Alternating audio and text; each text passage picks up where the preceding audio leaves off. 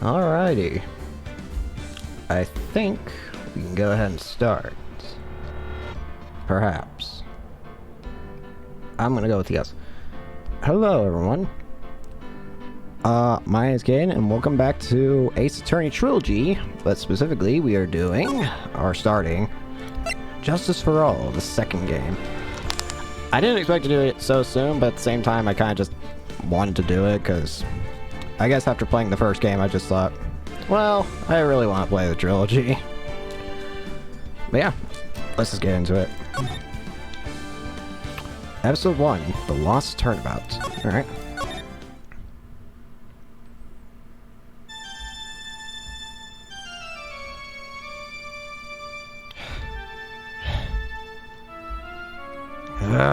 How did I get into this mess? That's far enough. Huh? You can't run forever, Mr. Phoenix Wright. Ah! What? What have I done wrong? I cannot allow you to go on like this. Ah! But I'm just a simple defense attorney. Silence. You are no longer worthy of your title. Ah.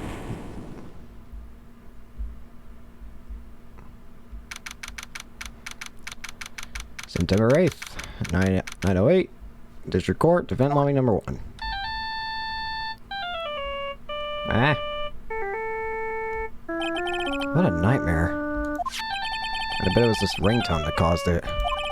Really shouldn't be dozing off right before trial starts anyway. Huh? Looks like they hung up. Ah, good. Oh, good. Finally found it. Huh? Talk about a close call. I hate to do this to you, but... It's nothing personal, Mr. Attorney.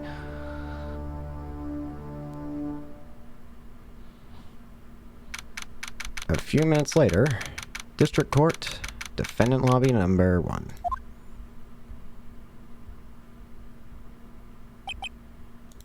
Ow. My head. It's throbbing. Why does it feel so foggy in there? Hi there. Good morning. Good morning. What's wrong? You don't look well. People are at their best first thing in the morning. Where's that fine spirit? Sorry, but can you please turn the cheeriness down? My head sort of hurts. Roger that. Am I in trouble or something? Huh? Trouble? Hold on.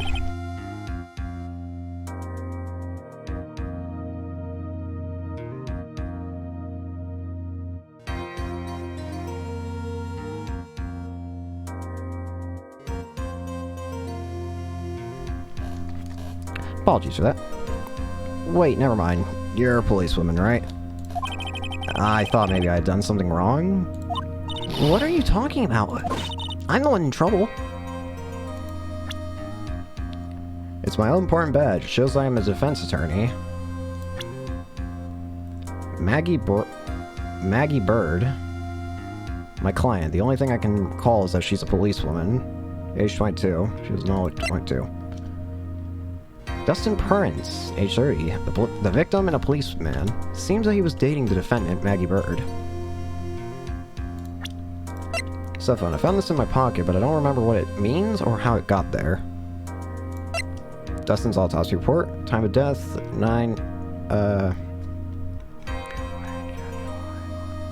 September 6th at 6:28 p.m. Cause broken neck. Body was also covered in bruises. Huh. Ah, wrong button. Glasses found under the victim's body. Pieces of nearsighted lenses were found nearby. Alright. What? I'm placing my life in your hands today, Mr. Phoenix, right? Life in my hands. You promised me. You said you would prove I was not guilty. Not guilty? Just when I thought all hope was lost, when all the other lawyers had laughed me off. Leave it to me, you said. You, the one and only Phoenix Wright, came to save the day. And just like that, I was moved to tears, sir. I'll never forget what you're doing for me, ever. What is this girl babbling about? Actually, I really love to watch court proceedings, and I always root for you to win. When I'm off duty, I like to come here and... What's wrong? You've been acting really strange, and you keep staring at me. You're making me kind of nervous, sir. Oh, sorry. I'm afraid to ask, but here goes. So, this might sound bad, but, who are you? What? Mr. Wright, how can you say that? How can you do this to the fragile heart of a girl about to go on trial? You're absolutely horrible. No, I mean, I didn't mean like that. Is that how a defense attorney treats his client, sir? I can't believe this. No, it's just... Well, I think you have the wrong person. Yes, I'm...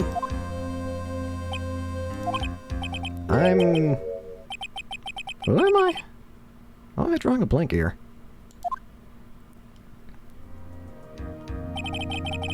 The trial will begin shortly.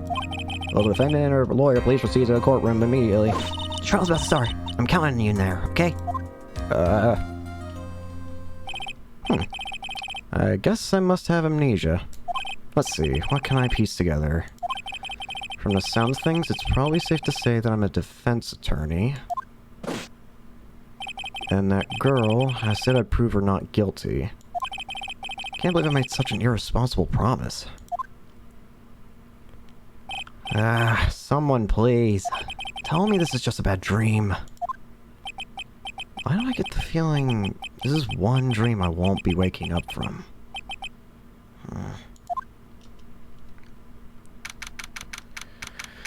Well, it already seems like our, criminal... Oh, hey, Payne! Court is now in session for the trial of Maggie Bird. The prosecution is ready, Your Honor. What is it, Mr. Wright? Are you talking to me? Do you see any other defense attorneys here? I guess not. Now then, are you ready? I don't know, sir. Oh gosh, I have to use all the same save spots? Whatever. This one. No.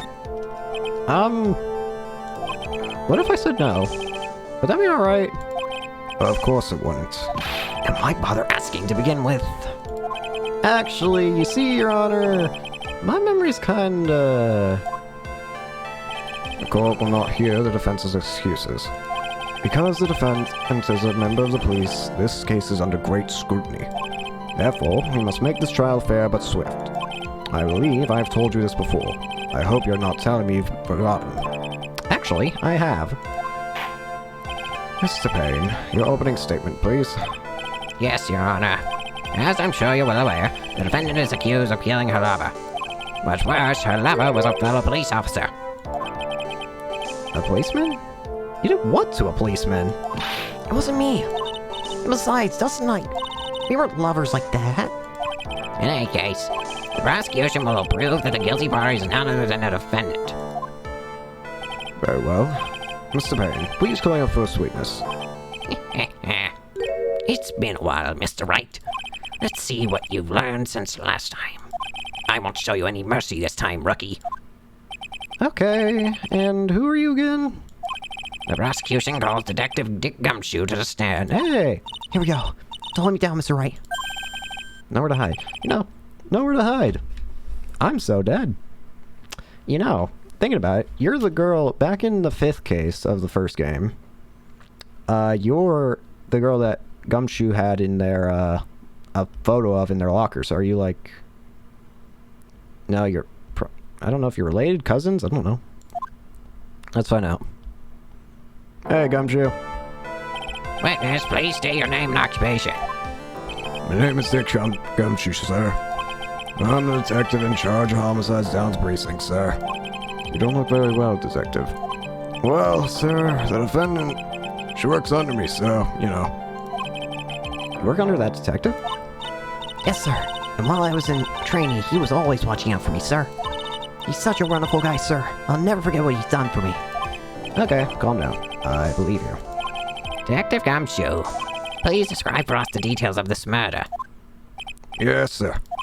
It happened at the park near headquarters, Expose Park. The victim was one of the local cops, Dustin Prince.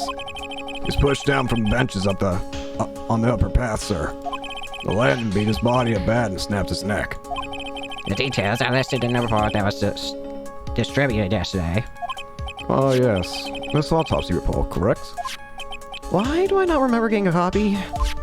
I see everything is in order here. Even the estimated time of death is unusually well documented. The victim's watch stopped from the impact of the landing, sir. The results of the autopsy confirmed the time of death. If I may, Your Honor, the prosecution would like to submit this photograph. Very well. The court accepts this into evidence. Crime photo 1. The victim fell from the walking path above. Now then, I recall at yesterday's preliminary hearing. Stop. Oh, look at this. So, hold on. So we're saying that time of death, 6:28, broken neck, body was also covered in bruises. I mean, yeah, you could break your neck from a fall, but it doesn't, I don't know. When I see a body laying like that, I don't think that, I don't know.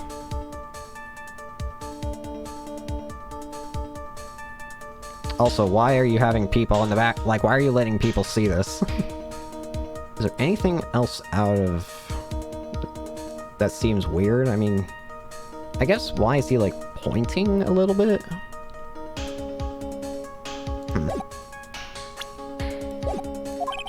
A very important piece of evidence was brought to our attention. Yes, Your Honor. Yes, sir. Yes, I guess. Mr. Wright, is your head on right today? There was a very crucial piece of evidence found under the victim's body. Was there? Have you lost your mind? Well, actually. It's just nerves. Give me a second. What? How can you talk like such an amateur? I thought you were a pro, sir. Sorry, I have to adjust. Alright, sir. I'll help you through this. At a time like this, maybe you ought to take a glance at the court record. Court record? Yep. Info about evidence and people involved with this case are all listed there, sir. You can look at the court record by pressing tab. Saba? You really know what you're talking about, don't you? It's too bad I'm a cop, right? Just think, I could totally be a legal's aid instead. Mr. Wright, Yes, Your Honor. court is in session. Save your chit-chat for later. So sorry, Your Honor.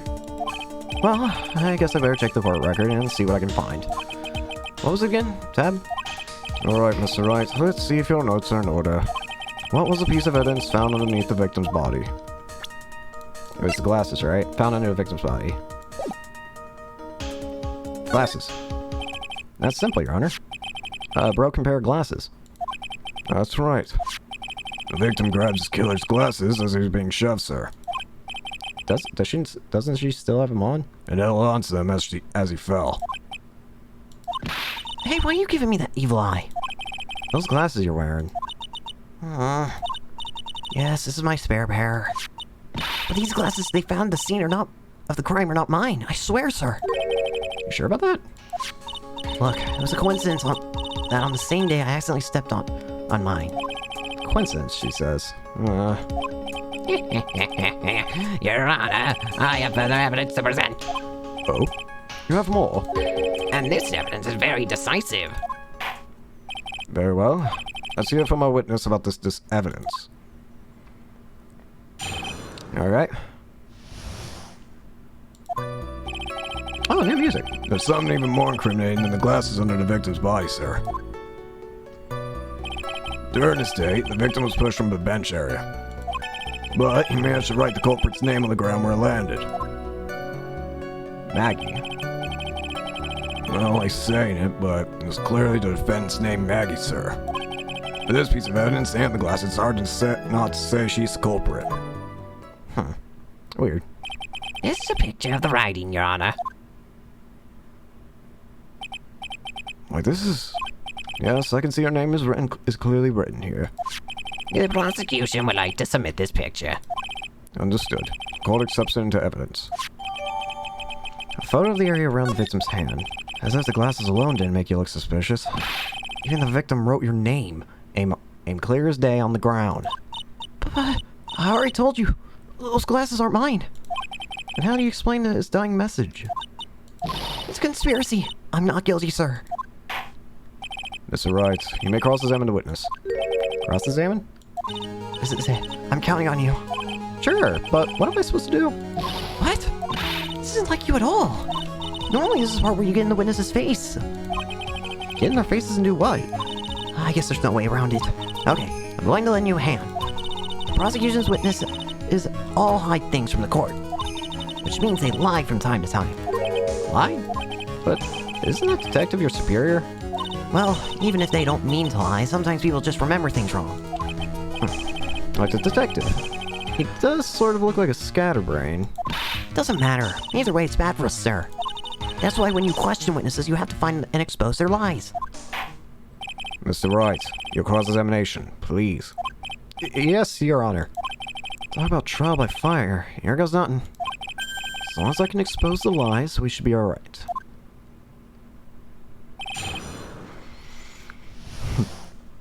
Before I continue too far, I want to check out that second image first. Maggie, is there anything...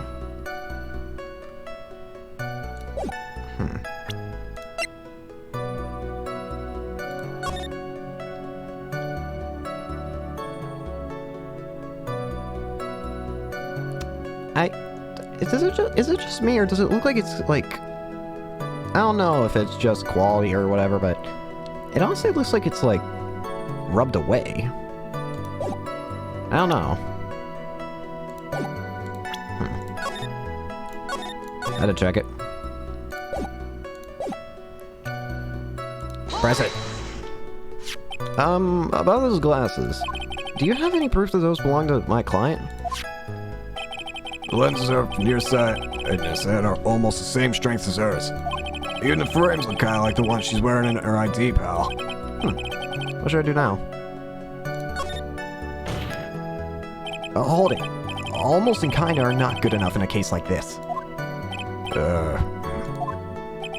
Do you have any more definitive proof? Is there something that clearly links the defendant with those glasses? Dirt and the sand rubbed out any traces of fingerprints or anything else, sir. So what you're saying, detective, is that you have nothing that proves that these glasses are my client's? Something like that. What? I see. So there is no proof. Wow, that's amazing! I can totally feel it down in my gut.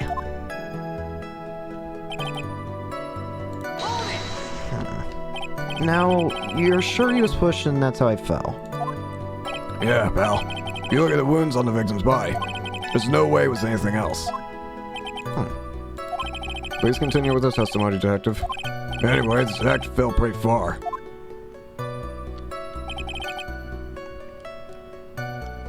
Question. Broken neck. Isn't broken neck like an instant death thing no matter what? So like, there wouldn't be a chance to write someone's name? Pretty sure that's how that works. But I'm gonna press first. The culprit's name. Yeah, I was surprised too. I don't want to believe it, but... What's the name of that my client?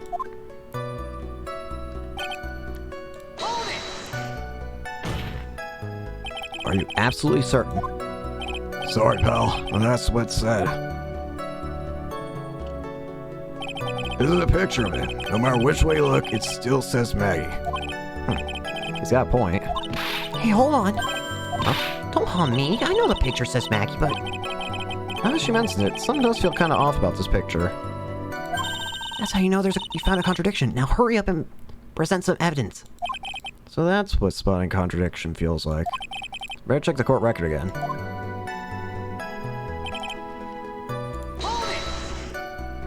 And you're certain that it was the victim who wrote the name on the ground? There were scratches on his fingers. It was from the rough sand. And there were grains of sand stuck under his poor fingernail. It certainly seems like that the name was written by the victim himself. That didn't go well. If the writer really was the victim himself, then we're in a lot of trouble. Don't give up. Keep that fighting spirit going. I'm glad you're all pumped up, but... I really want to see your special move, sir. Wait, what?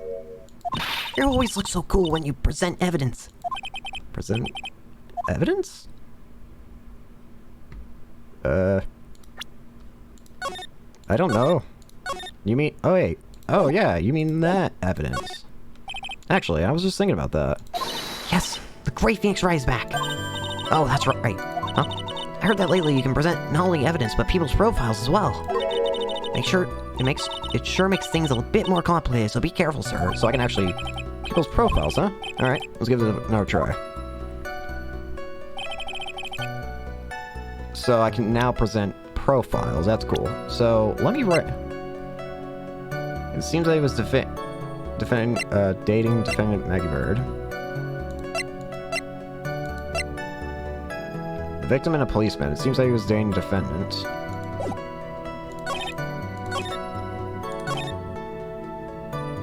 This is Maggie.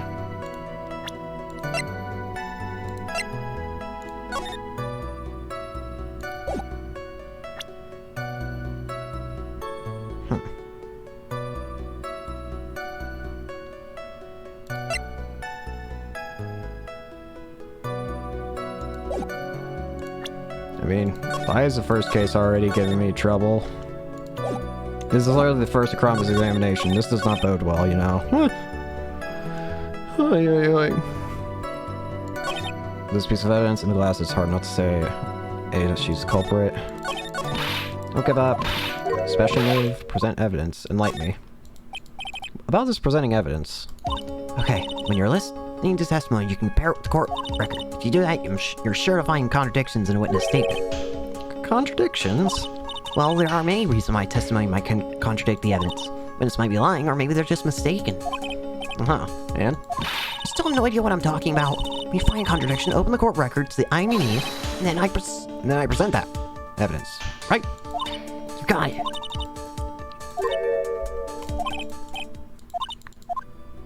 I think I have an idea.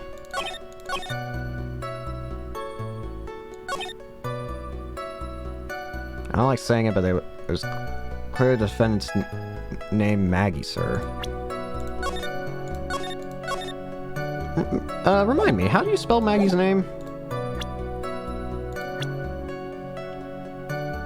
Oh, wait a minute. You spelt it wrong.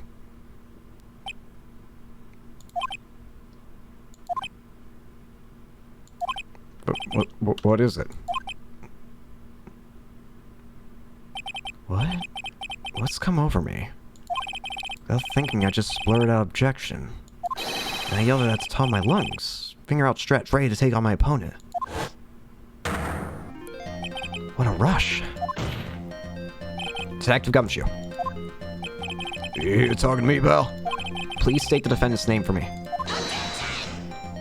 What are you trying to prove with this futile exercise, Mr. Wright? You'll see, this is a very crucial line of questioning. Actually, Mr. Payne, you can answer. The defendant's name, if you please. Where is this ridiculous question coming from? Defendant's name is Maggie Bird. I think someone needs to check the court record. It says right here that's Maggie Bird. Looks like the bird caught the cat napping. What's going on here? I have no idea either, sir. As you can see, the victim did indeed leave the name Maggie. However, the defendant's name is actually spelled M-A-G-G-E-Y. This is a blatant contradiction of the facts. Oh, how about that? I didn't even notice. But maybe the victim just didn't know how to spell her name correctly. May I remind you that it was you who said the defendant is accused of killing her lover. If they were truly lovers, it would be impossible for him to have not known her name. No! This is very true. Mr. Payne, Yes, Your Honor. are you absolutely certain that the defendant and the victim, Dustin Prince, were in fact lovers? Yes, I'm quite certain, Your Honor. They were a well-known couple in the police force. Detective Gumshoe, please testify for the court the relationship between the victim and the defendant. Yes, sir.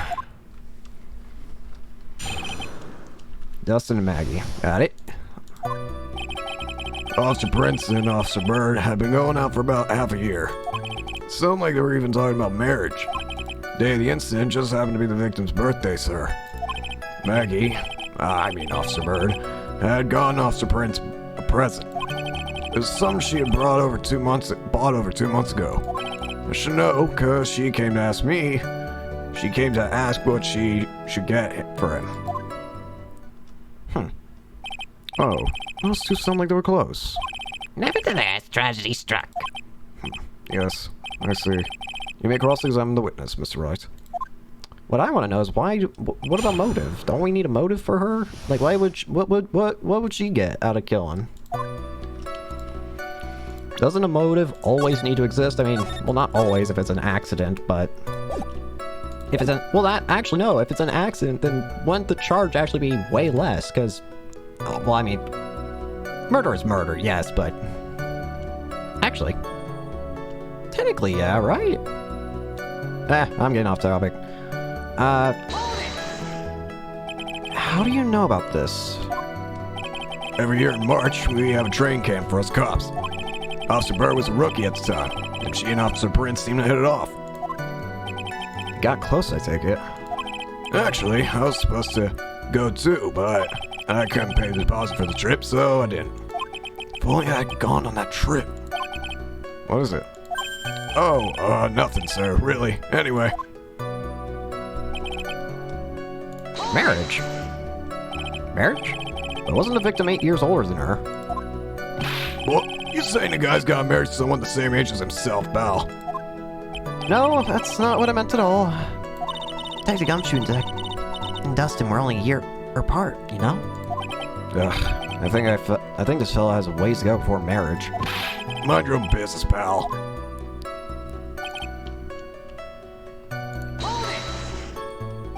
The day of the incident, you mean September 6th? Yeah. The victim, Officer Prince, had just gone off duty at 5:30 p.m. that day. And since Maggie's night shift hadn't started yet, they went to the park for a bit. I remember when I was young and in love. Oh, it was a jolly time. That's great, Your Honor. I'm glad you're such a cheerful old man.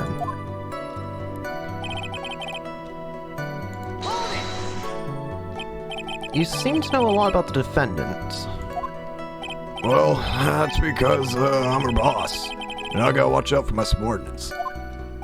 But even what she was going to give as a present? Isn't that going a bit too far? Hey, pal, watch what you say. I know everything that happens under me. So and so much as scratches it. I really don't need to know that much. Mr. Wright, please refrain from badgering the witness. I agree.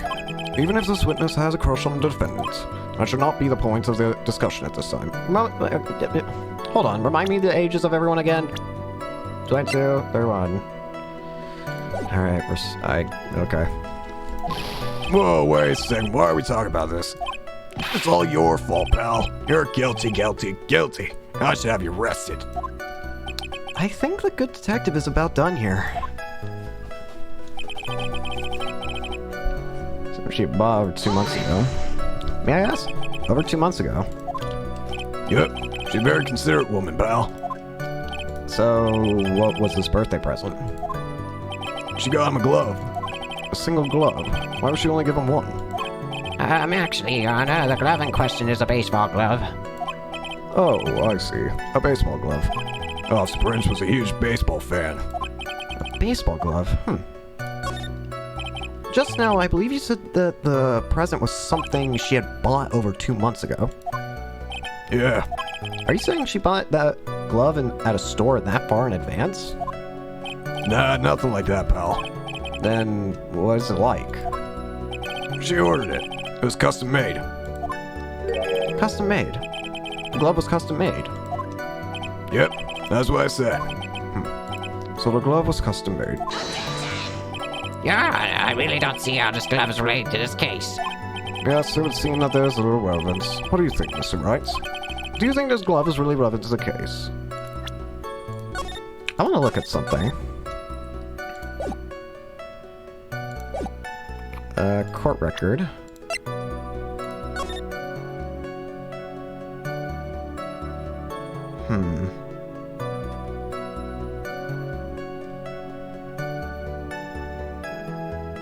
Okay.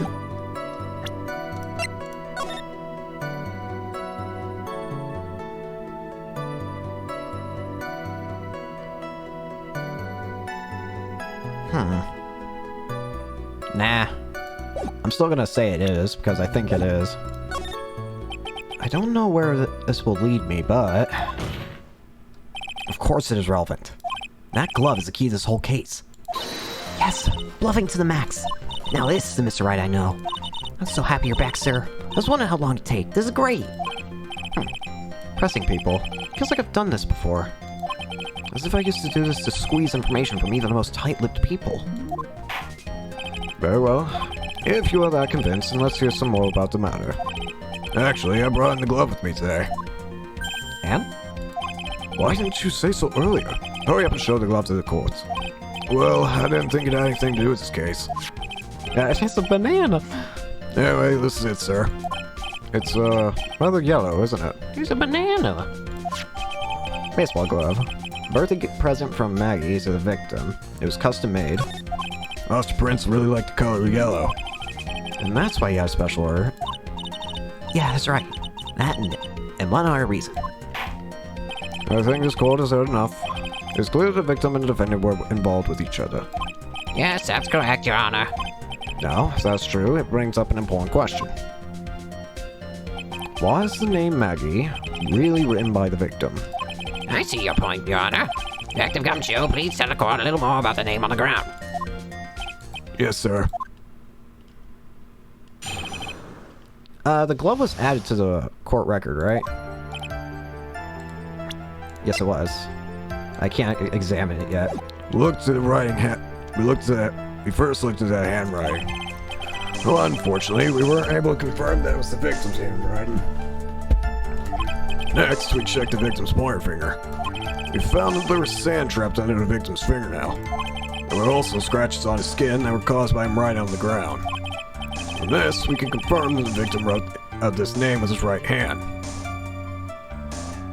Right hand.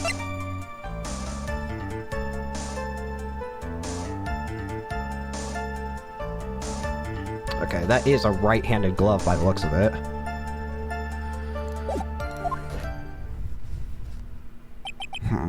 Yes, a perfectly logical conclusion. Now then, Mr. Wright, you may cross-examine the witness. Thank you, Your Honor. Writing on the ground. Okay. Music's getting intense.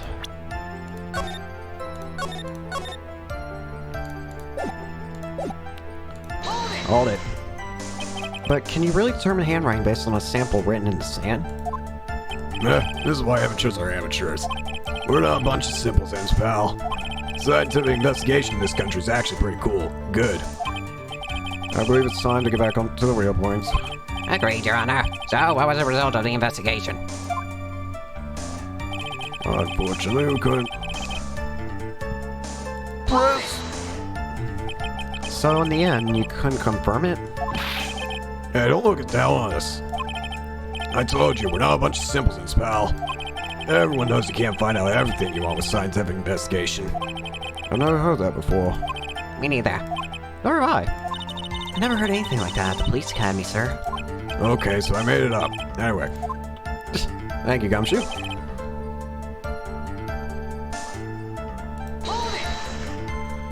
His pointer finger. You know, you're the one you're always pointing and waving around in people's faces. Ah ha ha! Don't tell me about it, Zero. Every time you do it, I have a mini heart attack. It's like you're trying to kill me, pal.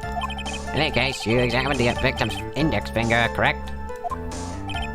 Yeah, we figured there should be something on his finger if he had been writing in sand. And the results?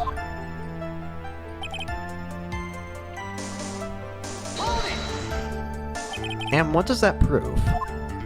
Well, it proves that he did write that name with his own finger.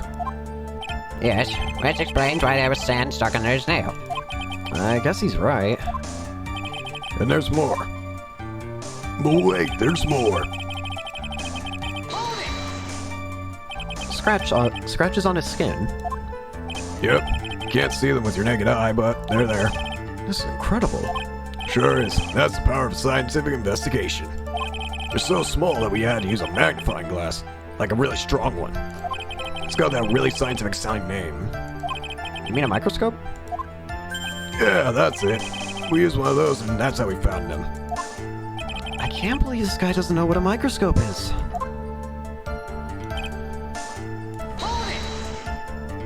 Are you absolutely sure? Can I check something again real quick? Profiles. Are you absolutely sure? I believe in the power of science. I wonder if my evidence is solid enough to counter with. Listening to this, you would think there was only one conclusion. That the name was definitely written by the victim. But don't you think that would be really strange, sir? Dustin really wrote that message with his right hand. You think I would have gone through that much trouble to get him his present? The present? What about it?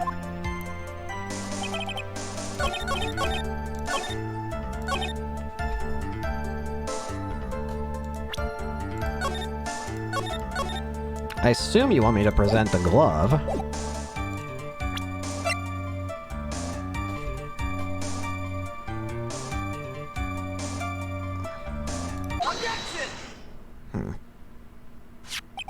Detective Gumshoe, take a look at this. That's a glove, right? Could you tell the court what is special about this glove? What's special? Never really thought about it. It's really yellow. And that's about it. Yes, it's really yellow, but that is only one of its qualities. Huh? There's another reason why it's special. And that would be? It's very simple. This glove is made for a left-handed person.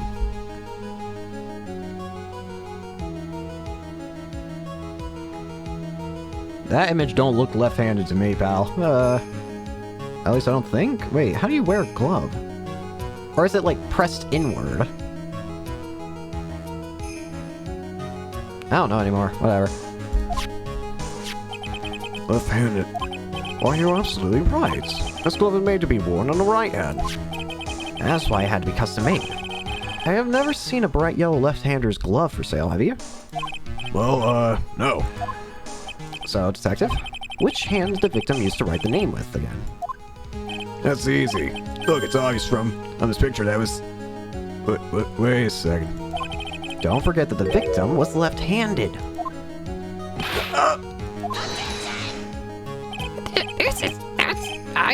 Object.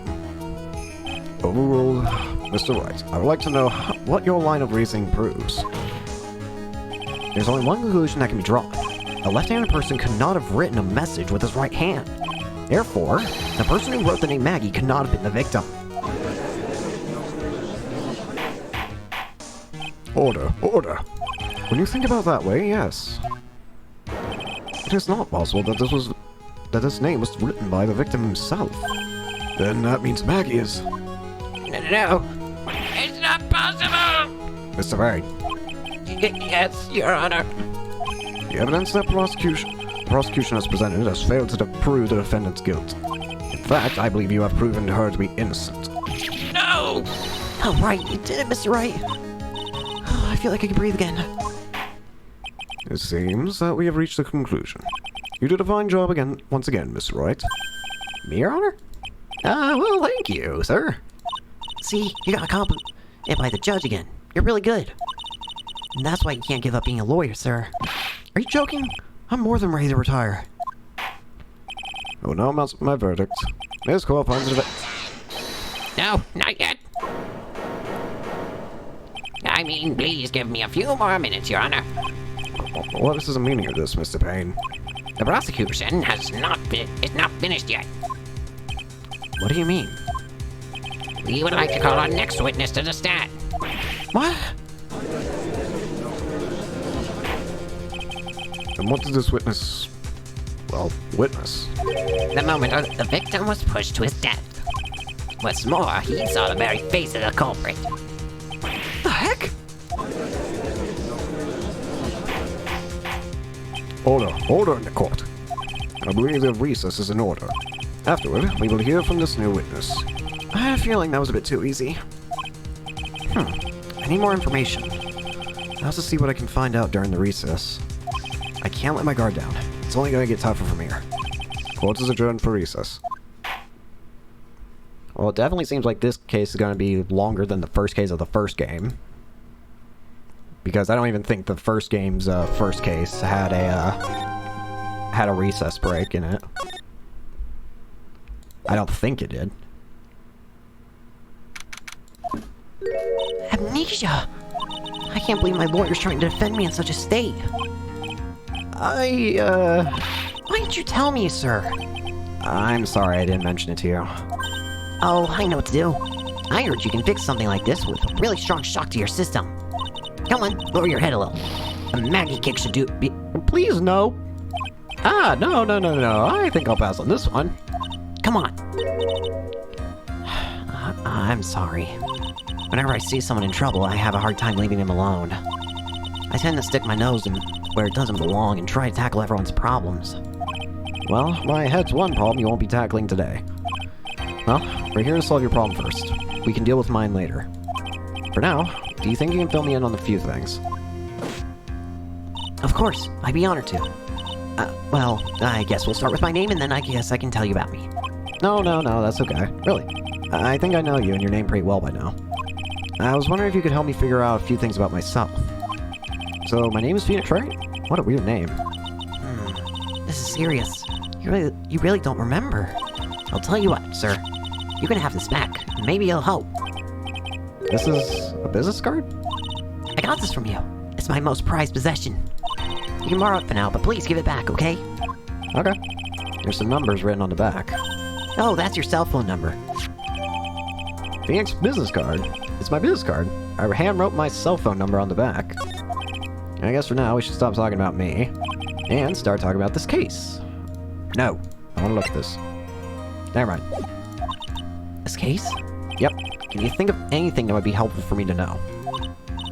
What can I tell you? I can't think of anything other than the incident with that cell phone, but... Cell phone? Yeah, your eyes lit up when we talked about it at the detention center, sir. Hurry up and tell me then. This might be very important. Okay, Roger. It's on the day of the crime, just before 6 p.m. I picked up a lost cell phone while on the walk with Dustin.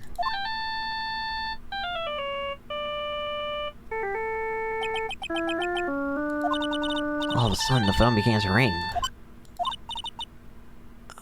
Hello? Oh, thank you. I've been searching for my phone. Is this yours? Oh, I'm glad you called. We can meet up and I can give this back. I'll be right there. I'm sorry, I didn't catch your name. You can call me Maggie.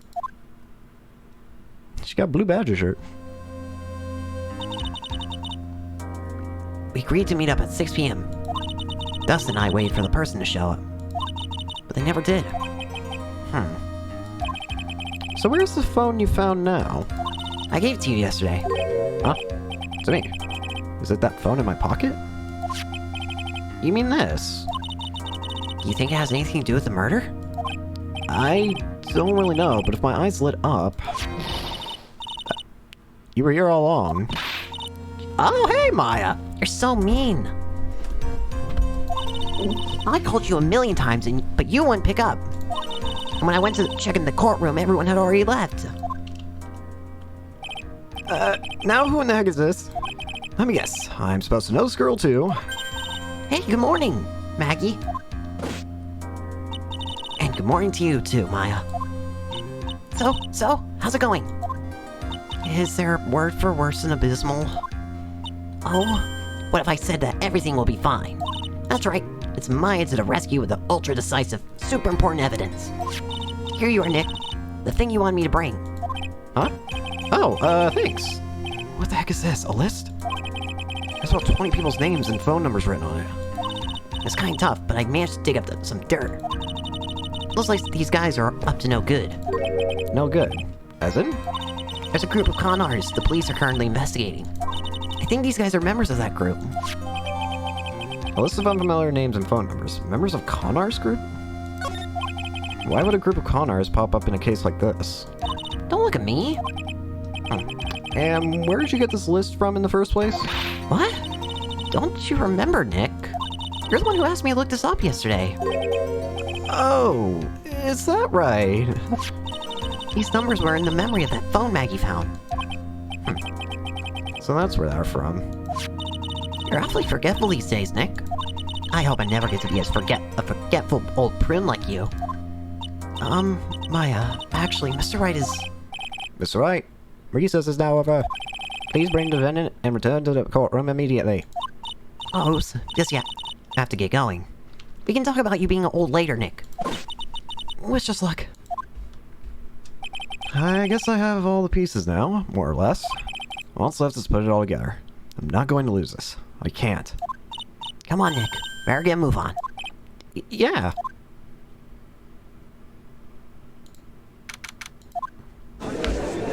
Hey, you're with me. Court will now reconvene. Please call your next witness to the stand, Mr. Bain. Yes, Your Honor. But before I do, if I may say a few words. Why is it, Mr. Payne? It's about the next witness. He has a tendency to say things that rub people the wrong way, you see. So I asked that the court might be a little lenient on... There's no need to give up a pretty face. Just hurry up and call out your witness, please. Yes, Your Honor.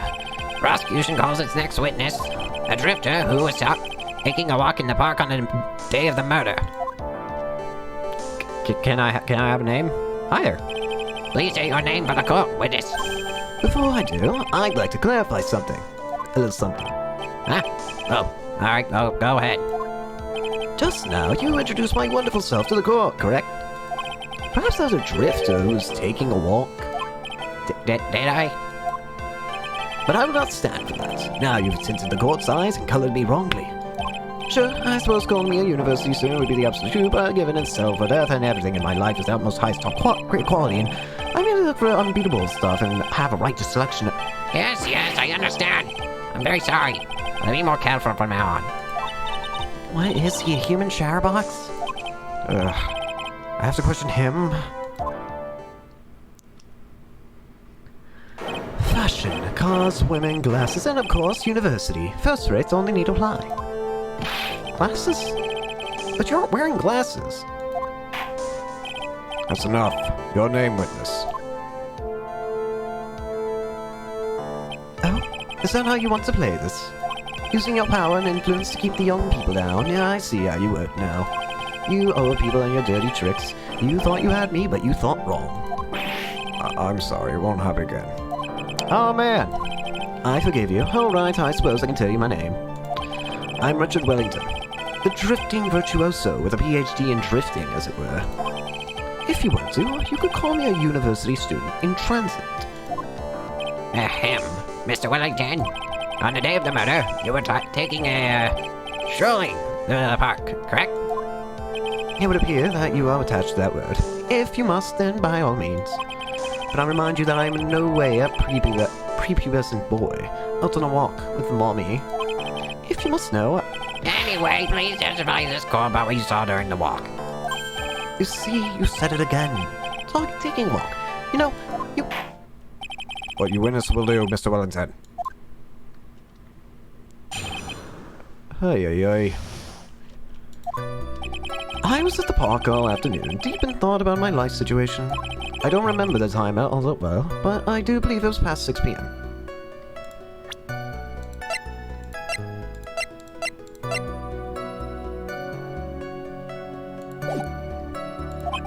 All of a sudden, a police officer called for calls from above, right in front of my eyes. I thought I looked up, and there I met the eyes of a charming young woman.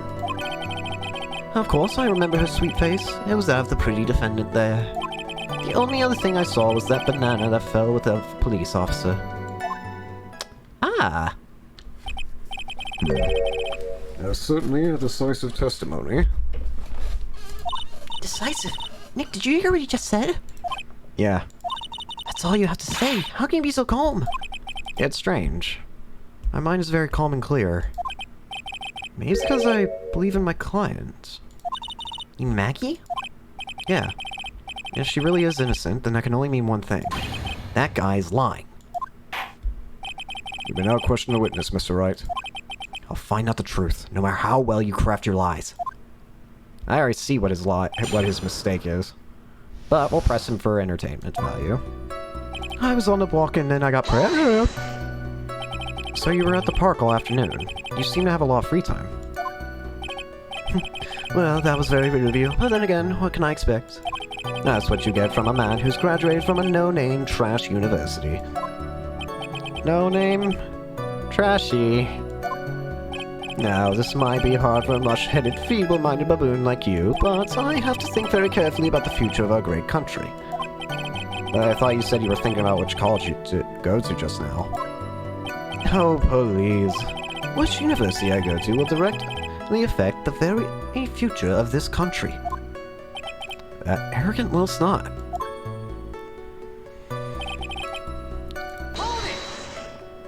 How did you know what time it was? I see you're not wearing a watch, so... Is that the best you can do? Do you think that you can discredit me like that? You're just a third-rate biased fool. I guess I can't expect real smarts from you. Ah, arrogance really get intolerable. So, what should I do now? Just in case, I don't think I have to press this, because I know what I have to do here. I have to show him what his banana was. But let's press harder on him anyway. Answer the question. How did you know what time it was?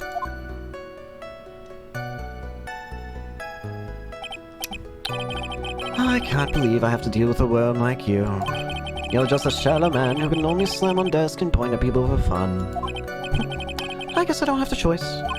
I'll try to explain it so that even a third-rate simpleton like you can understand. There was this little thing we call a clock at the park. Did you get that? Do you know what a clock is? It's a thing that tells you the time. As you can see, Mr. Wright, it's even in this picture of the crime scene. Oh, so it is. I looked at that clock and that's how I knew the time. But if you ask me, the whole concept of breaking time apart, blah blah blah, real first-class person doesn't live by or you wear a watch? What a ridiculous notion. People should live freely without constraints. And yet again, another flood of meaningless words. Talk about a first-class waste of time. In any case.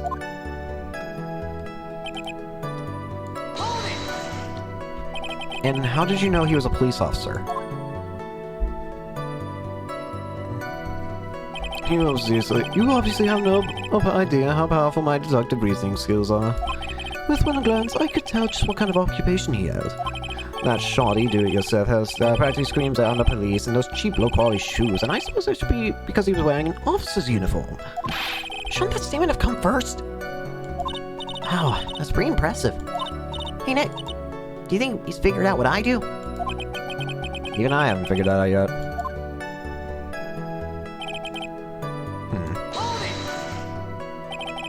Are you sure you got a good look at her face?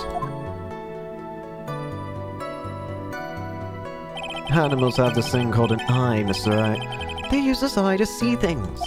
In the case of humans, we have two of them. Yes, even you.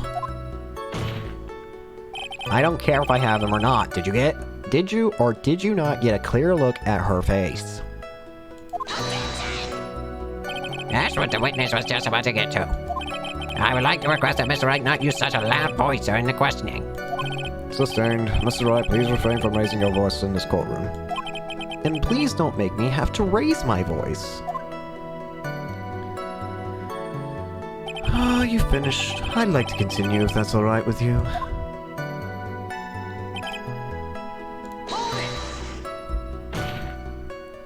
So you're sure you're not mistaken? Please, don't confuse your pitiful train wreck of a life with mine. I'm what you call a famous brand name product, while you were only a cheap imitation. There's no way someone as magnificent as myself could have made a mistake. Of course, of course. Oh ho ho. Of course. Did you notice anything of interest, S-Witness? Let me hear about this banana real quick. The banana? Well, it was actually more than just one. More like a bunch of bananas. Now, what would a bunch of bananas be doing there? And why would I know such a thing? I'm only telling you what I saw. That's really strange. Maggie never mentioned anything about a bunch of bananas. That's it, Nick. He's gotta be lying about the bananas. He could be, but there's no reason for him to lie about out there being bananas at a crime scene. And what if it's not a lie? Well, maybe he thought he was seeing one thing, and it was something else? If he mistook something else for a bunch of bananas, then that would be an inaccuracy. Think, Phoenix, think. My client is innocent. There's no way he could have seen what he said as he did. Which means if we can find somehow if we can somehow show he's lying. Yeah, that's exactly what we need to do. She's right. She's got a sharp mind, but I just wish I could remember who she is. Is everything okay, Nick?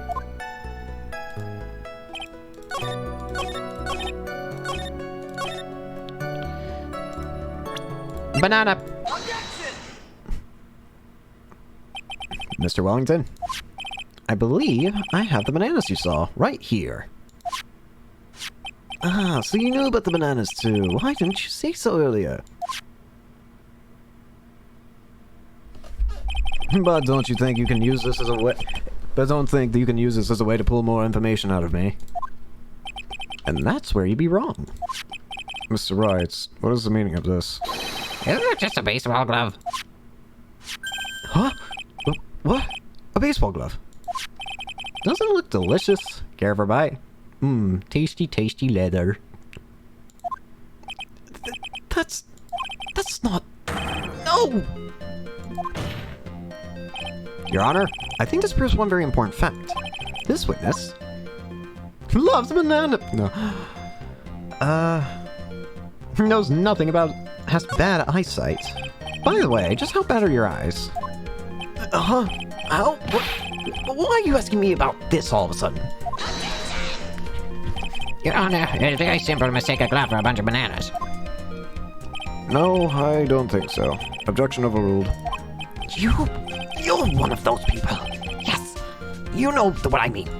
You're like those people who refuse to accept Galileo for a theory, and then your new possibilities. Sure, in the end, we find out that in fact the glove is not a banana, and when viewed from afar, And that is why I asked you how bad your eyesight is.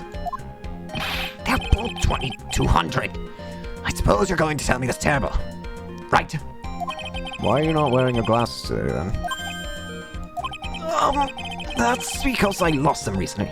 You see, of course, I was planning on getting a new pair made right away. But, you know, my glasses aren't ordinary glasses, so to replace them... How about when you witnessed the crime?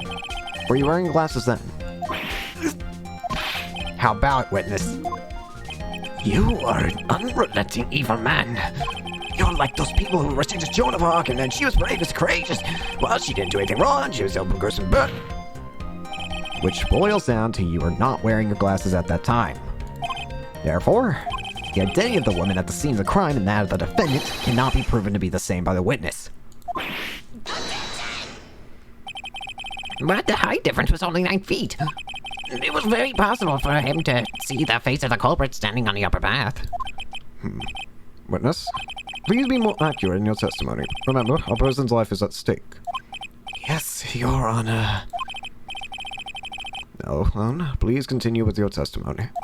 Please tell the court what happened next, in the moments you witnessed the crime.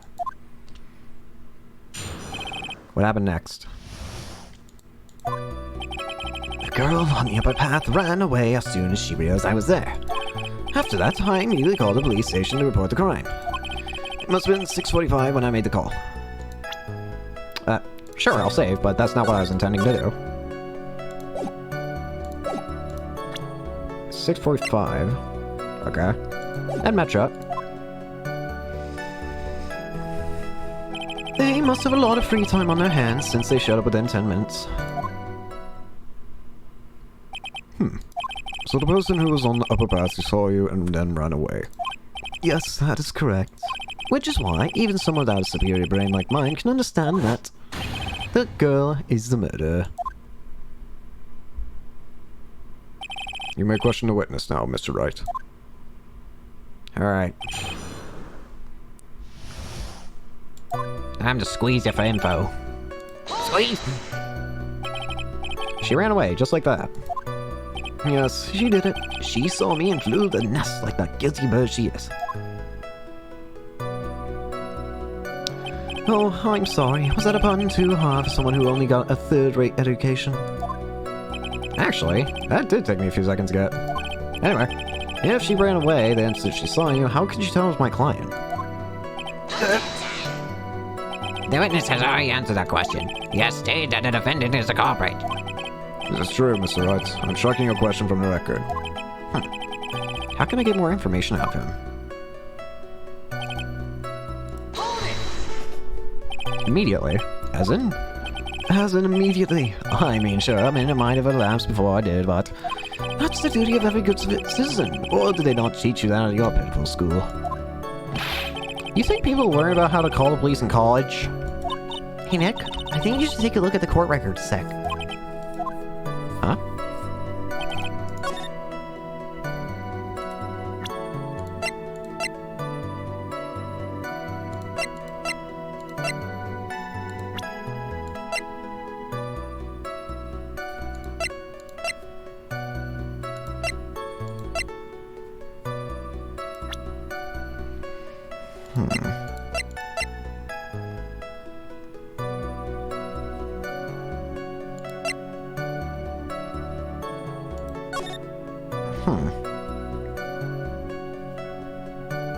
There is a phone booth right there.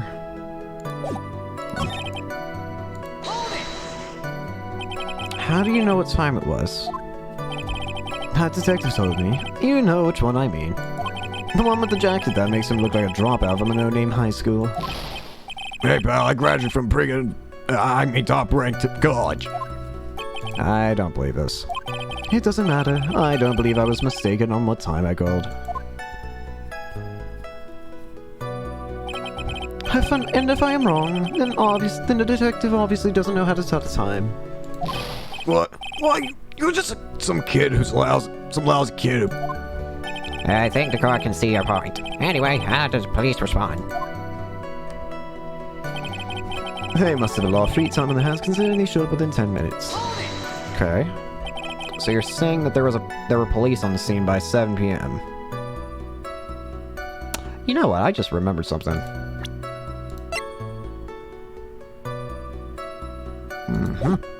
So you're saying that there were police on the scene by 7 p.m. They got there before that, I think. There usually aren't many people in that area that time of day. But suddenly, before I knew it, there were people crawling all over, gawking. It certainly says something about the morals of the people in this country. I can't find anything out of the ordinary in his testimony. Why don't you take one more look at the court record? Yeah, I guess I should.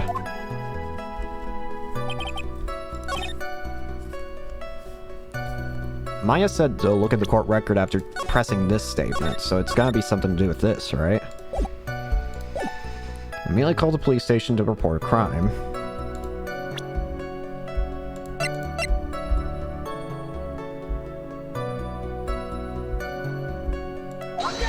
Wrong!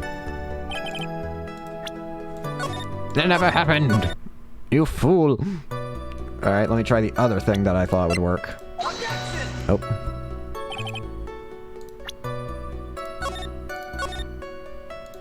This is the first case.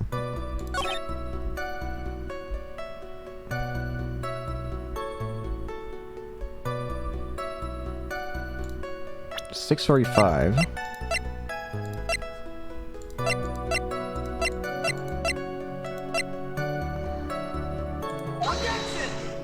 Nope.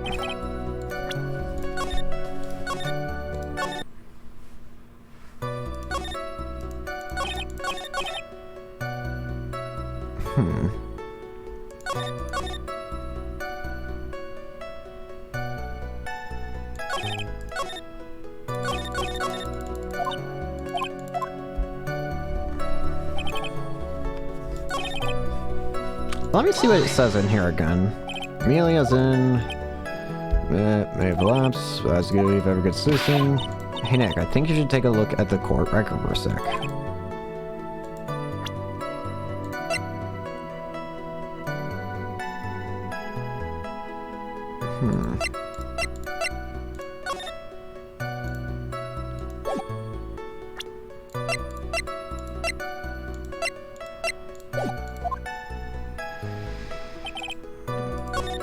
After that, I immediately called the police station. The girl was on the upper path and ran away as soon as she realized I was there. After that, I immediately called the police station to report the crime. It must have been 6:45 when I made the call. They must have a lot of free time. Okay, so after that, I immediately called the police station to report the crime.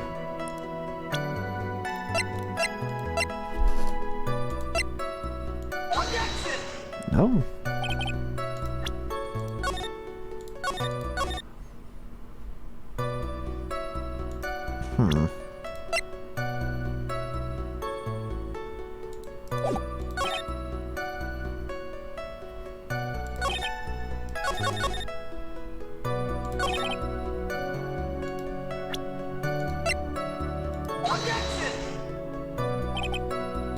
How am I already not doing this good? This is the first chapter, so this is not a good start.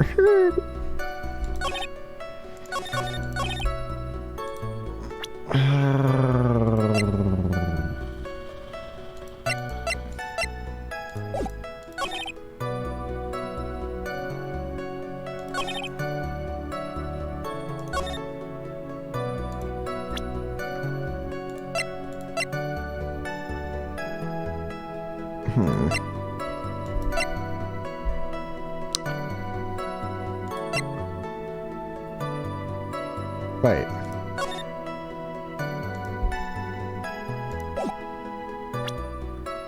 $6.45. If we're looking at...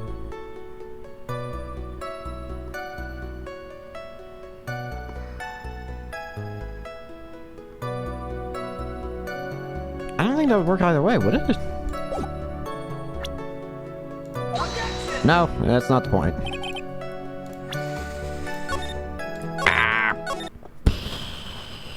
Maybe check the profiles.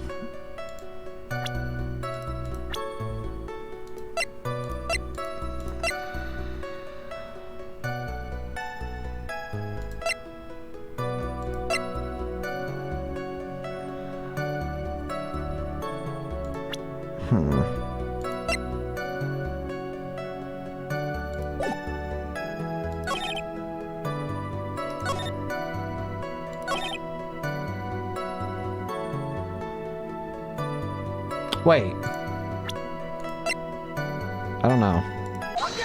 Oh. Mr. Rollinson, would you please take a look at this? You mean the victim's autopsy report? According to this, the murder occurred at 6:28 p.m. So, what of it? You said that you called the police immediately after the murder took place. However, by the time you had called the police, it was already 6:45. There's a clear 15-minute gap here. Do you deny it?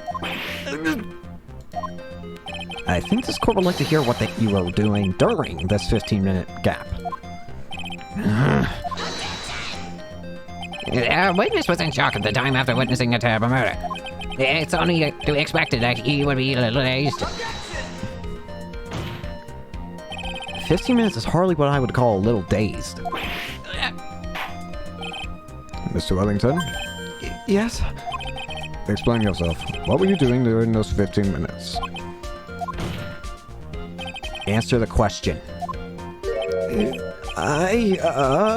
Telephone, spit it out. I was searching for a phone booth. A phone booth? You mean you don't have a cell phone? You and your questions, as if you're trying to open all the layers of a Matryoshka doll. You think you're something special.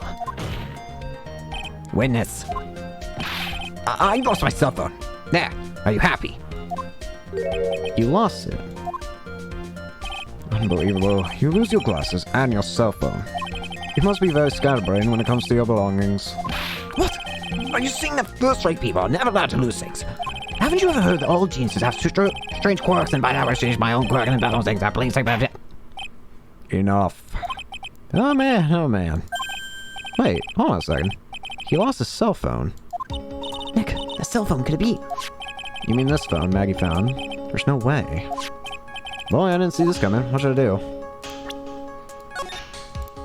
I think we gotta question this. Why are you... I want to ask something. Mr. Wellington, where's your cell phone right now? What are you getting all excited about? You seem to be a little confused. I found my phone. I'll have you know. See, here it is. Oh, I see. Looks like he's got his phone. And I thought this just maybe was his. And I thought that just maybe this was his. Well then, I think we've cleared this issue up. At the time of the murder, the witness did not have his cell phone because he had lost it. Therefore, the delay in his call was caused by his search for a phone booth. Well, that's the gist of it. I guess you could put it that way and leave it at that. Do you have any further questions, Mr. Wright? There is something odd. You're looking for a phone booth. That doesn't make sense to me. Your Honor, the witness's testimony does not make any sense. I don't believe that there was ever a need for the witness to search for a phone. How dare you? You can't just make outrageous claims like that. You do have some sort of proof, don't you? Well, yeah, of course. This evidence should be good enough, I think. Alright, let's have this proof then. Please present proof that the witness had no need to search for the public phone booth. It'd be this. It's right there.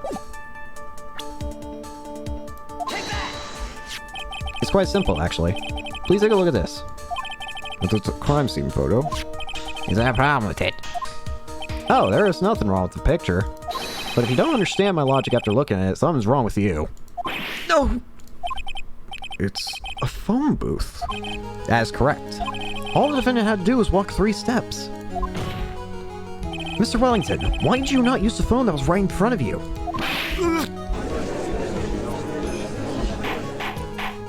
Order, order. What does reporting of the crime hang a little like proof for the defense?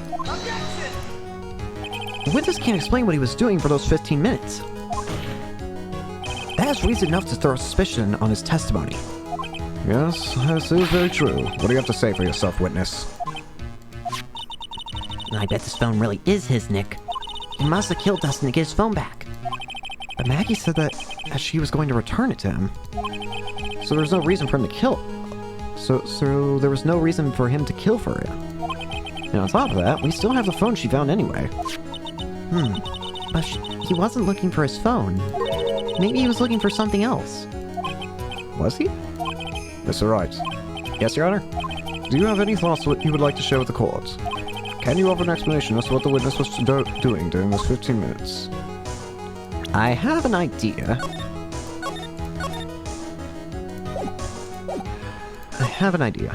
There is only one possible explanation. Alright, let's hear your explanation. However, be forewarned that if your explanation is not persuasive, you will be penalized. Think carefully before you present, Mr. Wright. Yes, Your Honor. I probably shouldn't have said there was only one possibility. Why didn't the witness call the police right away?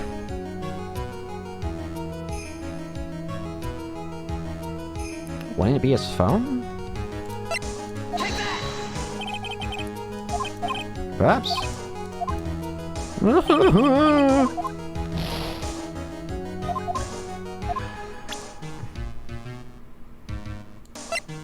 Is this it? Mr. Wellington? What? Don't do that. You almost gave me a heart attack. These are your glasses, aren't they? Where did you find... I believe the court all heard what you just confessed to. That these glasses are in fact yours. I'll tell you where they were found, Mr. Wellington. These glasses were found under the victim's body. Under the victim's body?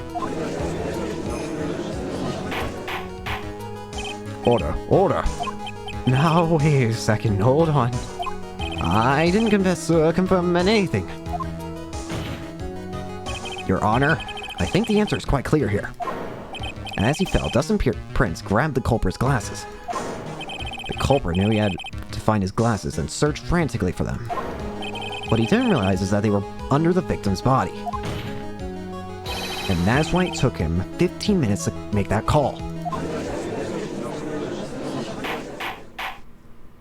Mr. Wright, are you indicting the witness as the real murderer? Of course, that is precisely what I'm doing.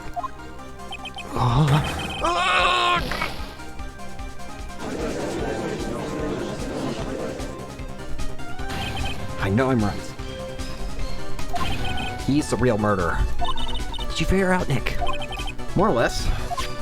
Turns out this cell phone was the key to this case after all. Anyway, now's our chance to deep six this guy. I'll sink him in one shot. Yeah. It's so exciting watching you work again. Somehow my old self is coming back to me. It's time to sink or swim. Everything rests on the edge of the knife. This is the moment I've been waiting for.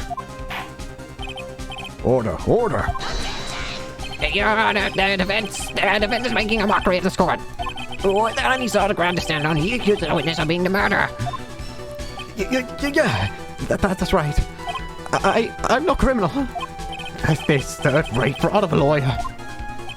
In that case, why don't we look at it from a different perspective? Let's hear your explanation as to why you are not the murderer. Why? That's easy. For example, there's the name the victim wrote. What about that? Oh, you mean the name Maggie? Yeah, even an idiot can read that, right? But we already know this was not written by the victim himself. After all, the victim's name is Maggie, and the victim is left-handed.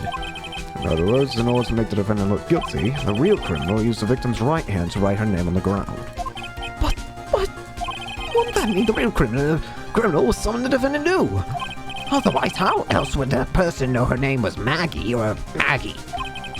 That is a good point. Witness didn't even know of Miss Bird before this trial. I forgot. Is there any way this creep could have known Maggie's name beforehand? Yeah. Now it makes sense why Maya got me that thing. Alright. There is a way. It would be best if I could prove that the witness had a chance to learn that the defendant's name was Maggie. Now, when the defense please present its case, how could the witness have known the defendant's name?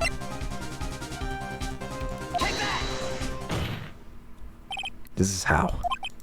Am I supposed to take this evidence that the defense doesn't know what's going on? Huh? Oh. Ha ha ha.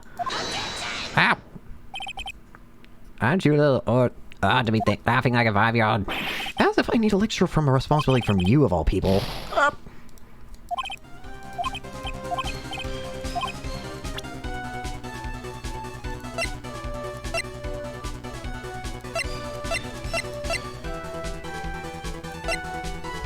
How could you have known that the victim's name was Maggie?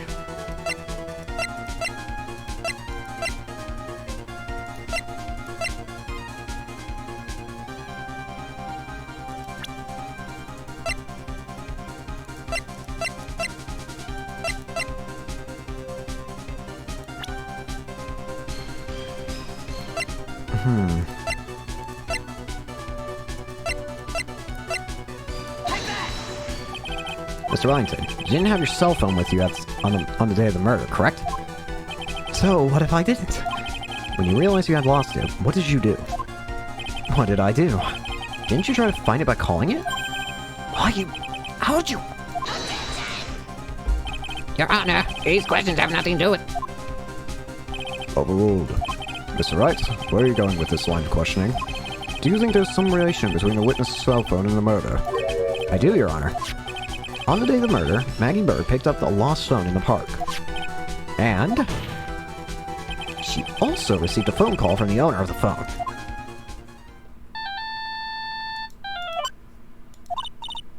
Hello? Oh, thank you. I've been searching for my phone. Is this yours? Oh, I'm glad you called. We can meet up and I can give this back. I'll be right there. I'm sorry, I didn't catch your name. You can call me Maggie.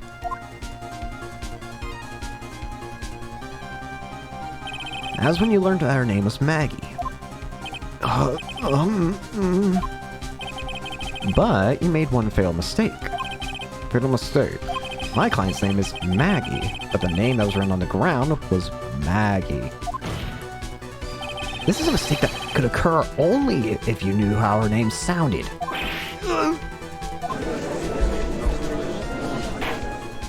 Order, order. But, Your Honor, the witness has no motive. And your point is? It's very simple, Your Honor. A person usually would not have to kill someone without a reason. Mr. Wellington had no reason to kill anyone. That is absolutely correct. I don't have a motive. Mr. Wright? Your Honor, Can you explain what motive this witness could have had? it's very simple, Your Honor. Are you sure, Nick? If I said I can't offer an explanation, then the trial's over, right? Yeah, but... Now then, please present this court proof that the witness had a motive. It has to be this. Mr. Wellington's motive is right here. What is that? A list? These phone numbers were pulled from the memory of the phone of the defendant found. And we have determined the people on this list are members of a certain group. You looked up all those numbers! Of course. This list of phone numbers was stored in the cell phone's memory. The names and numbers belong to people who are members of a certain con artist group. What? Con artists? Can you explain why these numbers were on your phone, Mr. Wellington? It's an outrage. An invasion of privacy. Looking up phone numbers on a person's phone is a worse crime than murder. You're one of those people. You're just the cops who disrupted a genius and dialogue of... I don't care, Mr. Wellington. All I want for you is to tell us what this list is about. You think any of you know what it's like to be a refined man such as me? Your Honor, this is an unjustified badgering of the witness. Objection overruled. Mr. Wright, what is the meaning of this? Why would the witness have the numbers of a group of colonists on his phone? Ain't it obvious? The witness is a member. Mr. Wellington is a member of this very group. No! All of your friends' phone numbers are stored right here on this phone. If anyone were to look into these phone numbers, it would all be over for you. That is why you had to kill. Oh, this is too much!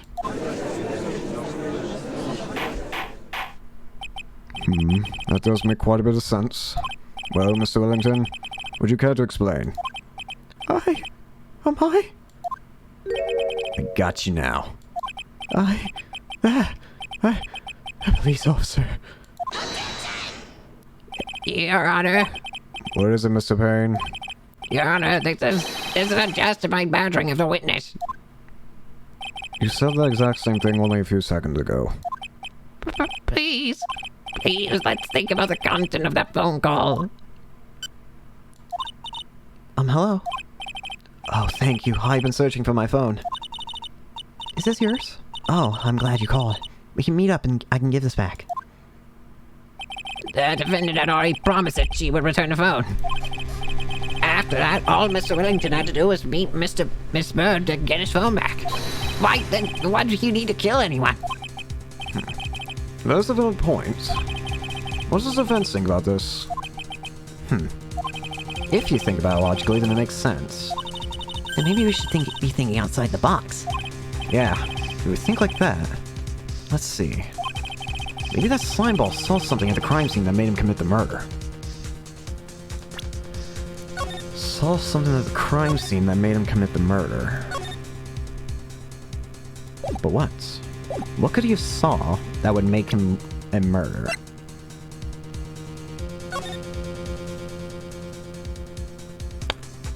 Oh! I was wondering why this seemed weird. I think I got an idea. Your thoughts, Mr. Wright? Well, I don't think Mr. Wellington went to pick up his phone in a very friendly manner. But he was promised his phone, so why would he have been unfriendly to the defendant? I think he must have seen something that didn't agree with him when he got there. Well, then, Mr. Wright, what was the something that didn't agree with the witness?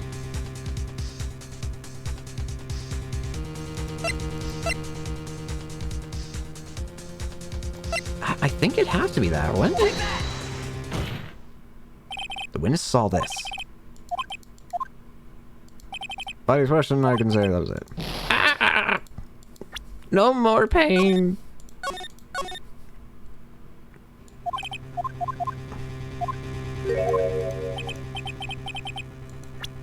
Let's save here so I don't have to skip through that much dialogue.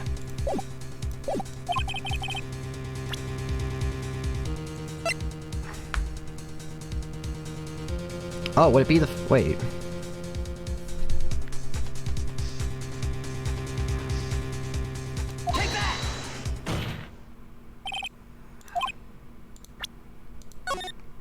I like that Wellington doesn't even get cocky, though, if you get it wrong.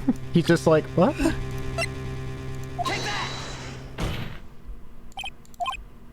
What am I getting wrong?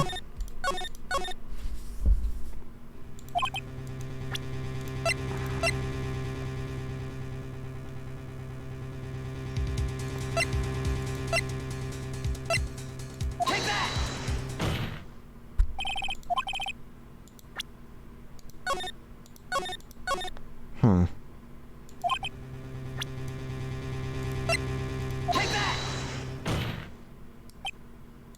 How?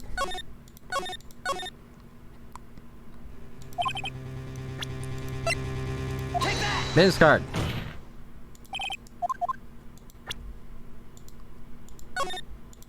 How did I get through the entirety of the first game and yet I can't start the second game's case?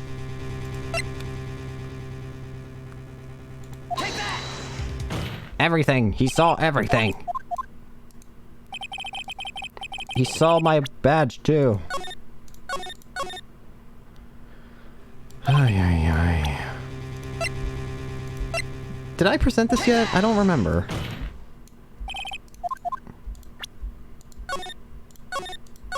What about the second thing?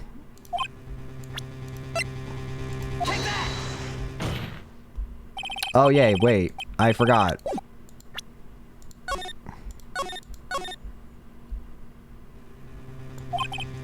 You can show profiles too, can't you? I forgot about that. Is there a reason?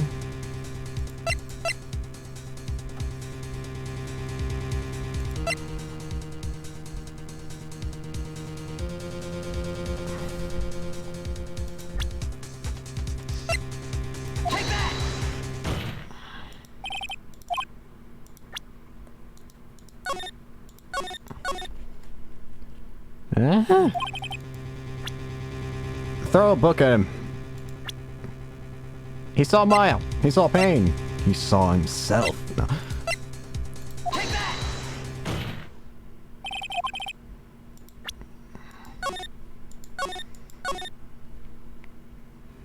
What? Wait, have I checked everything? What's that this? What? What Mr. Wellington saw was the victim. The victim? You mean Dustin Prince? Dustin Prince had gone on his day right after his shift was over. Without time to change, he went to the park still wearing his police uniform. Oh. The girl that picked up my phone is with a policeman. He couldn't have known they were going to hang out, so he began to worry. He was afraid the policeman would ask a few questions before returning the phone. If I do anything suspicious, he might run a check on my phone. In his mind, it was possible they had already run a check on the phone. And he went into a panic, is what you're saying? Exactly. Officer Prince was murdered simply because he was in uniform. Mr. Bain, do you have any comments? I'm thinking. Seems the truth has come out at last. The witness, Mr. Wellington, you are...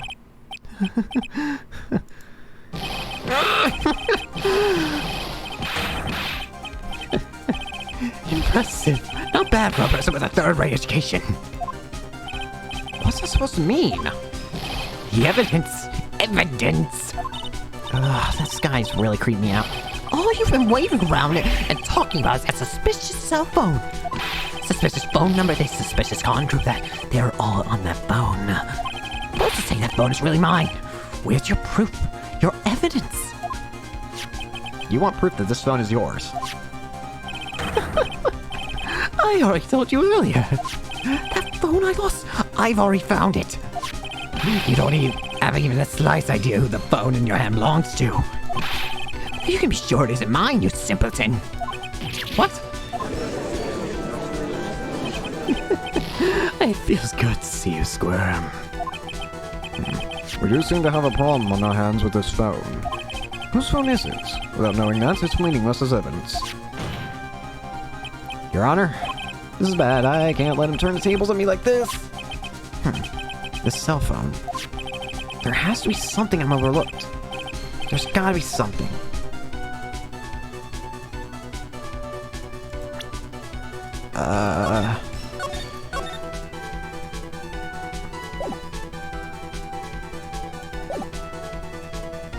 I don't think fingerprints would matter if it was in sand. What about the store numbers? This phone has the names and numbers of those in the con group in its memory. I can show them to you, Your Honor. I don't believe this. What are you talking about? What we are trying to determine is who that phone belongs to. Who cares about what phone numbers are stored on it? Besides, who knows? Maybe you went and had some of those numbers in yourself. Witnesses are quite right. I'm afraid I have to reject our defense's proposal. That jerk is back to his arrogant, annoying self again. Fingerprints? I got it. We should check for fingerprints. Fingerprints? Yes, Your Honor. Mr. Wellington must have left some prints on this phone. Nick, don't you remember? When you got that from Maggie, you wiped it off. I what? You said that there was sand all over it, so... Wiped it? I wiped it! Pretty thoroughly, too.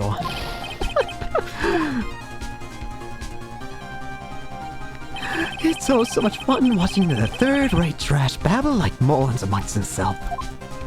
He's made a complete recovery. How many times do I have to say this? My phone is right here, you see? Oh, and incidentally, you can check the numbers stored on this phone. It must have glitched all because all the numbers just magically disappeared. You've gotta be joking. He erased all the numbers I was going to use as evidence. Mr. Langston? What's this? By the tone of your voice, it sounds like you still have some fight left in you. Where did you finally find your cell phone? Oh, you're too much. And of course, you have no idea what I'm talking about.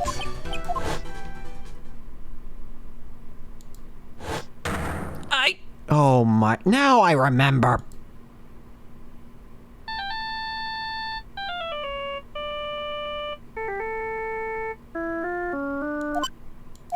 Huh. Looks like they hung up. Ah, good. I finally found it.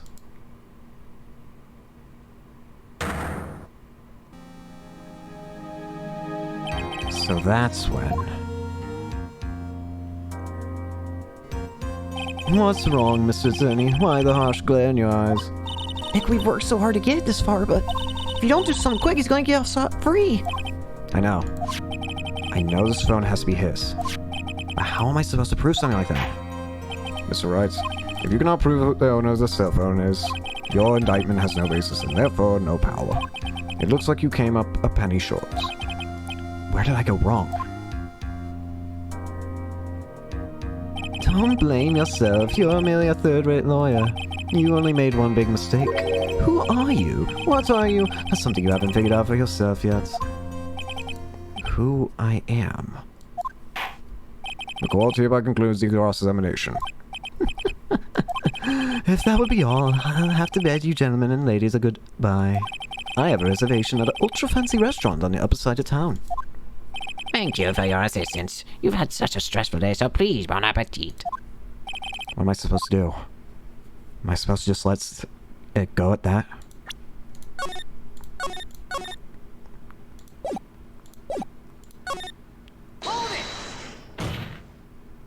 Please wait, Your Honor. All right, Nick. I think I may be able to prove it. Prove it. Prove what, Mr. Wright? Everything. Your Honor, the cross-examination has already ended. Besides, the defense is just going to answer the witness for morning questions. You will not harass the witness, is that clear, Mr. Wright? Did you hear that? No harassment allowed, Mr. Attorney. Please, Your Honor. Very well. But this is your last chance, Mr. Wright. You may present one piece of evidence to the court. I get one shot at this. If you cannot prove everything, it's over for your client and for you. Do you fully understand? Yes, Your Honor. I'm sure you're all well aware, Your Honor, but the cross-examination period is ended. Were you paying attention, Mr. Payne? I said that Mr. Wright could present only one more piece of evidence. Oh. Now then, Mr. Wright, this is your last chance. Alright. It all comes down to this. It's go time.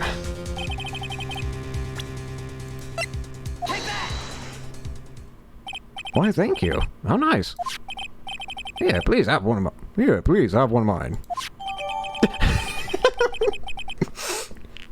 It's written... Judge's business script. It's written in fancy scripts. The ink is strong and clear, but I still can't read it. Wait, what am I doing? This isn't trying to be exchanging business cards. Your Honor, there's something very important about that card, and that is... Remind me what was on the back of the card again?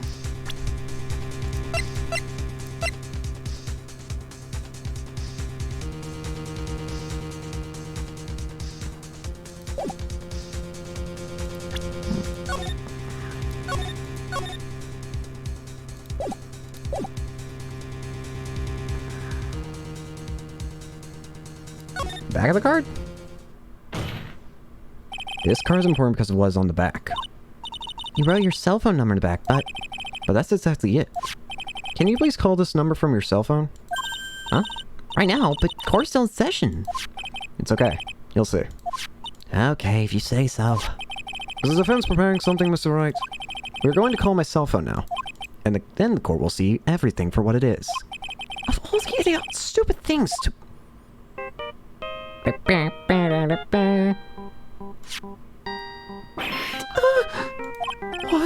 Why is my phone... And what's with this stupid sounding ringtone? Well, Mr. Wellington? How strange. I could almost swear that you're holding my phone. You're... No.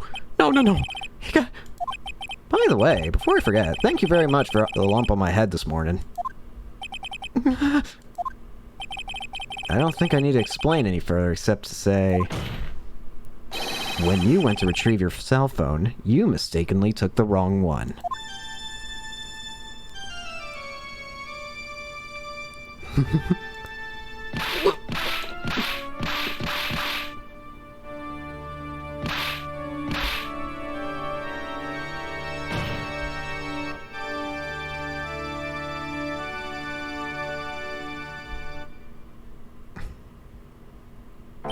So that is what happened. You were knocked out by Mr. Wellington. He's a man who lives on his pride and self-image alone. And in order to hide his involvement with the con artist group, he's become a paranoid and has lost all ability to make rational judgments.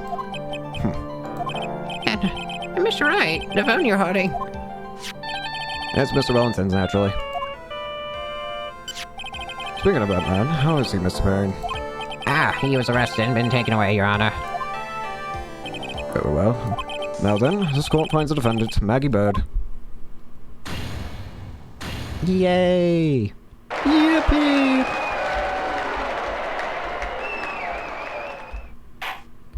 That is all. This court is adjourned. Well, thankfully we've remembered everything now. Like squeaky chair. I knew that you would shine through eventually. I'm so moved by what you've done for me, sir. Thank you so much, Mr. Wright.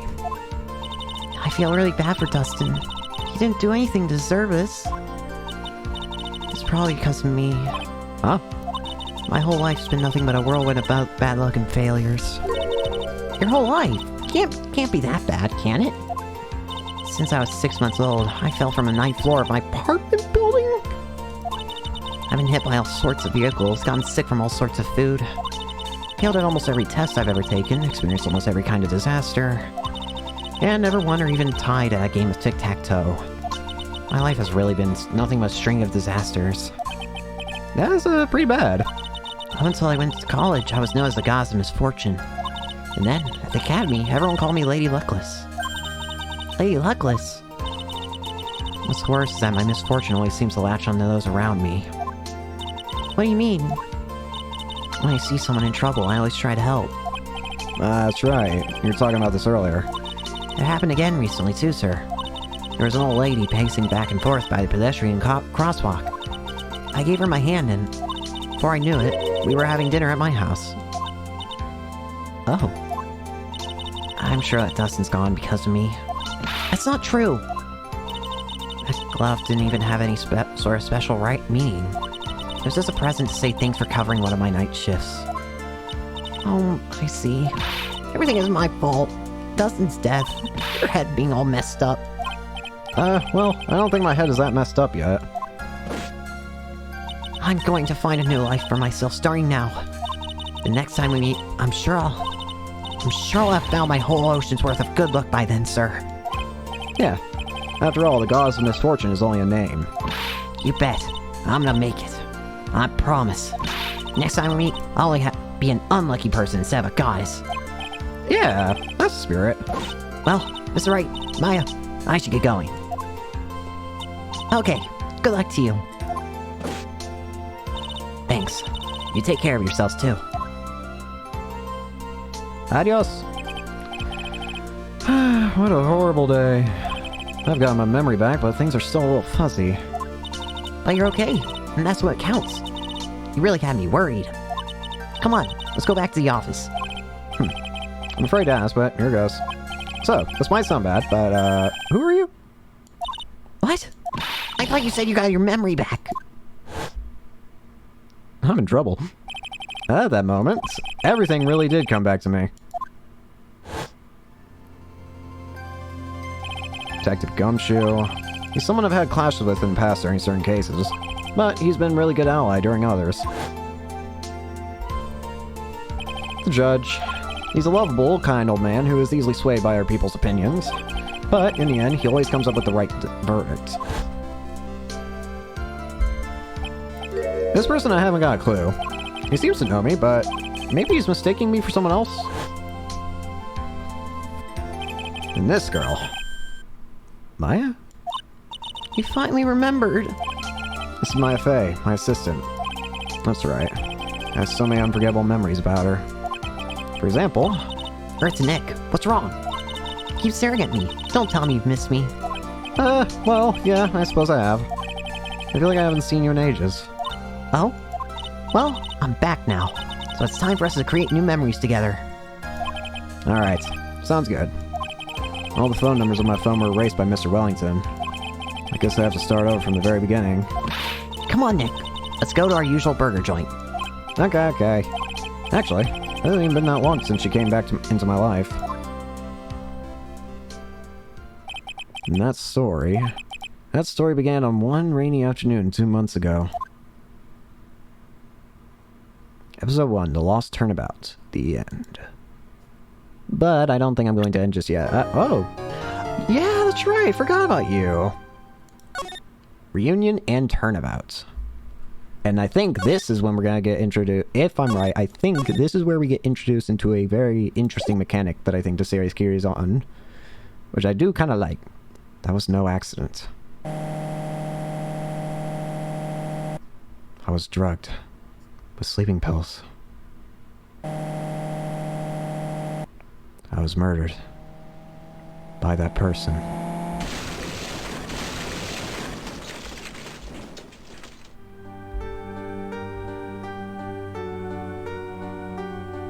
That's why I took my revenge. It's only fair, isn't it? Innie?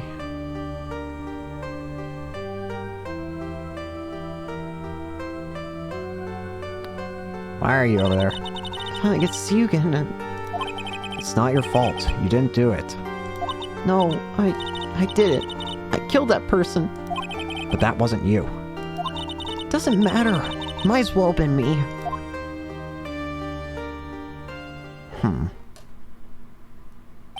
I can't believe something like this happened. The events of that gloomy, rainy afternoon that started this whole mess keep playing through my mind.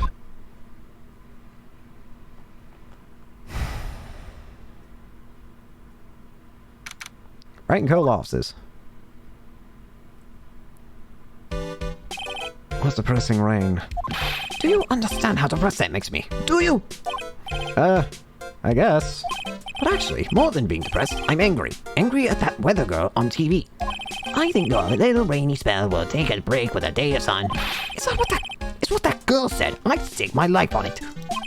Well, it's the weather. Well, that's why I didn't bother to bring an umbrella today. What nerve calling herself a weather girl. She's going to hear about my $1,500 suit. About your case. Unless you're planning on suing the weather girl? I'm sorry. I thought that before we got down to business, we could just have some friendly chatter. My name is Dr. Turner Gray. I'm a surgeon. Remind me never to end up under his knife. I'm here today because of this incident. Malpractice at Gray Surgical Clinic. 14 inpatients and lose their lives. Oh.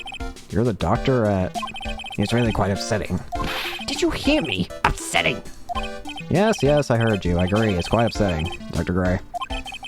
The one who screwed that up was that nurse. It was her that got the medications mixed up and killed those 14 patients. And yet, now listen good, and yet, that nurse had the nerve to go and die before admitting to her wrongdoing. She didn't even offer any sort of explanation to me, and this is the kicker. She's up and has herself a grand old accident and crashes her car. Smash, crunch, instantly transforming her car into an accordion model.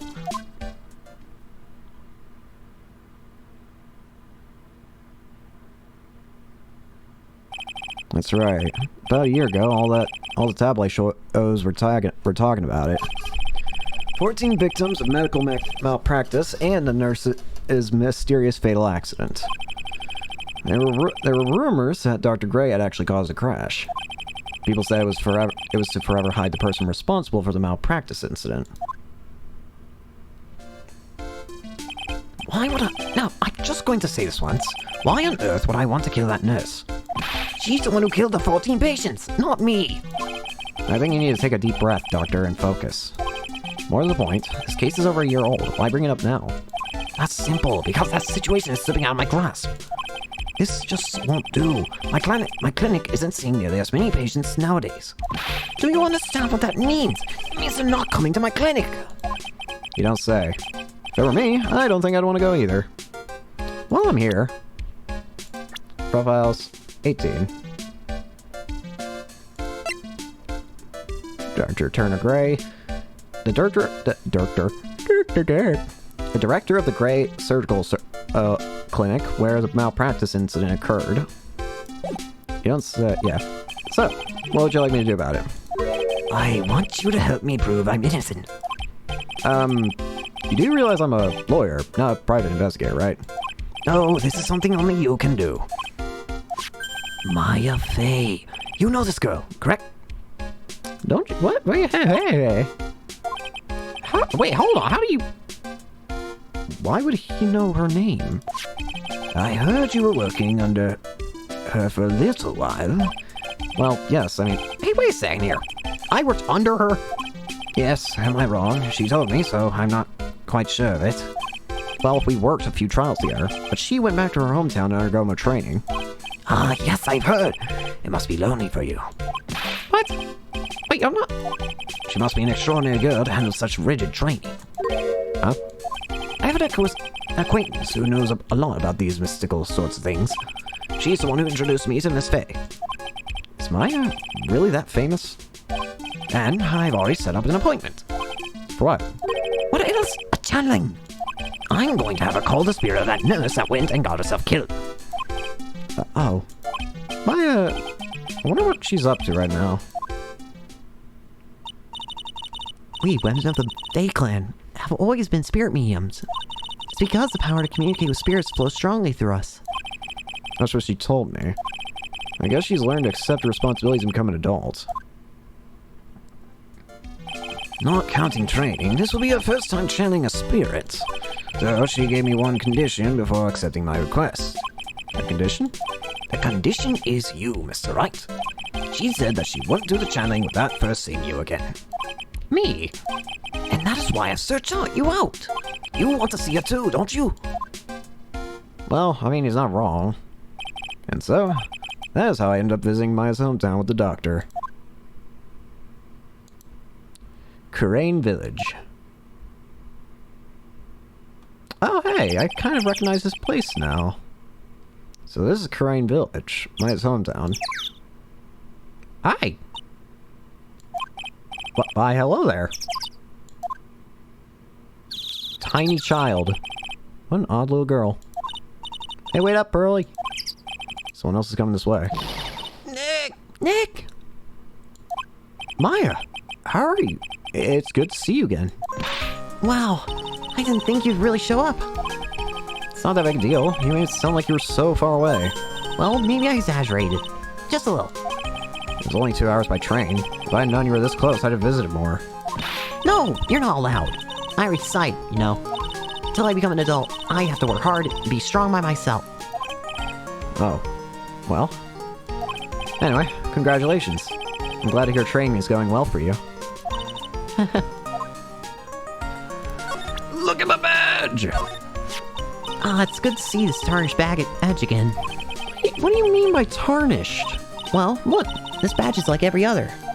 It's bound to lose its color and shine after years and years. But you know, polishing it up once in a while wouldn't be a bad idea. And I can show profiles. Look at yourself. Haha, I'm warning you, I'm not the same weak mind you knew a year ago, Nick. You seem to have a lot of faith in yourself. You'll see soon enough. I think you'll be totally shocked by how good my hamburgers are now. Were you training to be a medium or a cook? Hey, it's my client. Client, huh? You're really serious about your work, huh? Aren't you? I thought I'd say it once, just to try it out. Like how you always say my client. I'm not a good influence. A giant rock that seems to be reaching for the sky. Its origins are written on a beat-up old sign. Looks like this giant rock is called the Kurain Boulder. There's a really complex explanation written here, but long story short, it's a big stone for spirits to live in. Or something like that. An old bus stop. It says Kurain Village on the sign stop. Buses seem incredibly inconvenient since they only come 3 times a day. Yeah, that seems awful. It's an old-style phone booth. Can't say it fits in with this area too well. My cell phone doesn't get reception up here, so who knows? I mean, you'll err. The biggest, most elegant of the buildings I can see from here. This is Fay Manor, the place Maya calls home. It's easy to be overwhelmed by its presence. Rustic, thatch-roofed houses where the other villagers live line the street. They're nowhere near as large or as nice as the manor in front of me. It's kind of odd that I don't see any of the other villagers walking around, though. Anything else? Nope. Meditation room. Looks like you finally become a full-fledged medium, taking on your first job. Yeah, I didn't think it would be this soon.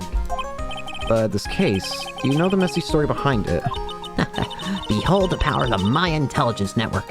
Let's see, 14 people died because of malpractice in Dr. Gray's part, right? And, to pin the blame on the nurse, he killed her in what appeared to be a car accident. You're close. Just, he didn't do it, apparently. Huh? So what is this Maya Intelligence Network anyway? The tabloids. That's what I thought. I'm just pulling your leg, Nick. What really happened is the exact opposite. I heard all about it from Dr. Wright. Oh, come on, Nick. I wouldn't take a crazy killer as a client. That's too scary, even for me. Yeah, I guess so. So, this is your hometown, huh, Maya? Yep. Kurain Village. But I've heard people call this place Medium Valley, too. Interesting. So everyone that lives here is a spirit medium? Pretty much. Most of my ancestors were too, I think. That's probably true since the Fae ability to communicate with the dead is so strong. Actually, only the women of this village are mediums. So what do the men do? They usually work someplace outside the village. Oh yeah, I wanted to ask you about that girl I saw earlier. Do you know her? Oh, you mean Pearly? Pearly? Pearl Faye. She's my cousin. Isn't she adorable? Just like yours truly. Cousin? Wait, then that means... Is she also... Yep, she's a medium too. Pearly's a real genius when it comes to channeling. I see. I hope I didn't scare her when I tried to talk to her earlier. Nah, it's not you. My aunt drilled it into her head that if a suspicious-looking person tries to talk to you, run away. Suspicious looking? Well, you're not wearing training clothes for starters. Of course not. Pearly's my aunt's most valued treasure, so she's not allowed to go outside town. She doesn't know much about the world outside of Crane Village. Aunt? Pearly's mother is my aunt. Duh. Come on, Nick. Well, I've gotta get going. It's about time for the channeling to start. Huh? Oh, yeah. I'm doing the channeling in my house, so come on, okay? Come on in, okay? After I'm done, we can grill up some juicy hamburgers. Alright, good luck. Thanks. Well, at least she's still the same perky Maya. June 19th, Fae Manor Meditation Room. Ah, Mr. Wright. Ah, Mr. Wright. I'm so glad you showed up. Some nice weather we're having today. Aren't you happy? No, not at all. That stupid weather girl made the wrong call again. It will rain cats and dogs today, she said with a straight face. I can't believe they allow such misguided reports on public airwaves. Looks like talking about the weather with this guy is just asking for punishment. But anyway, this is a splendid manor. No argument there. It's hard to believe that this is Maya's house, though. I was given a guide map to this building. Here, Mr. Wright, I have a copy for you. Thanks. This guy doesn't seem mad, he's just very... interesting. Let's go with that. There's a door. This door leads out to the winding way. The weather outside looks really nice. What's this? A piece of cloth with a ton of finely written characters jammed onto it. Probably esoteric knowledge only mediums would know. Let's see. Here's one in English. It says, 100 ways to save money. Being a medium sounds like a rough way of life. Yeah. The door that leads to the channeling chamber, the place where spirits and people meet. The iron in this door was tempered, making it very solid. It looks like there is a strong lock on this door to top it off. Someone with a lot of skill wrote these 4 Chinese characters with a brush. Oh look, here's the translation. Once in a lifetime. This message people should value their ghostly meanings as once in a lifetime chances. I mean, that's not wrong. It doesn't seem like there's anything else to examine. Okay. Sir, look at my badge. Look, here's my attorney's badge. Are you trying to compete with me in my profession with that piece of scrap? I'm a surgeon. Compared to your lawyers, I'm practically a saint. Yes, well, I don't exactly have any patients right now. But, and listen good, I'm not the one that made that mistake. This doctor needs his head examined. Wow, Mayor's really nice, don't you think? do you honestly think this place is all that impressive? Don't make me laugh. Huh? This is the countryside. Land here is dirt cheap. I will have something much greater one day. I will build my own grand mansion. Did you hear me? A grand mansion. This manor will seem like nothing. Could you keep that shaking fist away from my face? Thanks. Channeling chamber's right here. We're in the meditation room, so this is the winding way, and there's the side room. There's also the Fae Manor guide map partial. Partial? Where's the full?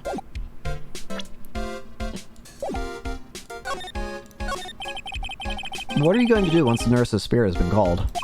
Isn't it obvious? I'm going to have her write a signed confession. A signed confession? Yes, a confession. Pay attention. I'll have her write this.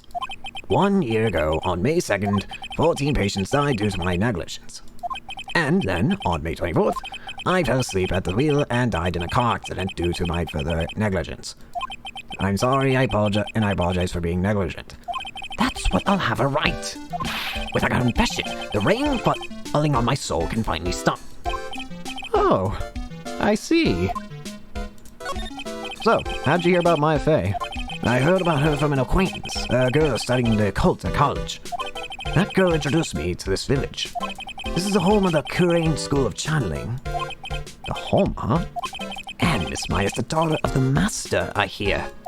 Master. Anyway, do you see the door? That's the room where the people and the spirits meet. He must be talking about Misty Fey from the first, that we heard about in the first game. Miss Maya's aunt is in there right now. Would you care to meet her? Sure. First I'll go to the Winding Way, why not? That don't look right. Wow, this garden is really breathtaking. Someone put a lot of love into it.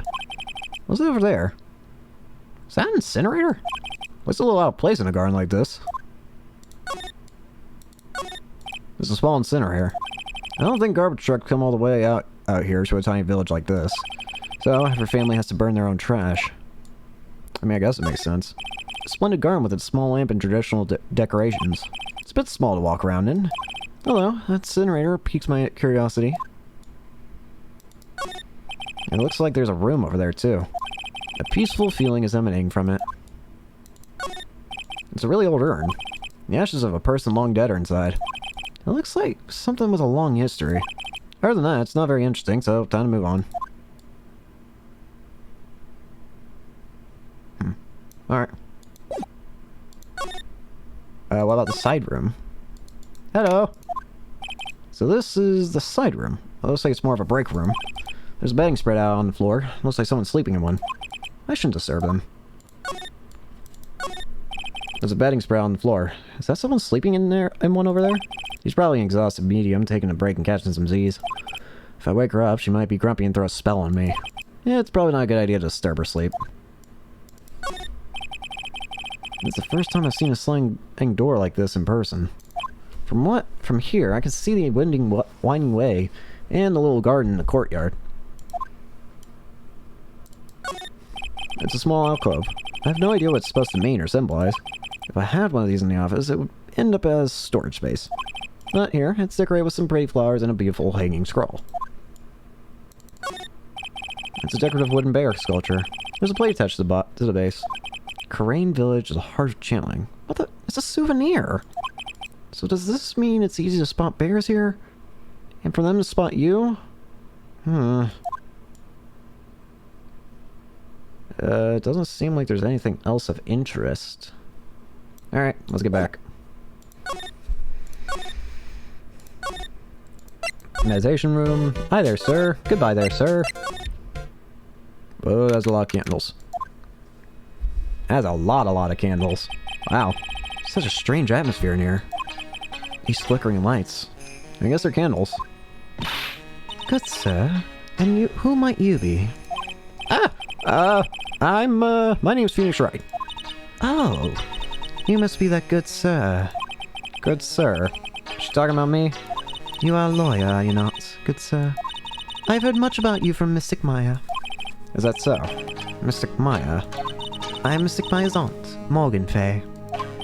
Nice to meet you. I had wanted to speak with you about a certain incident, good sir. It would seem that perhaps you asked too much of Mystic Maya in performing your duties. Most unbecoming, I'm afraid. Huh? Don't tell me you've already forgotten. That was not for Mystic Maya and her assistants. You surely would not have won. First a girl that runs away, and now an old lady says I stink at doing my job.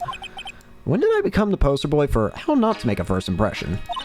The past is in the past, so let us speak of the present now. Ah, thank you. This folding screen is really showing its age. All of its edges are a bit tattered. Lettering is fading too. I think I recognize a few of the characters on here. Kurain. I'm pretty sure that's what it says. Maybe I'll ask Maya about it later. I guess this is an altar. Whatever it is, it feels very important. A mirror-like object with a cloudy reflective surface. And some branches of a sacred tree have been set in a predetermined arrangement. Good sir, I wonder if you would please not touch the sacred objects. Those objects are being offered to the spirits. If you were to touch them, good sir, they would become cursed. Yes, cursed. She really didn't have to talk down to me. I'm not that much of an idiot.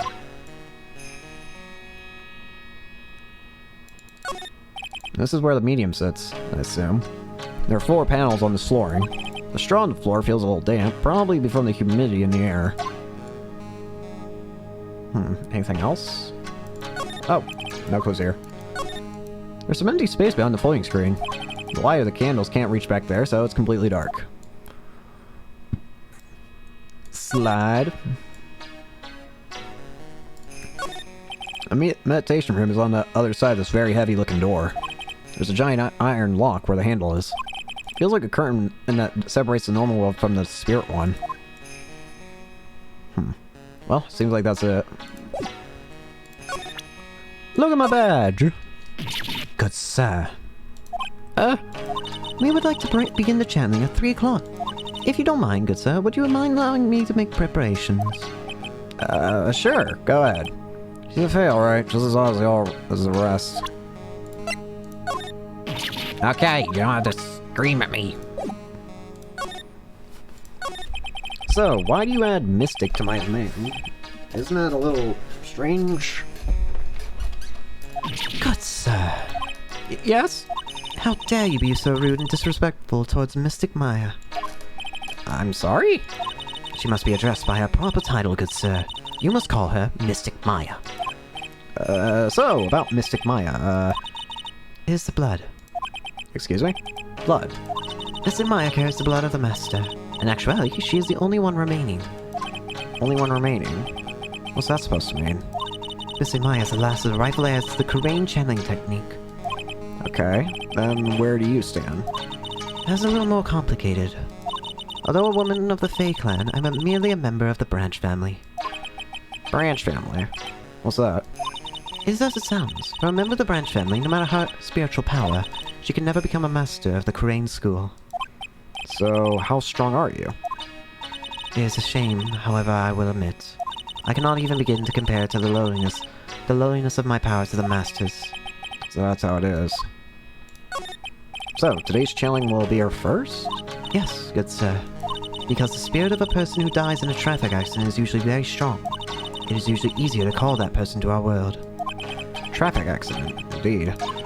The channeling will take place here, in this channeling chamber, good sir. As you can see, I am in the process of preparing. So, this room is the channeling chamber?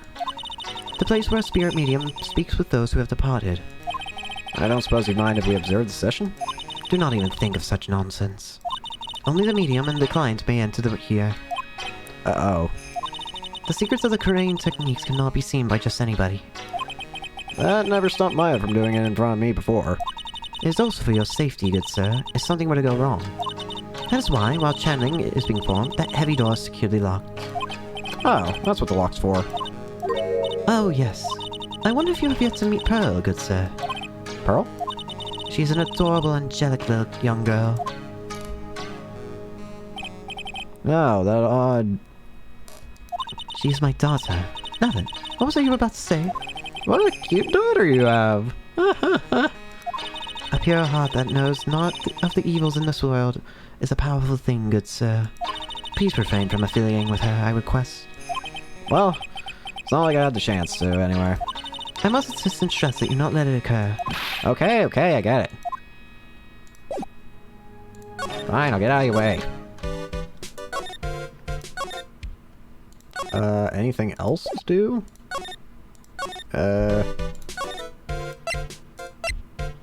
Finding way.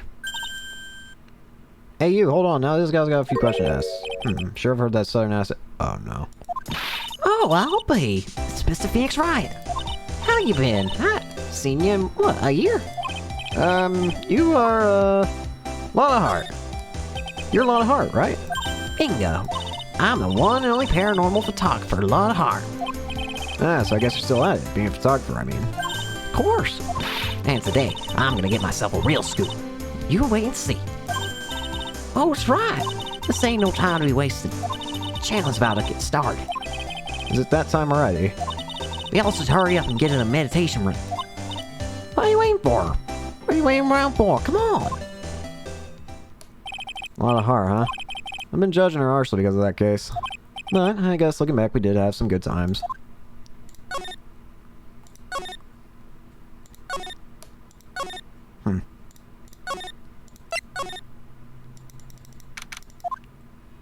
We will now begin this channeling. Mystic Maya and her an honored guest, please proceed into the channeling chamber. With this, I can finally swat all those pesky flies once and for all. You hear me? They won't be able to say a single bad thing about me after this. You would love to hear them apologize, wouldn't you? Wouldn't you, Mr. Wright? Me? Oh, yeah, I sure would. Mystic Maya, do you have the channeling chamber key? Yep, it's right here. That is most satisfactory. That key is one of a kind, so please take care of it well. It'll be fine, Aunt Morgan. I won't lose it, trust me. Okay, Dr. Gray, let's get started. Finally, let's go.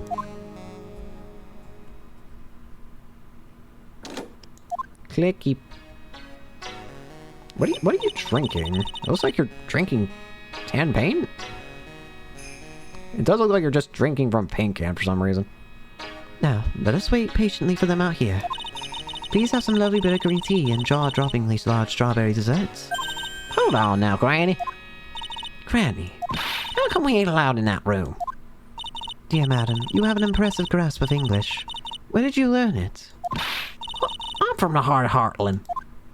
Is that so? Then I humbly request that you return to this heart of Heartland. What are you? This is a Korean village. If you can't follow our traditions and rules, we request that you leave.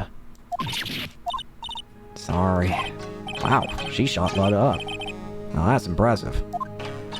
Now then, let us wait.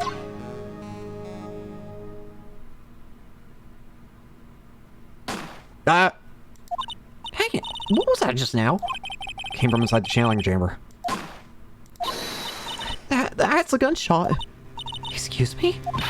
I've heard that sound before. It's a gunshot. I bet my afro on it. Maya's in there. Well, Mr. Lawyer, what's the plan? What else? We're gonna break in there. What? But there's only one key in that guy. We're gonna have to break in. Is that alright, Miss Faye? Well, yes, but there's one matter. That is... Don't try to stop me. You can send the repair bill to the Wright & Co. law offices later. Yeah, now that's what I call being a man. Let me in! Oh. Dr. Gray. Load up! I was... murdered.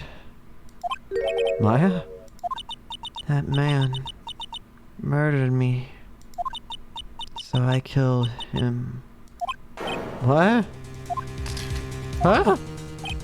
Laura, at a time like this, times like this are perfect snap-up shots. Well, anyway, what's going on here? The scout, is she Maya? Step away from there. Please leave this area to me. Go quickly and inform the police. But, hurry, before there are more victims here. Hey, let's go, city boy. Leave this to Granny. Well... My cell phone doesn't get reception way out here, so I ended up using the phone booth to call the police. And They're on their way. that's good, Lolly. I saw genuine mysterious phenomena. She seems really on edge because of all this. Not that I blame her. I'm scared to death by what's going on here. I know this ain't the time, but look at my badge! Hey, there'll be police here soon, right? I reckon you should be getting back to the crime scene now. Yeah, I guess so.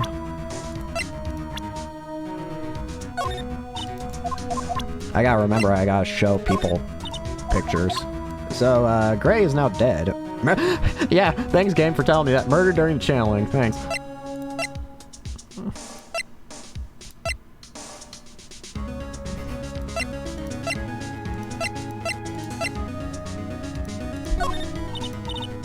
Well, let's go ahead and just immediately cross out people who are probably not the murderer. Definitely not you, because... Not you, because... Not you and not you. Because you're with us. That does obviously Maya, but there's also this thing about... I'm still concerned about, the one person.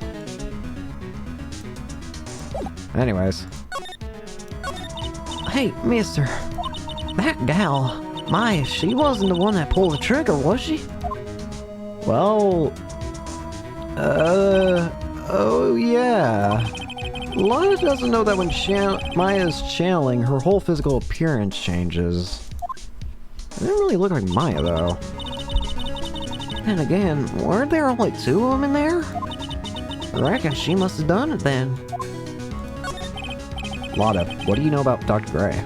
Not much, but I did do some digging. That one's gentleman with a bad reputation. Really? I hear he's good at surgery and stuff, but his personality sinks like wet sheep. I sort of got the same impression myself. He's real controlling. As soon as a nurse or patients don't do as he says, he starts hollering. Must have been real rough to work for him.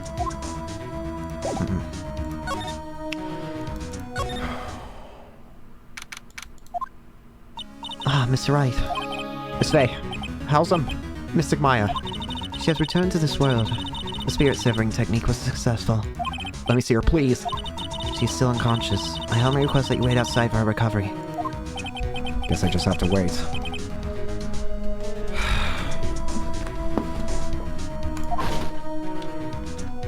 The police are here. Sorry to keep you waiting. Huh? You again. What are you doing all the way out here, Detective Gumshoe? It's actually kind of funny. I was in the area for a business trip, pal. Well, time to check out the crime scene. I'll have to question everyone here later on. So just sit tight, alright? Why is he grinning at me? Shall I show you the scene of the crime, Detective Jim Shoe? My name isn't Jim Shoe. The 2 of them went into the chanting chamber. Guess all I can do is wait. For now, is seeing what everyone else has to say.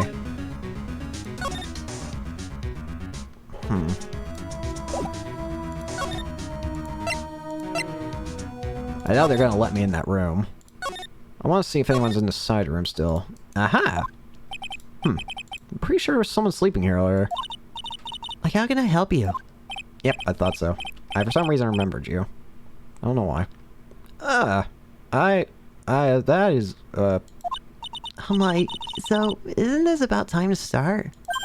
Huh? Time to start what? You know, like the channeling. Channeling. Oh, no, actually, the situation's kind of changed. Huh? Like, what do you mean? Please stay calm, but there's been a murder. So, like, a murder is that thing where, like, one person kills another, right? Yes. A person has killed another person. Oh, that's, what are the words I'm looking for? It's like totally a bummer. Yeah. After all that effort, that's all she had to say. Oh, I'm sorry. I forgot to, like, introduce myself. My name is Eeny Meeny. Eeny. Your name was said at the beginning. Why is your name said at the beginning? You know. Hold on.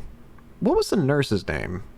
The nurse is the one that the Dr. Gray was channeling, or asking to be channeled. I want to know who was the name of that person, if I might ask. Because I get the feeling I know where this case is already headed, if I can get that name. At the college, I'm researching and studying parapsychology. Parapsychology. That's right. I think people, like, usually call it occult studies or something. Like supernatural phenomenon, ESP, and psychic powers. That sort of stuff. That's pretty out there. I'm Phoenix Wright, attorney at law. You left the blanket a mess. Are you gonna fold it? Like, I had a really good nap, and, like, I was thinking of leaving it like this, so, like, it's all set for the night. Well, as long as they're cool with it, then sure, I guess. Take a look at this.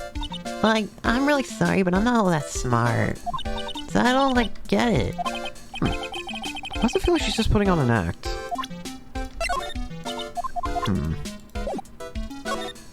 Eeny. So what brings you here today? So, I was the one who told Dr. Gray about this place. He asked me, like, do you know of a good spirit medium? Dr. Gray did say something about being introduced to this place. Cause like, talking about to dead people and like, multiple personalities are my thing. I see. Then why were you taking a nap here? Like, I wasn't feeling good. Huh? I'm like, allergic to sesame seeds. They like, must have put some in the food they served for lunch. Oh, that doesn't sound fun. So I like, felt sick and like, came in here to like, sleep. I totally feel like I've wasted my time because I like slept a long time. What happened? So you were sleeping here the entire time. Yeah, ever since lunch. So you don't know anything about the murder that took place. Like, what? Oh, that. I like totally know nothing. So who was that, like, you know, killed? The surgeon that requested the chant like Dr. Gray. You and Dr. Gray knew each other, right? I don't know any Dr. Gray. Oh, really? Then what was all that talk about him earlier? Well, like, a long time ago, I was like a patient. Yeah. She sounds like she's trying to hide something. Well, ain't a whole lot I can do about that. There's no one here, as usual. Never mind. Ah! Hey! How are you? You're a Pearl, right? Silent as ever. What's that she's got in her hand? I've seen it somewhere before. Everything seems to be the same.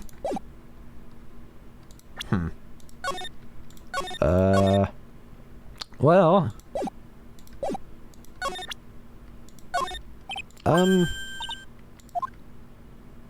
bye. What is it? Is it my hair? Is it spiky? Not spiky enough?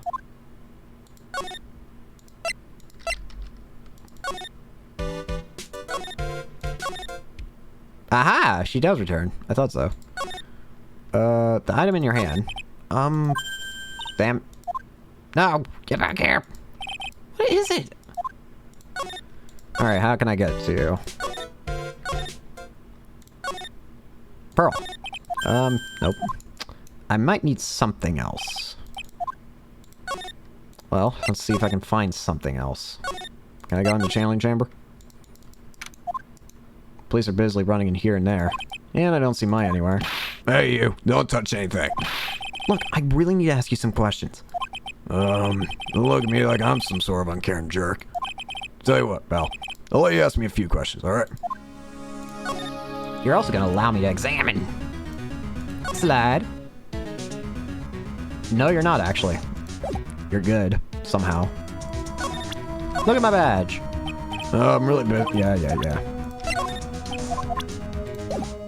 Alright, let's get it. Let's go to the chase. Maya. About Maya. Nice bring it to you, pal, but the way things are look now, the girl's the only one who could have done it. Yeah, only Maya and the victim were inside this room after all. But Maya's... You can ask more about her later, pal. Right now, I've got a job to do, and that's collecting evidence. Detective Gumshoe looks like a real professional. And yet, something about his expression still looks the same. So, Dr. Gray was shot with a gun, right? He was shot in the forehead. But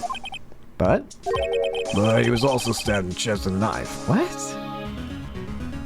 He was shot in the head, but stabbed in the chest. But we heard 2 gunshots. So what was the second gunshot? A knife. Basically, the victim was first stabbed, and then he was shot. What? Is there anything at all that like points to a gunshot that I can see? Anything at all?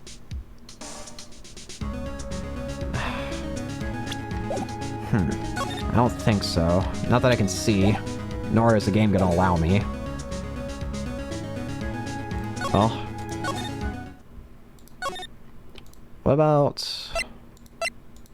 Lotta? She's probably scared out of her wits after having a murder take place right by her. Lotta. God, don't let me be next! Don't scare me like that! What do you mean? You're the one scaring me. If I were so tough, you'd have another dead body in your hands. Mine. Did you see or notice anything that stuck out to you? Nah. Well, maybe one thing. What is it? Turns out my poor stomach's not good at handling this kind of thing. Huh. What? Curses and ghosts and stuff coming back to get you. It's too much, I say. What is too much? Being a cult photographer. I had some scare stuff, so I think I'm gonna try being a celebrity photographer now. Going after foes more within your reach from now on. More glamour, less gore. What's up? Oh yeah! What is it? I took some hot pictures earlier. Huh? Remember? I took some pictures at the murder scene inside. She did. 2 even.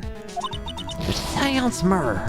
Sure like the ring of that really sensational story. Lotta.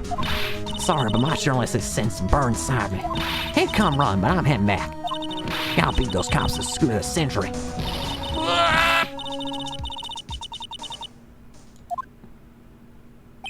I don't know who's scarier, Lotta or the spirits.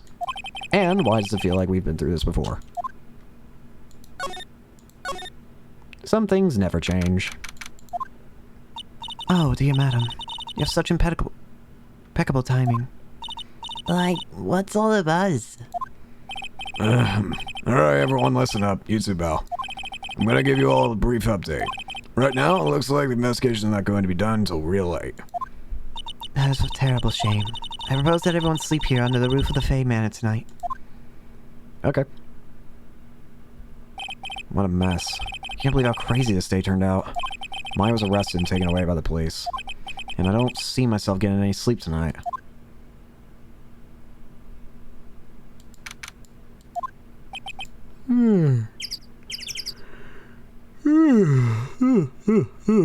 Morning.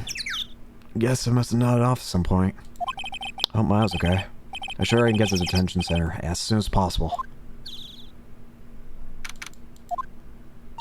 Heck. Hi. Maya. What am I gonna do? Never imagined it would turn out like this. Calm down, Maya. Take deep breaths. Come to think of it, the first time I met her, it all started right here in this detention center. I finally get to see you again, and... It's not your fault. You didn't do it. No, I did it. I killed that person. But that wasn't you. It doesn't matter. It might as well have been me. I was too weak, and I couldn't control the spirit's power. So, I don't want to bring up the case quite yet, but... You don't have to be nice to me. I understand.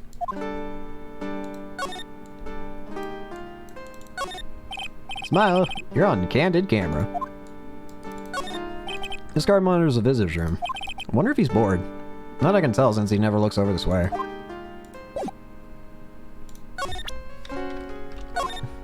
Sorry, Nick, but there's nothing really special about it. Hold on a second. Let me look at this again.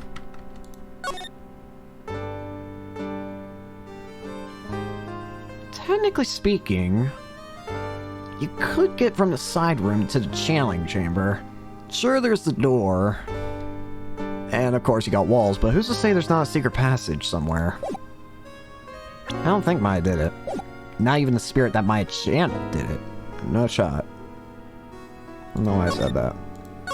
So you're the master of something of the Crane School of Channeling? Actually, my mother is for now. Since that title has passed from mother-daughter, I guess I will be someday. But many people think that channeling isn't real. That's all just an act.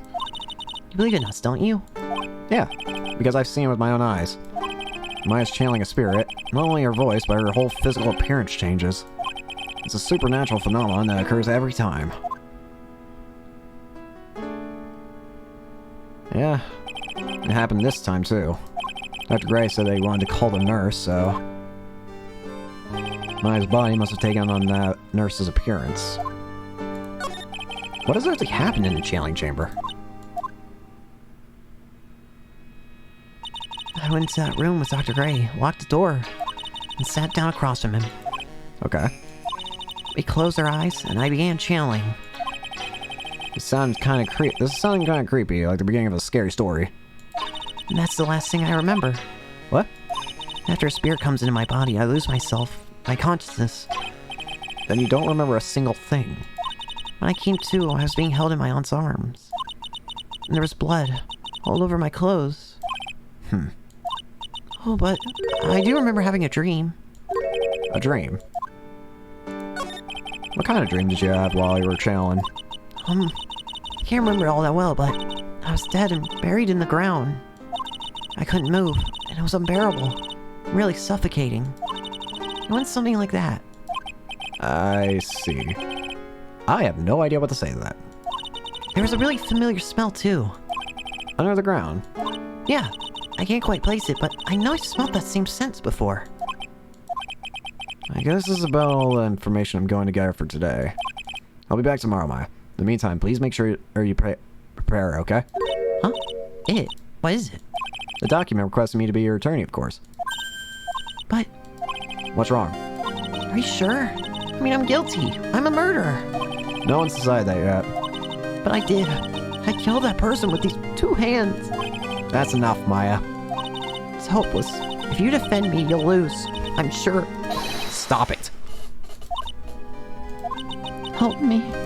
Nick, help me. I'm scared. Don't worry, I will. When is the trial? It sounds like tomorrow. As usual, zero prep time. Alright, I'm going now. Wait. This jewel? This is called a Magatama. It's a magical charm and it's always protected me. Give this to Pearly, and I'm sure she'll lend you her spiritual power. Maya's Magatama. It's slightly translucent. It's small, but it has a deep, profound aura about it. Make sure you show that to Pearly, okay, Nick? I'm sure she'll be a big help to you. Alrighty. Alrighty. I have to save Maya, no matter what. It's her life on the line. What in the world happened in that room yesterday?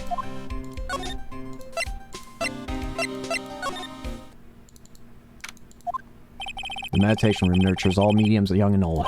Even mediums in training, I wager, but it's pretty deserted today. Probably because of the murder yesterday. Question. Okay, everything's the same.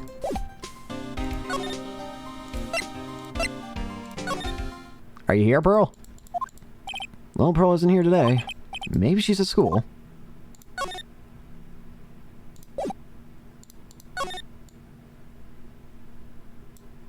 Everything seems the same. Was this box here before? Oh, hey, like, you're that guy from yesterday. The Dens guy. No, I'm a lawyer. That's right. Mr. Smith Esquire. That's right. Wait, I mean, you're wrong. My name is Wright. Smith, right. Well, I got like 3 letters, I get at least. I don't think she gets the point. Anyway, why are you here? So, like, I study this thing called parapsychology at this college, and You told me about that yesterday. The Sesame Elegy, too. What I'd like to know is why you're still here today. oh, so like that's what you meant. Like, you should have been more like clear about it. Sorry, my bad. No, it's okay. Like, it's really. That's it. Why'd you stop mid-sentence? Did I? So, like, what was I talking about again? If Lana ever wanted another genuine mysterious phenomenon, it's right here. I'm not even gonna deal with you yet, because I don't... Actually, no. Hold on. I am going to deal with you. Specifically, what is this? Now where did this box come from? I'm sure this wasn't here last night. Looks like a box for storing clothes, but it's pretty big for just clothes. It's mostly empty, but a few folded pieces of channeling costumes sit at the bottom. It's a decorative wooden bear sculpture. There's a plate attached near the base. Crane Village, Heart of the Channeling. What's a souvenir? Isn't it cute? I like totally bought that. Ah, so it's yours, huh? Yeah. So, like, this village is really famous for like channeling and bears. Wait, famous for bears? But it's like, okay, if you ever like see a bear, you just play dead and they like leave you alone. Is that right? Yeah, cause like fighting back is totally of no use. Has she actually tried to fight one? I'm gonna go with a yes on that. She seems like the type. So, why are you still here today? It's because my chair won't stop squeaking. Like, there's so much for me to like study here. Like what? Like the medium's training, or like how they inherit their spiritual power. I suppose. This spell is a real thing after all. So like, I asked if I could stay here for like a little longer. She sure seems like the carefree type, at least on the surface. Have you heard about the victim? The murder? It's like totally scary. She says with a silly smile plastered on her face. So, do you know anything about it that might help? Somehow I don't think she has a grip on reality, let alone what's going on here. About the victim, Dr. Gray. I don't know who you're talking about. Like, wait, I think you asked about him. Like yesterday, too. That's right. Her reaction yesterday when I asked was... You and Dr. Gray knew each other, right? I don't know any Dr. Gray. Oh, really? Then what was all that talk about him earlier? Well, like a long, long time ago. I was like a patient. Yeah. Yeah, there's more to it than that. Okay, she's definitely hiding something from me. Like, is something wrong? Yeah. But I can't deal with you yet. I need to find a certain someone first. Can I look at the murder room now? Looks like Detective Gumshoe isn't here today. I should take this chance to thoroughly check this room out. If I'm lucky, I might uncover a clue or two. Oh, hi there. Oh, Mr. Wright. Good morning. I am on my way to go meet Mystic Maya, and I thought to bring her some items to make her feel more at home. Namely, tea so bitter you'll lose your tongue and jaw-droppingly large strawberry desserts. I'm sure Maya would be grateful. That's Mystic Maya, good sir.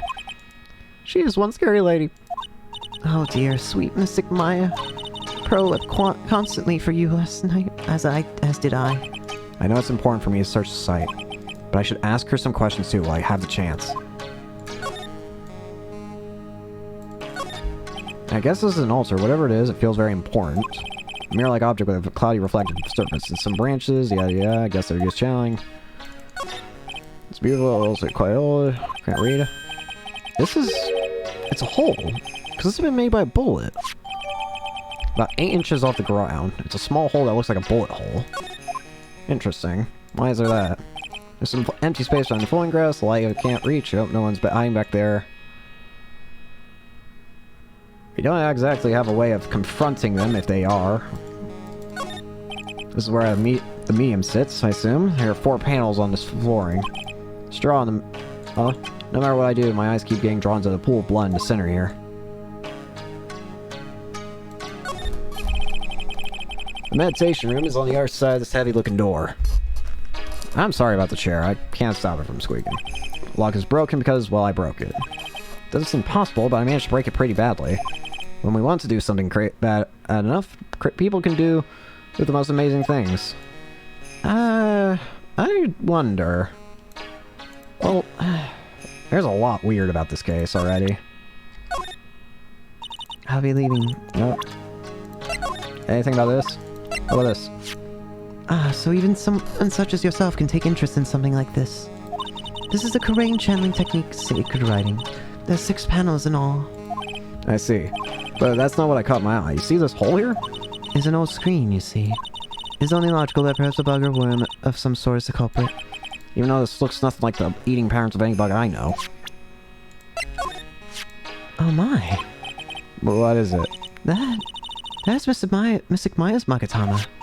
Why do you have this in your possession? I'm sorry. Return it to Mystic Maya at once. Yes, madam. Why did it feel like I was being scolded by my own mother just then? I'd like to ask you a few questions about what happened yesterday. Do you mean that awful tragedy? Yeah. That man murdered me. So I killed him. Maya? Step away from there. Please leave this area to me. Go quickly and inform the police. What happened here in this room after I left? Well, first I struck Mystic Maya on the head. To make her go unconscious, correct? That's correct. Next, I performed the spirit severing technique. The spirit severing technique. The spirit of that nurse was inside of Mystic Maya's body. I used the technique to send the nurse's spirit back to the other world. I wonder if this kind of testimony is even admissible in a court of law. Hi. By the way, what is this room exactly? The channeling chamber. This room was created for the sole purpose of preventing such a tragedy as yesterday. What do you mean? Sometimes when an inexperienced medium calls an especially strong spirit, that spirit may become violent and revolt, as you witnessed yesterday. Revolt. But how? When a spirit enters a medium's body, she loses her will and her self steps aside. To put it another way, the spirit is borrowing the medium's body, good sir. But isn't that extremely dangerous? An experienced medium has little problem controlling a spirit. But Mystic Maya, that was her first channeling. And that was why I insisted on locking the door. However, I never thought that I would be calling a danger upon the client himself. I'm grateful that one of our heirlooms was not damaged in this horrible incident. And that would be? That folding screen there is the Crane's sacred writings. Along with the Crane's sacred urn, they are this village's most sacred, treasured possessions. If I ever found out that something had happened to either one. Oh, the humanity. Odd for her to be worrying about the folding screen about a time like this. I guess this isn't just some dilapidated old screen after all.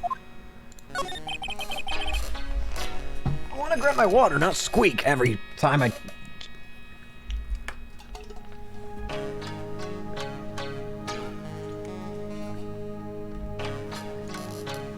I'm really gonna need to figure out this chair.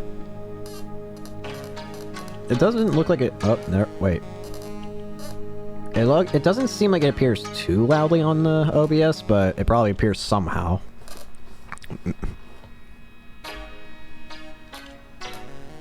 Anyways. So, how's Pearl Day? Mr. Wright?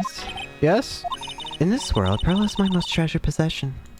When compared to even Mystic Maya, Pearl has the spiritual power to become a master. That's very impressive. Until now, the women of the Branch family have thought themselves to be inferior. But Pearl is different. Her spiritual strength is so great, it's even greater than some of the main family. Yes, Pearl is a channeling prodigy and is the pride of the Branch family. Wow. She's really fired up now. In any case, our world's so different from yours. Perhaps it is best for you to quit, good sir. Quit? Quit what? Well, then I do believe it is time for me to take my leave. Alright. Please tell Maya I said hi. What was that? I mean Mystic Maya. I would tell her.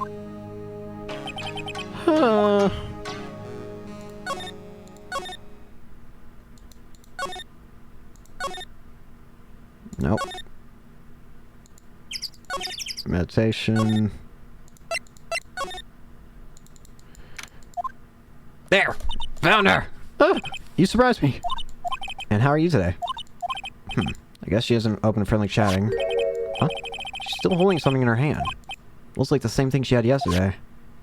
Alright. Oh, yeah, Maya said this to give this to you. I'm in trouble now. If Morgan sees us like this, I'll be the next one there channeling. That's Mystic Maya's. Huh? She actually spoke. Who are you? I'm Phoenix Wright. I worked with Maya. You worked with Mystic Maya? You're Mr. Nick, right? Excuse me? But I noticed she's picked Nick up from. I know who you are. You're Mystic Maya's special someone. What? What? So then, of course, you're going to help Mystic Maya, aren't you? That's what you're going to do, right? Well, yeah, I will. Oh, wow. It's like a beautiful fairy tale. That earnest look shining brightly in your eyes. It must be true love. What? Why am I being boiled into a bright red lobster by this little kid? I'm so jealous of Mystic Maya. How old are you, child? Child. Cease this activity at 8 years old. Wait, I mean, things aren't... I can tell you're a good person. Alright, Mr. Nick. I may be small, but I'm going to help you in any way I can. Well, this works. Are you interested in Crane's traditional things too, Mr. Nick? Crane's sacred writings are on this folding screen. Oh? Is that what's written on it? Actually, what's caught my eye was this hole in it. It's a very old screen, so I think maybe bugs made it by eating through it. It sure doesn't look that way to me. So this is... That is Mystic Maya's Magatama. It's one of the most important heirlooms of Karain Village. Please make sure to take good care of it. Yeah, I will. Is it really okay for me to have such a priceless object? I'm sure it's helpful to use some way, but I'm still in training, yada yada yada, I'm really sorry. No, it's okay. Look at my badge. Dang it. Without profiles. I look up to Mystic Maya a lot. She's my role model.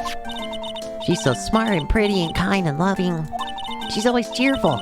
Never gets sick, isn't picky, has good sleeping habits. She always wakes up before me, and always eats breakfast before me too. And she has you, such a... Oh, okay. I get the idea.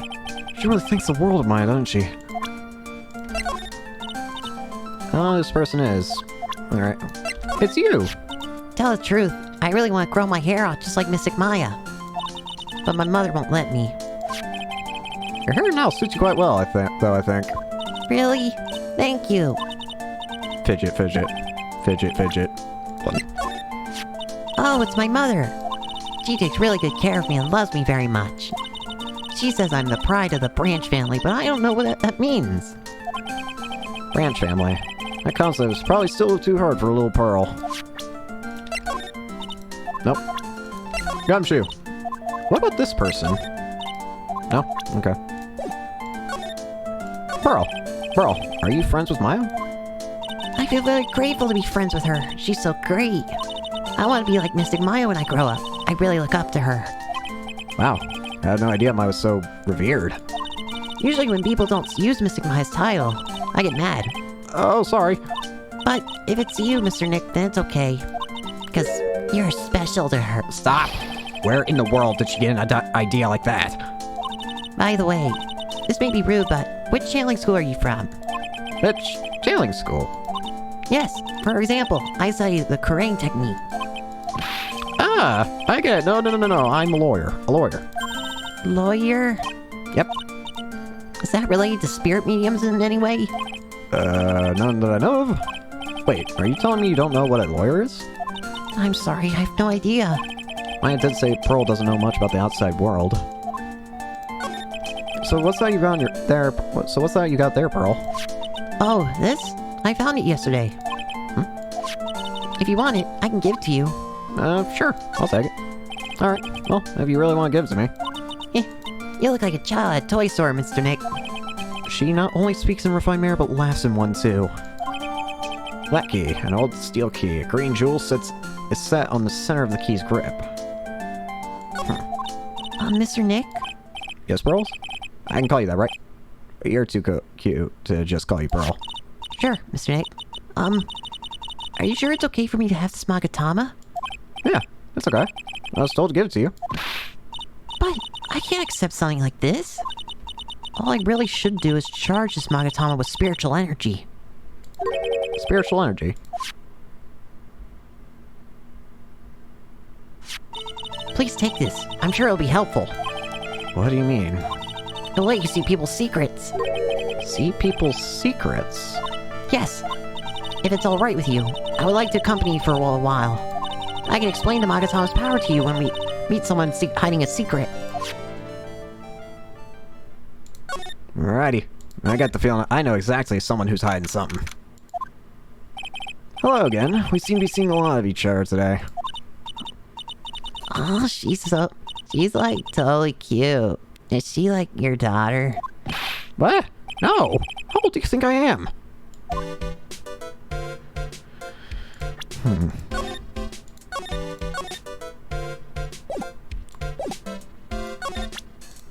Slightly translucent, it radiates softly with a mysterious light. Wow, it's a Magatama. Aw, you shouldn't have. That's so totally not for you. Hey, like, it's not nice to freak me out like that. That should be my line. I want to ask you about the victim, Dr. Ray. I, like, totally don't know about him.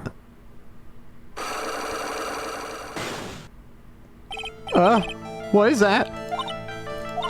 You can see it, can't you, Mr. Nick? You can see the lock on that person's heart. Huh? What? This is the power of the Magatama. Only you can see those psych locks, Nick. Mr. Nick. Psyche locks, huh? What's more, the more someone wants to hide their secret, the more locks you'll see. If it's only one, I think you can easily unlock it. Unlock? But how? Please use the Mystic Mind's Magatama on this person. And let's remove the lock.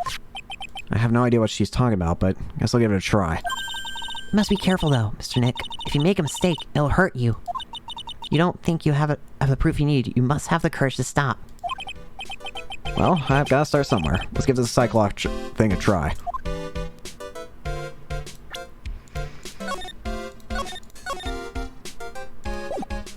Let's try and bust this down. I'm going to ask you again. Did you know Dr. Gray? I totally don't know that guy. Like, you're totally more persistent than a roach. Let's do this.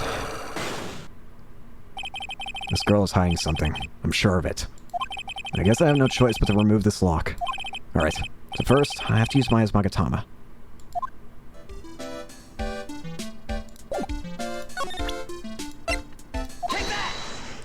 Let's do this. One Cyclock. The victim. Eenie meenie, I believe you do know who Dr. Gray is.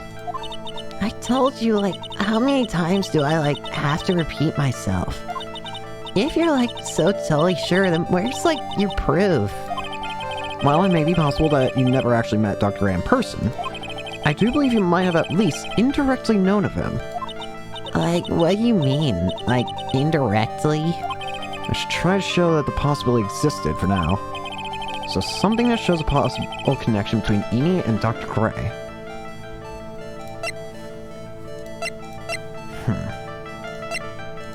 At the moment, I don't have something like that. I don't think I have enough evidence yet. I should investigate and try and gather more clues, yeah. I need to figure out, how can I prove a oh wait. I forgot about profiles, you know.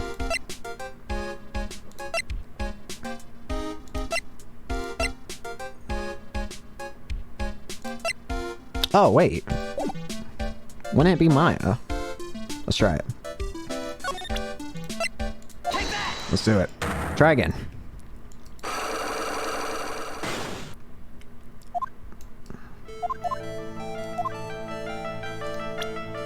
There's a way you guys would have known about each other.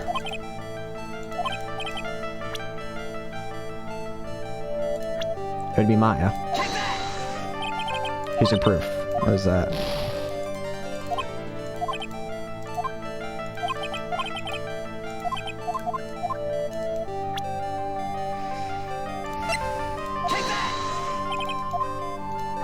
Ay, ay, ay.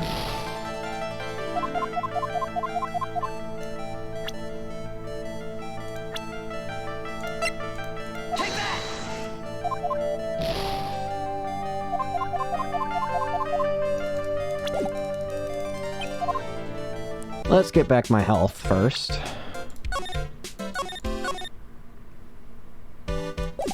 Alright. I need to find proof that you two know each other. In some fashion.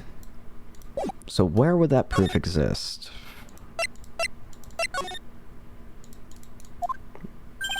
Hey, see you, pal. So you're going to be your lawyer, I bet. Yes. Oh, I really feel bad for you, pal. You know, this once, I wish I could be on your side. Detective Gumshoe. Yeah, but I shouldn't be saying that kind of stuff to you. Hey, you're a cute kid. I'm not scary, honest. Wow. I never knew Gumshoe liked kids. Hey, yeah, I know. I'll show you something cool. How's this? It's a real Gumshoe! Detective Gumshoe, what are you doing showing her something so dangerous? Oh, sorry.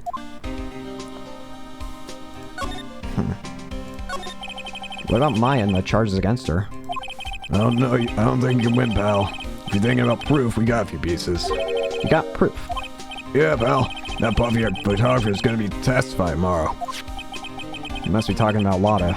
Actually, speaking of Lotta. I took some hot pictures earlier. Huh? Remember? I took some pictures at the murder scene side. Lotta's hot pictures. I wonder where Emma captured.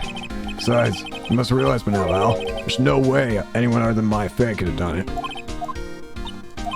What am I supposed to say to Pearls now?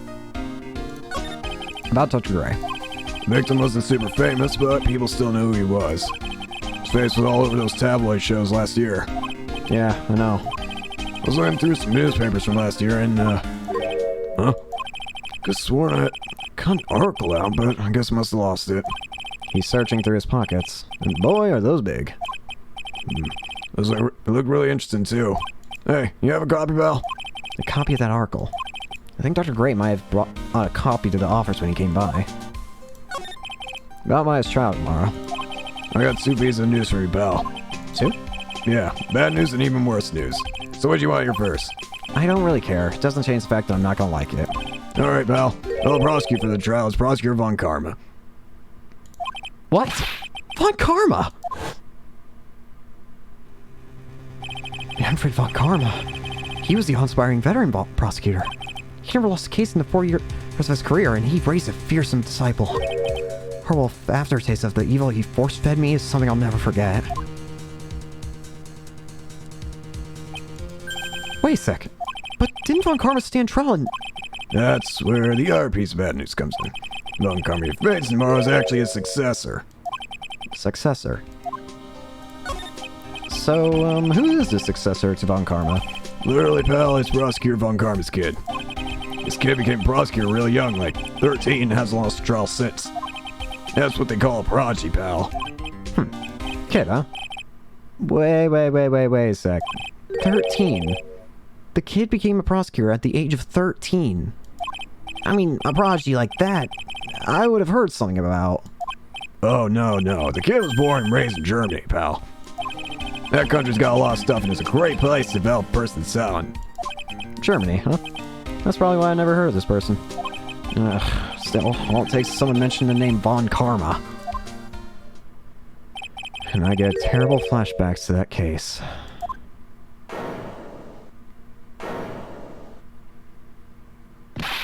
Stop it. Get a grip on yourself, Phoenix. None of that matters anymore. Now he's gone. Well, let's go ahead and get back to the office and see if that article's there. It should help. Yeah, feels like I've been gone forever. But it's been only one day. Oh, that's right. Where's that newspaper Dr. Gray brought the other day? There it is. Ah, here it is. Right on top of my desk. This is the only thing you left behind that's going to be of any help. 1 year ago, on May 2nd, 14 patients died from malpractice at Gray Surgical Clinic. Alrighty. I'll examine this room while I'm here, why not? There's a giant building outside the window. It's the Gatewar Hotel, a high-class luxury hotel. Until recently, it had been a normal business-class hotel. Charlie. Quite decorative plant. It's a memento of my boss, Mia, who passed away.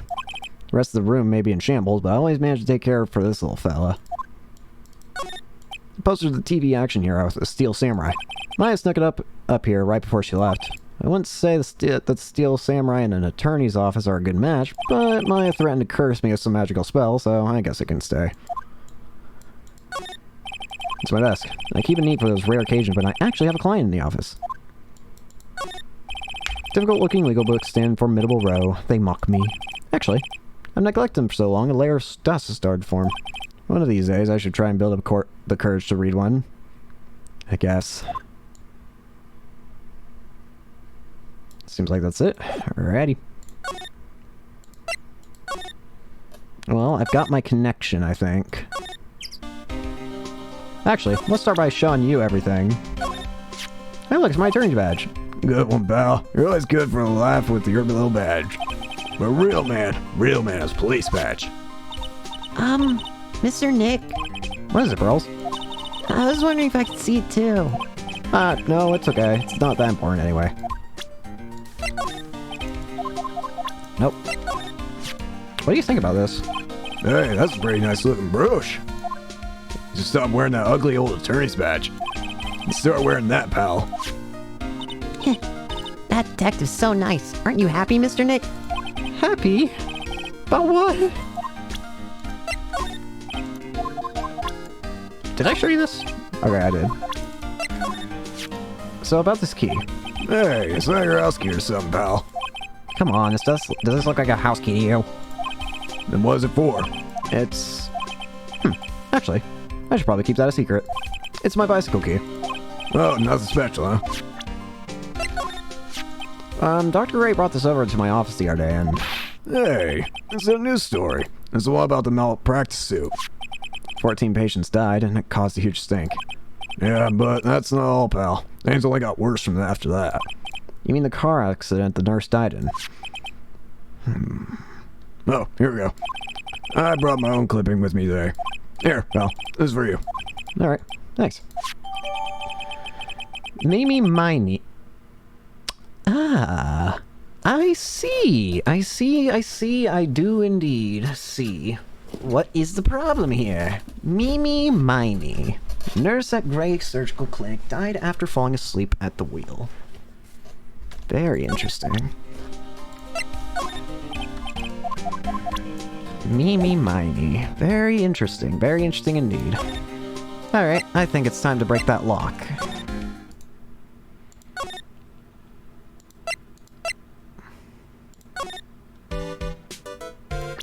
Time to start talking. And you are now officially a suspect in my book. Let's talk.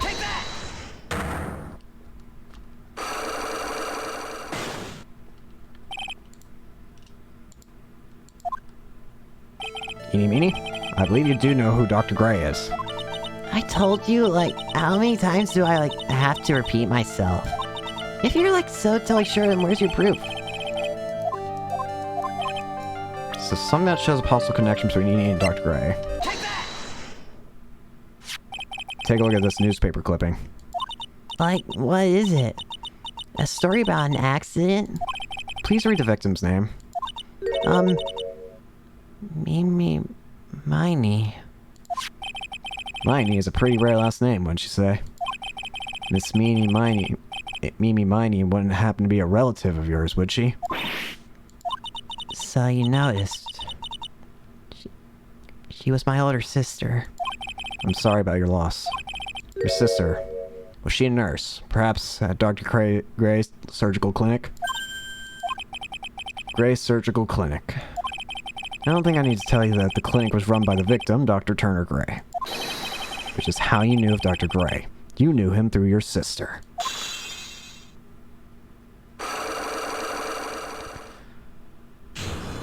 Unlock successful. Please, tell me all you know about Dr. Gray. My sister's name was Mimi Miney. She was, like, a nurse at Dr. Gray's clinic. That's what I thought. I heard that, like, Dr. Gray was really tough on people, like a total slave driver. My sis was, like, always coming home totally wiped out because she was overworked. Wiped out. So is that why she fell asleep at the wheel? That guy, like, drove my sis so hard. So, like, that's why the accident happened. The one where 14 patients died from malpractice. Yeah, I think that was the doctor's fault, too. My sis was pushed by, like, everyone's expectations and, like, her duties and stuff. And that, like, pushed her to her death. Oh. I'm sorry. So, like, are we done? I've, like, already told my story to, like, everyone. Do you understand how this works, Mr. Nick? This is how a psych lock works. Well, I don't plan to pry into people's hearts unless I absolutely need to. The lock this time was pretty easy, but you might meet people who aren't as willing to give in later on. If you don't have enough proof, be careful and know when to stop trying. Well... Let's see, sorry. Ow. Sorry, I was doing something.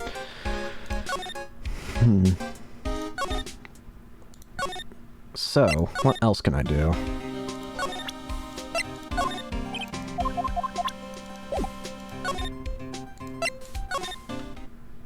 Nope.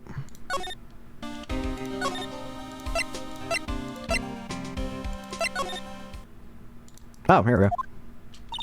Mr. Nick, What's up? What's wrong? I have never left Crane Village. Really? Wow, that's pretty amazing. You're going to meet with Mystic Maya, aren't you?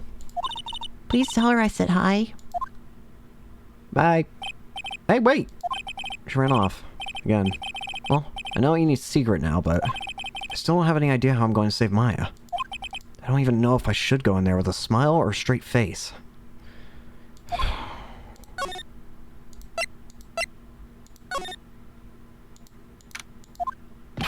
What am I supposed to do? I'm almost out of time. Can I really do anything?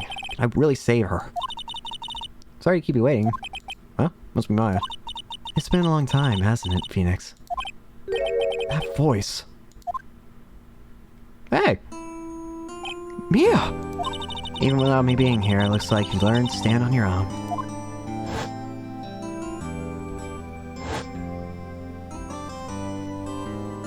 Mia! She's Maya's older sister and my mentor. She was a top-notch defense lawyer, but a certain case forced her into retirement. But whenever I'm in trouble, she comes to help, just like this. Her spirit comes back from the other world and borrows Maya's body for a bit. Phoenix, you can't make that kind of face in front of your client.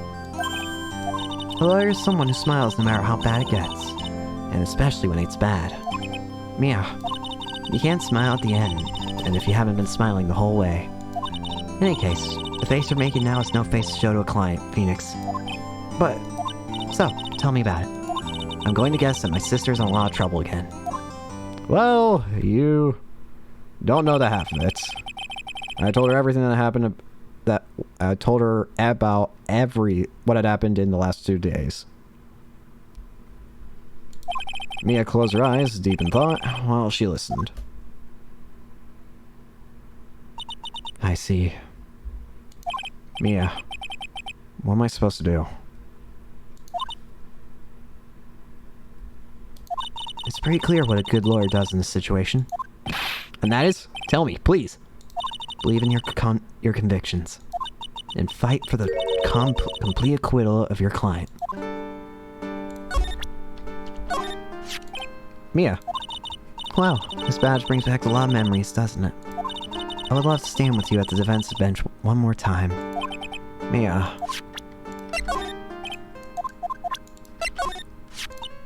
This is Maya's Magatama, isn't it? Why do you have it? Maya gave it to me, but I see. This is something very important to me. Take good care of it, okay? She's looking at it with a soft look in her eyes.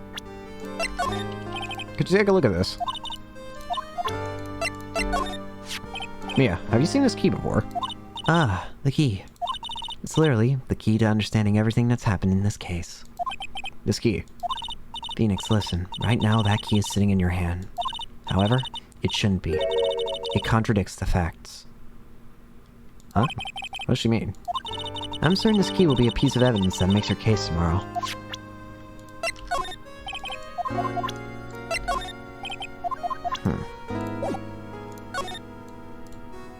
I'm surprised it doesn't say, like, that he's terrified that the person in the jail cell has completely transformed.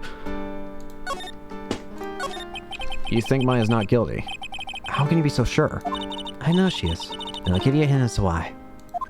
Yes? Mediums can't have dreams. Oh. Maya said she had a dream. Then that means whoever was standing in there wasn't Maya. It couldn't have been. Mediums can't have dreams. She didn't successfully summon in a spirit then. Meaning, if that's the case, then that puts Morgan in a very interesting position. This means it had to have been something planned, wouldn't it? And I think this further makes Eni look like worse as well, so... To me, it sounds like a stage thing. Eni, I get the feeling, probably could have disguised as Maya. They can't? From what you've told me, it sounds like Maya was having a dream while channeling. Yeah, She said she dreamt that she had died and had been buried in the ground. That's impossible. You've heard it from her, I'm sure. When a medium channels, her own spirit disappears, which means that it's impossible for her to dream during that time. Then, what does this mean? I think it's safe to bet that Maya was set up. A setup? It's up to you to blow the lid up on this case tomorrow and show how she was set up. How am I supposed to prove her innocence when I have nothing to go on? If you're looking for a clue, you've Zari in your hands. It is? Just as it sounds, Phoenix. You already hold the key. Come on, show me the key to this case. Key, huh? Alright. You already know everything you need to know. You know what the key to this case is. That's enough. But how can I win tomorrow without knowing who the real murderer is? Who could have... I didn't know it at the time. But this day was going to end with a turn for the surprising. Ah! Huh. So even dead people can hold secrets, can't they? Mia? What? What's wrong? That's right. Only I can see the Cyclops.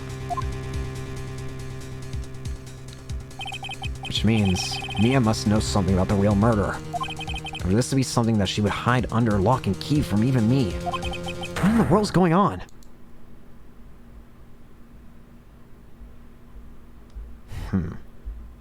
Maya's got her own lock. Well, it's time to get into court and find out more about Miss Von Karma. Yes, I know who it is. What? Prosecutor Von Karma? You mean... No, I heard it's his successor this time. successor?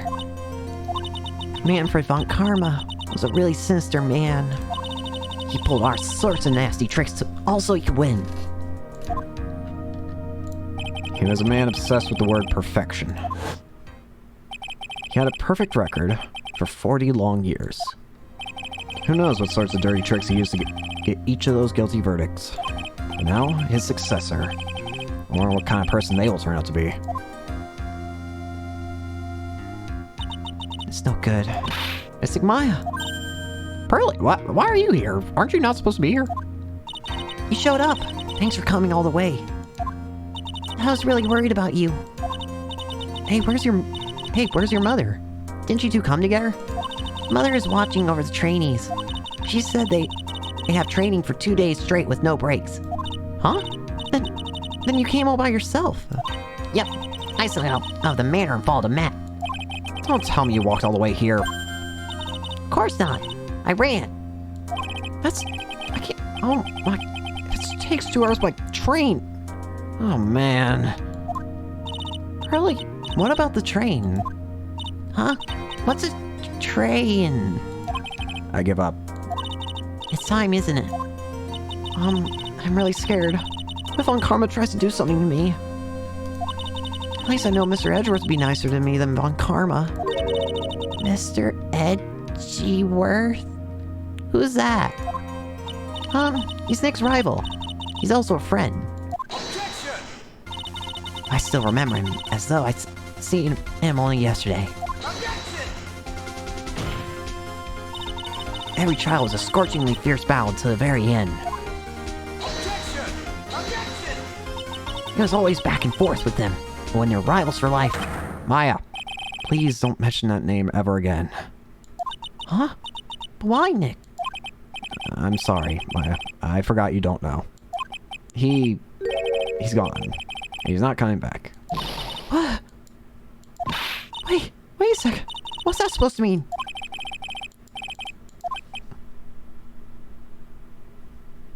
Let's go. Now's not the time to talk about that anyway. Nick?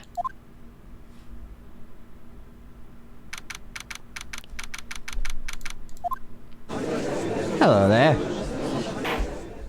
Court is now in session for the trial of Maya Fey. Are the prosecution and the defense prepared? What is with this kid? Mr. Wright, are you prepared? Huh? Yes, Your Honor. Why does he always seem mad at me? Mr. Phoenix Wright. You must be a little shocked because I am a woman, correct? Hold on, so she's the famed successor to Prosecutor von Karma. I'm Franziska von Karma, the prodigy. I see. I gave up a promising career in Germany to come and came to this country for one sole reason. Revenge. Revenge? Is this about her father, Manfred von Karma? If it's something of a personal nature, I'm sure you can... Ow! I'm talking. If you interrupt again, my whip will do the talking for me. Please speak with your mouth like a normal person. I beg of you. Who let you in with a whip? Make no mistake, I will defeat you. Prepare to go down, Mr. Phoenix Wright. Prosecutor von Karma, your opening statement, please. Those of uncommon blood have only one fate, and that is perfection. The defendant, my Fay, will find no escape from her guilt on my watch. Very well. What is the defense's position? Your Honor? Does the defense wish to enter a plea of not guilty? Yes. Foolish fool, foolishly dreams of foolish dreams. 10 minutes. I give the defense 10 minutes before it changes its plea. That's right. I'll have you running for the justified self-defense plea in no time. Justified self-defense. A plea usually reserved for when a person unintentionally kills in defense of themselves. We could very easily make a solid case, but that it was self-defense, but... The defense stands by the plea of not guilty, Your Honor. Because the plea justified self-defense is to say you did kill someone. How foolish. If that's how you want to play, Mr. Phoenix Wright, then I shall now call the first witness. She's just as scary as her father. Like father, like daughter, I suppose. Hi. Hi. Witness, your name and occupation. Yes, sir. My name is Dick Gumshoe. I'm a detective at the local precinct. Ah! Get to the point already. Explain to the court the details of this murder. Yes, sir. If everyone would please look at his map. Jailing chamber has no windows and the door is locked shut. At the time of the murder, only the victim and the defendant were in the room. What were they doing in there? Hey, well, we're, jailing a spirit, sir. Channeling a spirit. That's quite the look of disbelief, Your Honor. Anyway, a few minutes after the jailing started, gunshots were heard coming from the side of the room, sir. A few of the witnesses broke the door down and rushed to the room. And that's when they found that the victim was already dead, correct? Ow,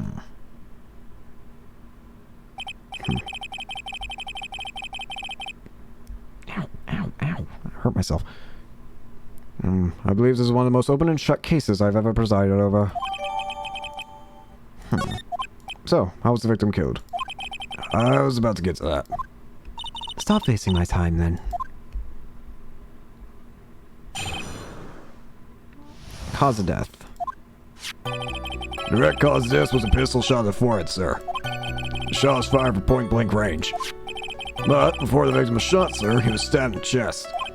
The wound was very severe, but not enough to cause instantaneous death. Murr used the pistol to finish the victim off after the stabbing.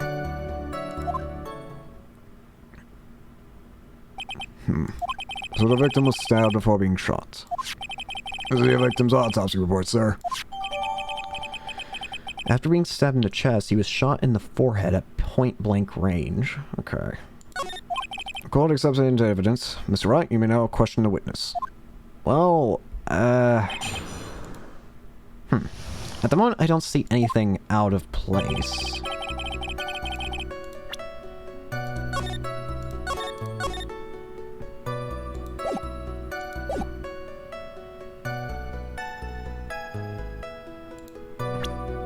But I do want to look at this. So after being stabbed in the chest, he was shot in the forehead at point blank.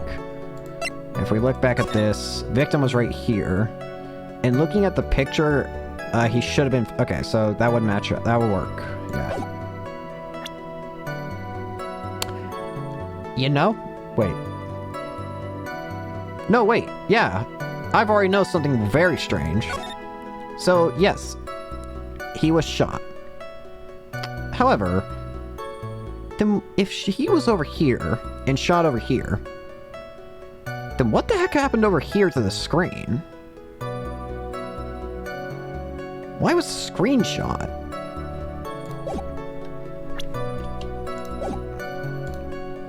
Hello? The murder weapon, Detective Gumshoe. Whose pistol was it? It was the victim's. The victim. Now, why would he have... Why would he have a pistol? Who cares? The point is that you are missing. The point that you are missing is whose fingerprints are on that pistol. If you're not already paying attention to that, then I suggest you start. Fingerprints? There were fingerprints. Along with the victims, the defendant and my face were also on the grip, sir. Well, that's not good. Because I walked right into her hands there. Point blank, huh? So about how far away is that? It's anywhere between 12 to 20 inches away, sir. Then how do you know he was shot point blank? Mr. Phoenix Wright, I grow tired of the foolish foolery of the foolish fools of this foolish country. Excuse me? Gunpowder burn. Gunpowder burn. When something is shot from point blank, a burn area is left around the bullet hole. Gunpowder exploding is what makes a bullet fire, and that gets real hot, pal. And there were definitely some gunpowder burns left on the victim's forehead. Wow. Never knew that. Live and learn, I guess.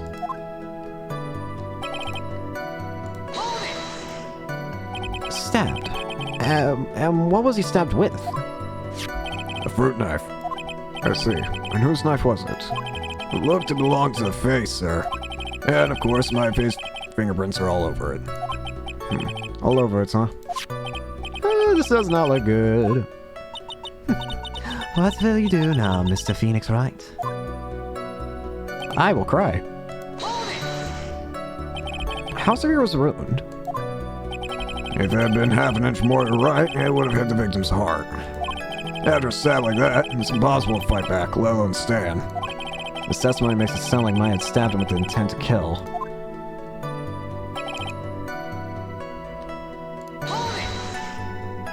Are you sure he was stabbed first, then shot? Yep, sure as can be. One look at the wounds and you come to the same conclusion too, pal. A fool is a fool who will only listen to the foolish opinions of other foolish fools. A pistol shot to the forehead at point blank is certainly enough to kill instantly. Does it matter, then, which was first? Think a little more before you open that big mouth of yours, Mr. Phoenix Wright. What pain! That's enough. We have clearly established how the victim was murdered. I brought 2 murder weapons with me today. Very well. The court accepts them into evidence.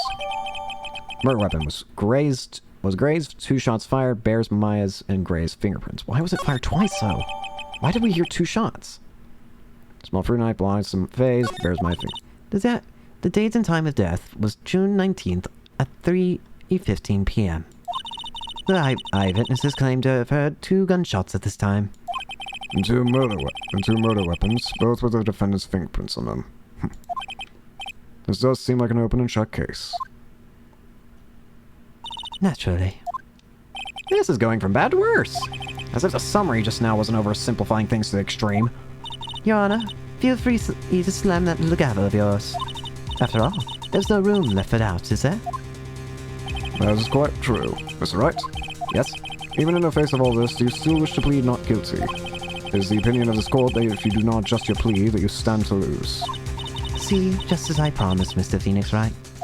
You would have changed your plea in less than 10 minutes. Will we do, Mr. Wright? Will you change to justified self-defense? Because now would be the time to do so. This is your final chance. As if you have to ask. Not guilty.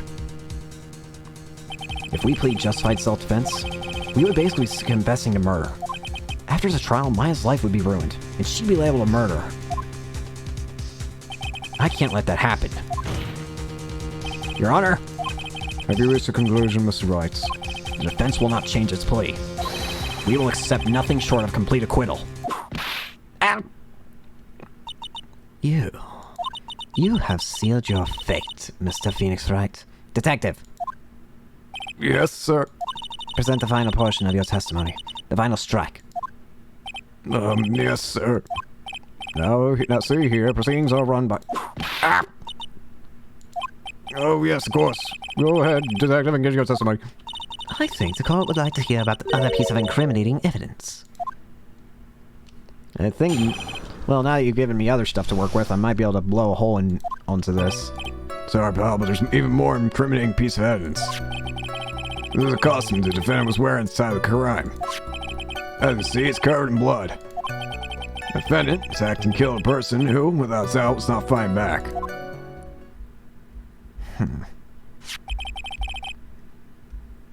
So this costume. There certainly is evidence of a back spray of blood on this. This piece directly links my fate to the crime, sir. I see. The court accepts this into evidence. Alright, Mr. Wright. I's fingerprints on both the murder weapon and blood splatters are on her clothes. Could this situation get any worse? What's wrong? You seem to be at a loss. I think this is the last piece of testimony the prosecution should have to offer. Feel free to sulk off with your tail between your legs, Mr. Phoenix Wright. Please stop calling me by my full name. It's disturbing.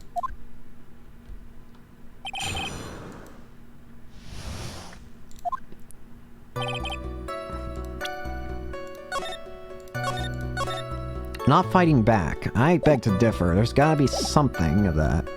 And that's why things are starting to seem weird to me. Why didn't you say so in your testimony earlier? You're kinda scary today, you know that, pal? Come now, Mr. Wright. There's no need for that kind of attitude in my court. Alright, just please stop glaring at me like that. Costume? Nice costume. Yeah, she was wearing this when we arrested her. She's wearing her channeling costume today, too. Is she not allowed to wear anything else?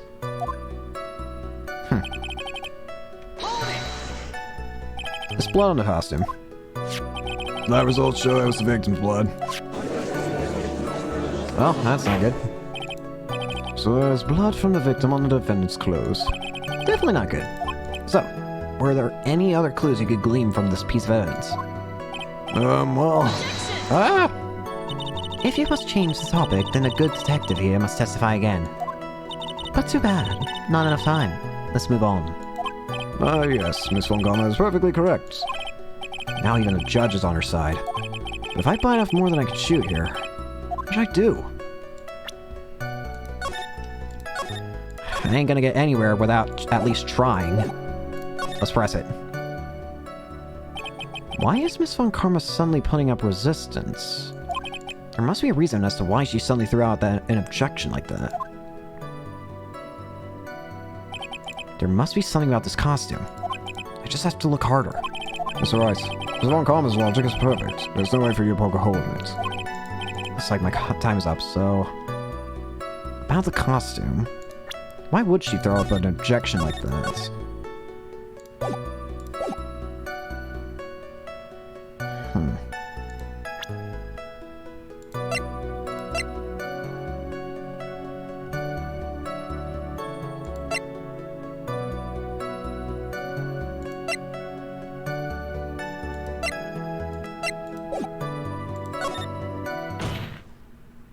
Your Honor? Actually, there is something very wrong with this piece of evidence. What? What are you talking about, pal? Where is this problem you're talking about? I've come this far. There's no turn back now. Oh, hey there. Hello, Mr. Little Bullet Hole. I asked the court to please take a look at the sleeve of this costume. The sleeve? There's a tiny hole here. Hole? That wasn't in the report. Hold on. What's this around the hole? It smells faintly of gunpowder. Gunpowder? No one ever told me that. A hole that smells of gunpowder. Looks like I found the hole I was looking for. Your Honor, the only logical conclusion and you can make is that this must be a bullet hole. Order, order, order. This is a very grave matter. It's best we correct the court record first before anything else. Press check button for details. This has a lot of interesting tidbits to it. I think we can explain shot number 2. Although that doesn't exactly help me. Is she actually smiling? What else is she hiding? Pull yourself together, detective. That tiny hole doesn't change a thing. The strength of the evidence still holds. Continue with your testimony. That just now was a fluke. Nothing more. How can you say something like that? This is a huge oversight. While I agree it's a mistake on the part of the police, the prosecutor von comments that is true. The evidence still stands. If you do not find a more definitive problem with the evidence, then... No way! Detective Gumshoe, please continue with your testimony. Yes, sir. Yes, sir. Without a doubt, was not fighting back. Alright. Yeah, I'm not buying it. Detective Dick Gumshoe. Yeah? Having you call me by my full name's kind of weird feeling. You said that my client killed a person, without a doubt, was not fighting back. Yeah, I did. Then what, may I ask, is the bullet hole you police overlooked supposed to mean? What does it mean? I'll tell you what it means. It means that the victim had fired off a shot. Is this what it means to not fight back? You're right. Seems you are correct. If the victim had tried to shoot the defendant, then it would change everything. Alright, the wind seems to be shifting. Huh. What is it with that "are you finished yet" laugh? Are you finished yet, Mr. Phoenix Wright? Swan Karma? It seems that Maya Fey was shot at by the victim. However, that is only grounds enough to support a justified self-defense plea. That's correct. But I'm sure you remember, Your Honor, what the defense clearly said. They rejected justified self-defense and pleaded not guilty. That's right. Ow. Which means the defense is yet to prove anything at all. No! Well, yes, that's true. Furthermore, just the fact that there's a bullet hole in the costume is not enough to substantiate even a plea of justified self-defense. Huh? How so? Arr! Don't just stand there. Hurry up and tell the court what transpired that day. With the new information we acquired added in, of course. Huh? You mean by myself? You want me to put together a scenario by myself? Yes, sir. Right away, sir. What transpired? During the challenge, the defense saw his chance to stab the victim in the chest. Of course, the victim used the lesser strength of his strength to fight back, sir. While the two were fighting, the victim took out his gun. The victim took the shot, but because they were too close, he missed. The defendant then picked up on the opening, took the victim's gun, and ended it. What? The scenario you have put together does make sense. Yes, sir. Well, Mr. Wright? On the surface, it does seem to make sense. However, I won't give up that easily. Please refrain from glaring at me like that. Now then, your cross-examination, please. There's gotta be something I can poke a hole in through.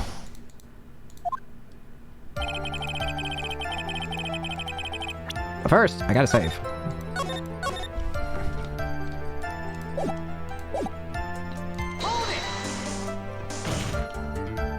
There's quite a difference in height between Dr. Gray and the defendant. Add in body strength, and it seems unlikely the defendant could have stabbed at the victim. Now that you mention it. Yeah, I guess. And the outcome. You think you can get away with such flimsy reasoning, Mr. Phoenix Wright? Maya Fey was in the middle of channeling, was she not? When channeling with the Korean channeling technique, the medium physically changes. With that nurse's build, the defendant could have easily been a match for the doctor.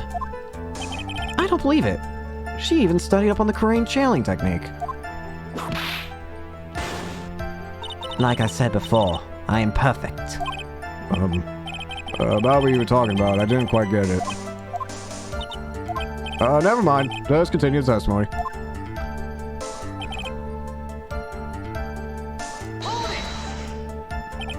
So he was stabbed, but the stab wound didn't kill him. But if you think about the blood loss, he was probably hurt pretty bad. How badly hurt would you say he was? Actually, I went to give it blood the other day, and afterward I felt lightheaded and pretty dizzy. I guess the damage was about maybe 10 times the dizziness. Nah. Sorry.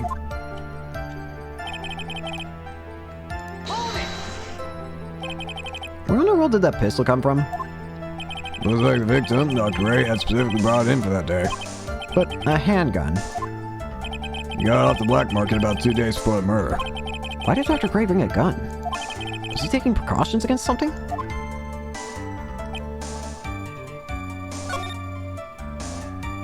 Taking precautions? Precautions?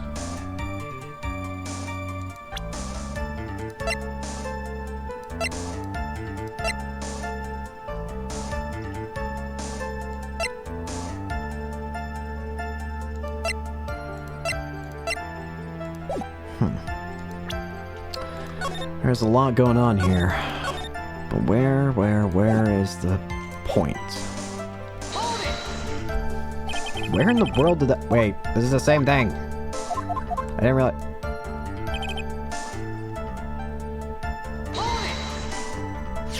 so you're saying the bullet hole in this costume was made then?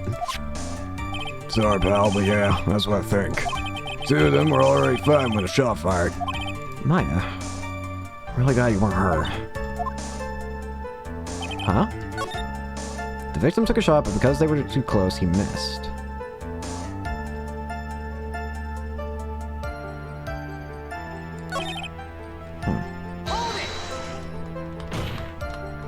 Maya has never fired a gun before in her life. The victim had already taken off the safety. With the safety off, even an amateur like yourself could fire it. Just by pulling the trigger. Even me? I wonder. Now do you understand? Avon Karma's logic is perfect. His testimony certainly makes us look very bad, but there's gotta be a contradiction there somewhere, and uncovering it is going to uncover the truth. I can feel it.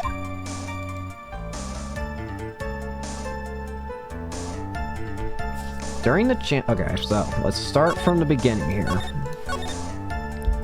Let's look at everything and see how everything makes sense. During the channeling, the defendant saw a chance to stab the victim in the chest. Alright. First of all, let me ask, what kind— the wound is stabbed in the chest, so that's correct. And, yeah. So the knife. Murder weapon, small fruit knife belongs to the phase. Okay, so this statement seems true. Let me look at the profiles. Doesn't seem like that's anything to deal with it. Of course, the victim used the last of his strength to fight back. While the two were fighting, the victim took out his gun. The victim took a shot, but because they were too close, he missed. The defendant then picked up on the opening, took the victim's gun, and I accidentally hit click. And ended it. Apology, did not mean to hit enter. Or click. The victim took a shot, but because they were too close, he missed. He missed. He missed, he missed, he missed.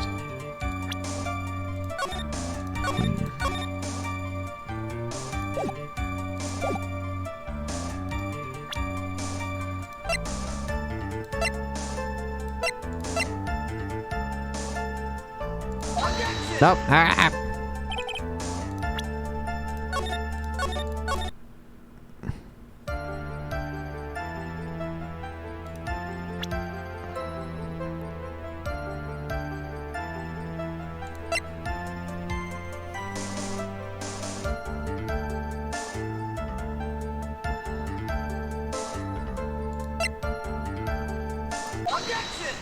I'm not buying it. Missing the tiny hole in this costume will be the prosecution's undoing. Huh? What do you mean? This little hole has actually created a huge hole in your testimony. Explain yourself, Mr. Wright. You said that 2 of them were fighting when the victim fired his gun at point blank. If that were true, then where is the gunpowder burn on this costume? Gunpowder. Gunpowder burn? This is what you testified earlier. When something is shot from point blank, a burn area is left around the bullet hole. Oh! But there is not a single trace of gunpowder burn on this costume. That is a very good point. And what exactly does that mean? It means that when the shot was fired, they were standing apart from each other. I'm disappointed, Mr. Phoenix Wright. You think you can punch a hole in my logic with that? With wishy-washy thinking like that, anyone can explain anything away. Then I'm worried to disprove my line of thinking. Let's see. In the middle of their fight, the victim pushed the defendant away. And it was then they were separated. High five, how's that? As if that was even possible. According to testimony, the wound from the stabbing was very severe. The victim would not have enough strength to push the defendant that very far after that. Well, then... That's right. The defendant must have pushed the victim away. After stabbing him, she must have put some space between the doctor and herself. Then, while she was preparing to strike again, the doctor took his shot. There. That should satisfy even you. It does make an awful lot of sense. What do you think, Mr. Wright? Concentrate and think.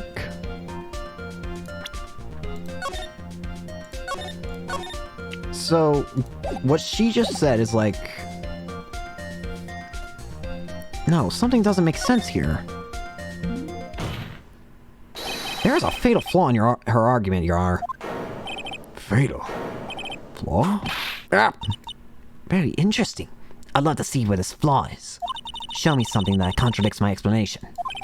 There has to be a snag in her explanation somewhere. She put some distance between them before rushing to make the final blow. She put some distance between them.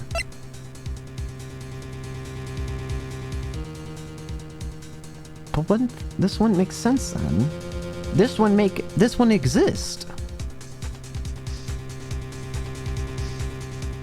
She put some distance. Not to mention, why is there just like, you know, the hole right here? But again, there wouldn't be any gunpowder. Would there? I don't think there'd be. And when she was about to strike, the doctor took his shot. There must be a piece of evidence that contradicts this line of thinking.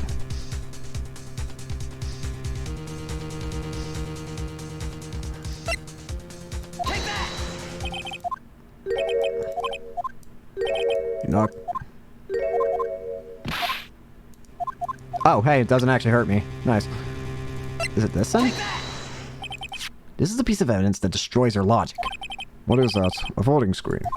I would like to point the court's attention to the hole in this voting screen. It looks like you already know what I'm talking about. Ooh. Where? What? Mr. Wright, An explanation, please. are these two really that clueless? The bullet went through the defendant's sleeve first, and then the folding screen. It passed through at a height of approximately 8 inches off the ground, which means... When the shot was fired, the defendant, was not getting ready to strike, but was actually squatting low to the ground. Order. Order! This changes everything. Please look at this diagram of the crime scene. The victim, Dr. Wright, was here when he fired the shot, and the bullet hit this folding screen. It hit at this location about 8 inches off the ground. At this time, the defendant was in this area. Well, it would have to be here.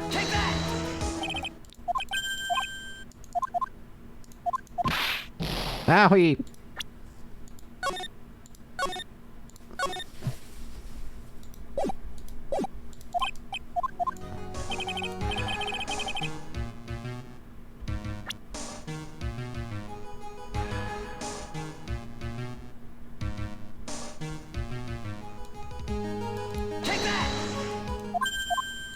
Hey.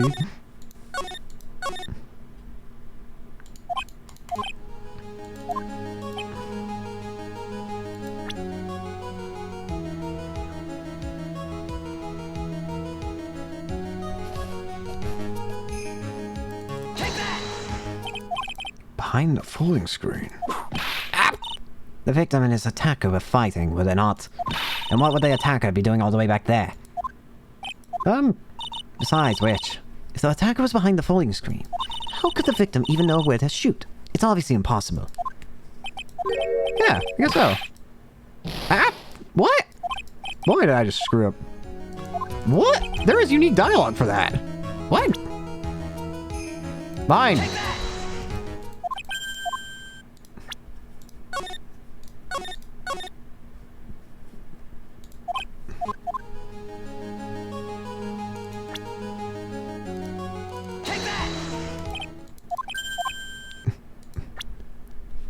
What am I forgetting here?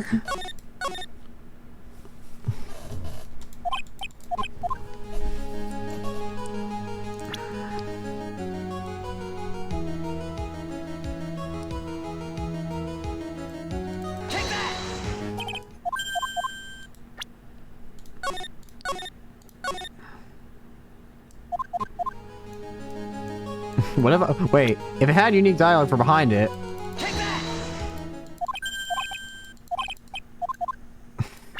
I was kind of hoping at that point that there'd be unique dialogue like, hey, it's the victim.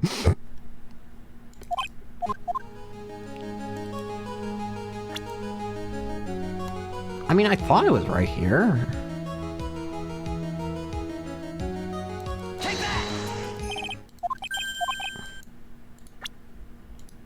Where?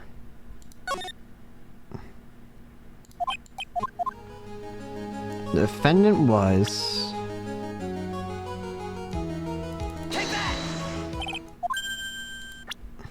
Bring! My brain works incorrectly.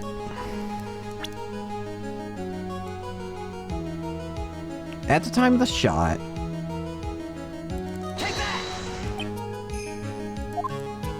Oh, Wait a second. We know the defender was close to the ground based on the height of the bullet. But how can you gauge the distance from that? Isn't it possible that the defender was standing much closer to the victim? that's impossible. But why?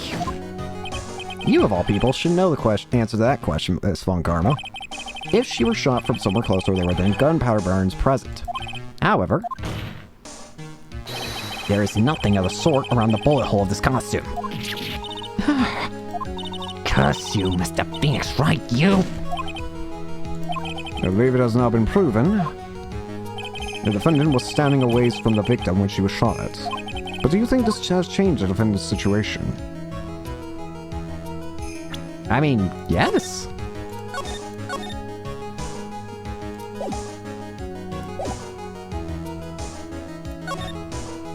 Because then the blood splatter wouldn't even exist.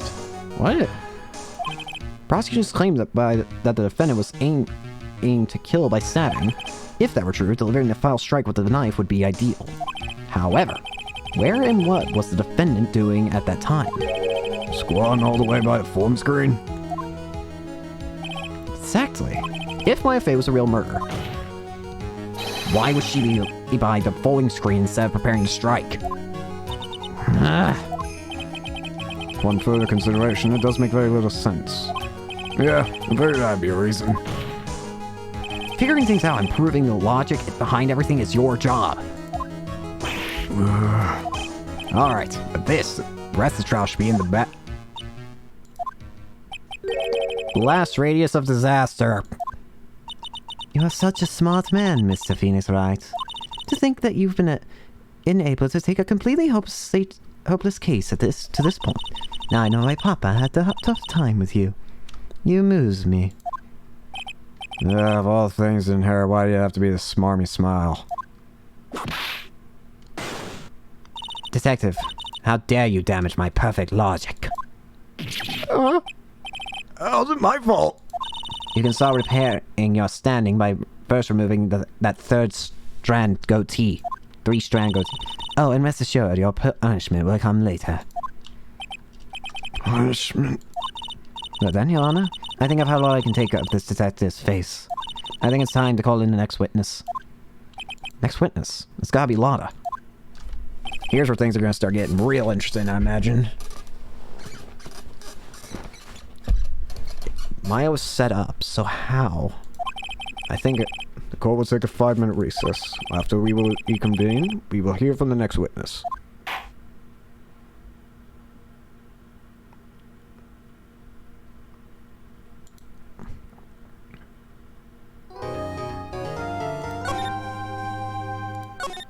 why not continue for now? Why not?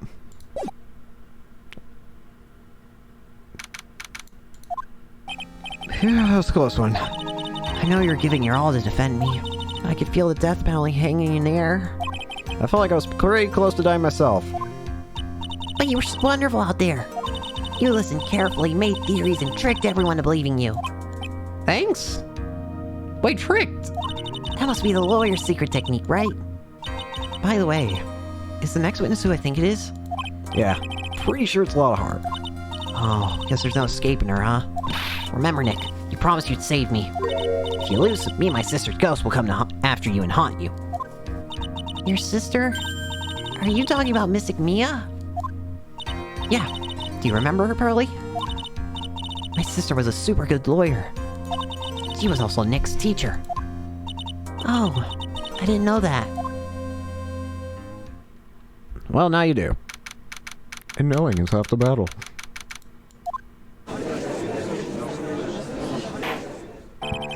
It just now occurs to me I'm all alone. Court will now reconvene. Now, first of order. I don't want to hear it, old man. After I call my witness, sit there quietly and watch like a good little boy. Yes, sir. Bring in the photographer who witnessed the channeling. Well, aftermath. Witness, your name and occupation, if you please. Hi, Phoenix. How you doing? Just fine. Sorry about this. Didn't exactly have a choice, you know? Name and occupation. I have to what in tarnation? Hey, Judge, this here violation is a violence against my fair self. That's fine. That's fine. That's a whip. Ah! Why is she allowed a weapon? There's no need for foolish outcries from foolishly foolish fools. Just hurry up and testify about what happened on the day of the murder. I haven't even gotten to say my name and job yet.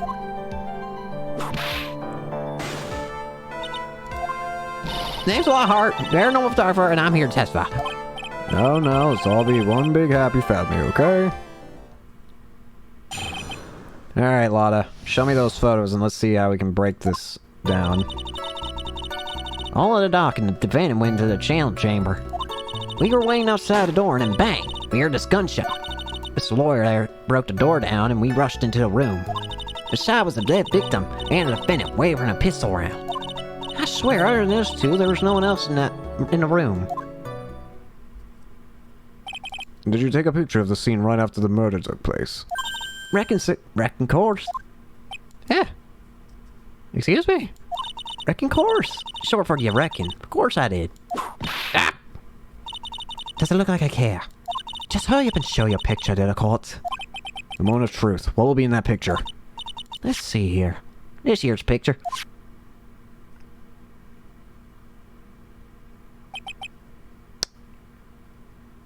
Wait, what? What? Wait. Huh? This doesn't make sense. Why are their positions flipped?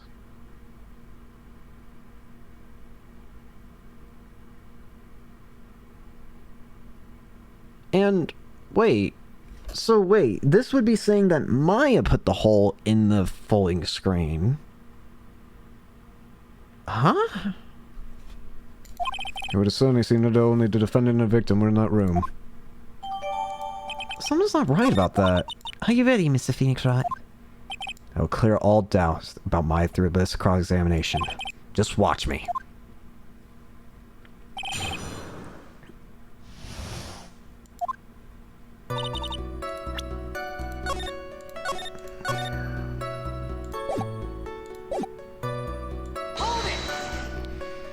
Was it really only those two that went in? Ah! What are you blabbing about? You were there too, you were you not? Why don't you answer that yourself? Was it really just the two of them? Yes, Dr. Gray and Maya were the only two that went into the room. Hold on, we can't have the defense testifying its own client. Anyway, folks, only two of them went in that channel chamber, you hear? But you knew that from the very beginning, didn't you? Witness, continue. We heard two. Was it really a gunshot? Phoenix. Are you insane? You must have heard it as well. Why don't you test? Jeez, am I the one testifying? Jeez, Pete. Yes, I think it was something that sounded like a gunshot. And why are we here listening to defense testify? And the world becomes just a little crueler. I heard a gunshot like a long time ago, so I know. And I tell you that where it was a gunshot I heard. Now this is where a story heats up.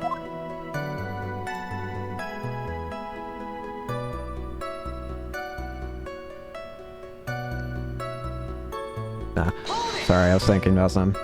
So let me get straight. This Mr. Lawyer there brought the door down. Honestly, Mr. Phoenix Wright, why don't you just tell us what happened then? Yes, Miss Von Karma, I broke down the door. Sorry. Why does it feel like an inquisition? No need for apologizing. That was great. You're a real man. Oh, really? That's something I would have liked to see. The judge is smiling rather openly. I think that's a good sign. And what did you see once you broke in?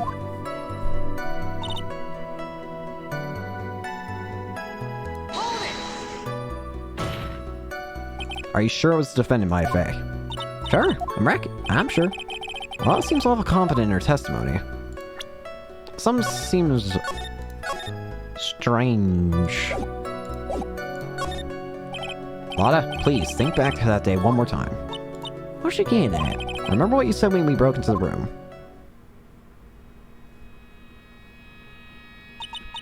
I was murdered. Lotta, at a time like this, talent like this are perfect for snapping up shop. Well, anyway, what's going on here? This gal, she mine?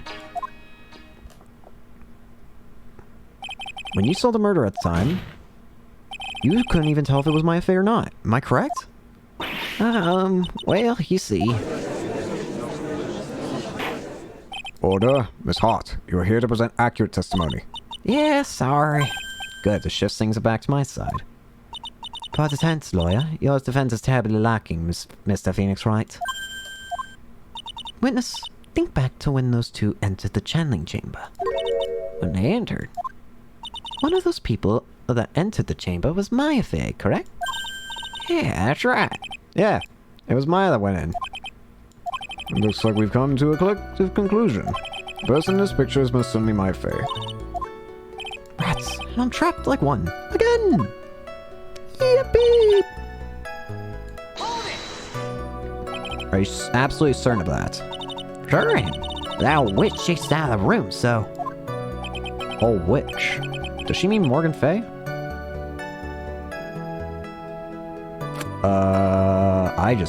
Ooh, wait a minute. Huh. You think... She knew what was going to happen the whole time, didn't she? There was no one else in there, and you know it. The channeling chamber was very dark, almost pitch black. Was there really no one else in there? I would say, if there's going to be anyone, it's going to be the folding screen. What about the behind the folding screen? Did you check back there? Rick Given. What in Rick Given, you know? You reckon that's a given. It took me a good... I took me a good look around the room once. There ain't no way anyone was hanging out behind that folding screen. If I may have a word with you, Miss Hart. What? You got a problem? Rick Given. I mean, I'm having a little difficulty in understanding you. Now then, Mr. Phoenix Wright, do you see a problem with the testimony or don't you? Damn. Enough. Seems that there's no issues with Miss Hart's testimony. At the time of the crime, there were only two people in the channeling chamber. The victim, Dr. Turner Gray, and the defendant, Maya Fey. The face of the defendant cannot be verified in this picture. However, if we think about the circumstances, it would have to be the defendant. What am I going to do? Wisdom, Mr. Wright, you look as if you have something to say. If I make one wrong move, I'm gonna have a judge against me.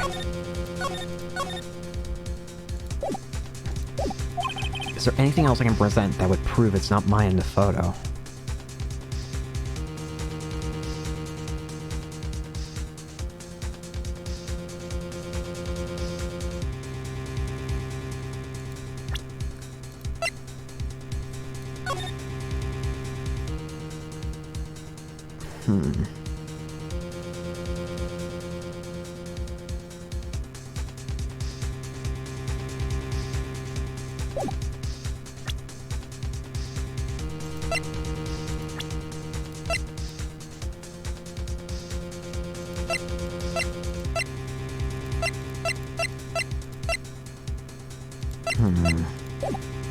Wrong button.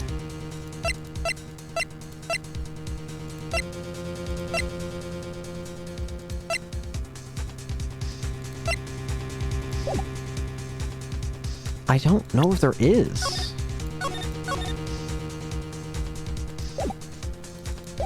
Is there anything I could present that would prove it's not Maya? I don't think so. Well, Mr. Wright, nothing, Your Honor. That's very smart of you, Mr. Phoenix, Wright? You really should give up trying to prove this is not Maya. I didn't say anything about giving up. I just don't have the right piece of evidence to prove my argument. That's enough. Is this it? Is this all I can do? I think it's quite obvious the court the verdict of not guilty is not possible. I told you. Totally 100% impossible. Miss Von Karma, do you have any further questions for the witness? Having established the defendant's guilt, further questioning won't be needed. What about the defense? No further questions, I presume? I couldn't protect Maya. The defense... Phoenix. You can't make that kind of face. A lawyer is someone who smiles no matter how bad it gets. Yeah. Guess I made it just in time, wouldn't you say? You? Pearls! Her clothes are a bit small. Anyway, what are you waiting for, Phoenix? Let's go.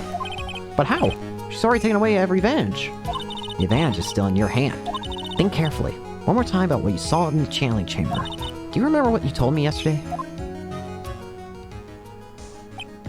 Dr. Gray. I was murdered. What? Not up. You see, there's one final piece of this puzzle. Question Lana one more time, Phoenix. I don't know if she's doing it unconsciously or on purpose, but she's not testifying truthfully. Now then, this court would like to end the cross-examination period. Wait, Your Honor. The defense would like to request that the witness testify one more time. Overruled. I'm afraid you're too late, Mr. Wright. Cross-examination has already ended. Furthermore, It's fine. I'll allow another testimony. Von Karma's case is perfect. Absolutely flawless. And what better time than this for you to see that? But, I mean, I have some places I must go after this. Alright, allow it. It's hard. Hurry and give us another testimony. Well, heck, what am I supposed to talk about? Tell us once more. What happened when you burst into the channeling chamber? Okay, you got it. You got through the judge somehow, right? Well, actually, it was Von Karma's whip that got through to him. Part 2. When we broke into that room, all I could focus on was Maya. I was kind of scared of dead body, so I didn't take a good look at it. I'm really bad when it comes to blood and ghosts and stuff. I still managed to point my camera at Maya and take a shot. Nothing sounds different from before. Some parts of her testimony were very vague. I should press her on those sections. Shrug all you like, as you taste the bitterness of your defeat. Well, amuse me with your useless questions, Mr. Phoenix, Wright? I'm waiting. Well, I'm gonna enjoy smacking that smile off with truth. That sounds stupid. So, what did she look like? You know, she looked like a different kind of person. A different person? She may have seemed like a different person. However, she was still my affair. We have already made that point abundantly clear. Yes, that's true. Well, MSR, did you see anything else? Then perhaps the body was not grazed at all. Eh? Well, I reckon that's possible. If If the body inside the room was not of Dr. Gray, then whose body was it, Mr. Phoenix Wright? Well, what if it was that of my fae after channeling her, mate? Foolish fool spouting foolish foolishness, just as I expect of a foolish fool such as you. If that were the case, then that mean that my fae is in fact dead. And that would make the defender's chair quite a lonely place, wouldn't it? Sorry, Maya. Are you all done here? Can I continue? And even knowing that, you persist in being a paranormal photographer. That's why I'm getting out of this here business. This gal's gonna get the dirt on the stars and be a tabloid photographer from now on. She's going through jobs faster than a baby through diapers. Mr. Phoenix Wright, would it kill you to stay on topic for a change?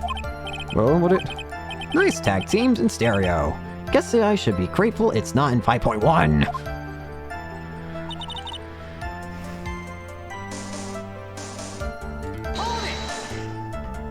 Two, right? To what? 2 shots. You took 2 shots. But only one has been submitted as evidence.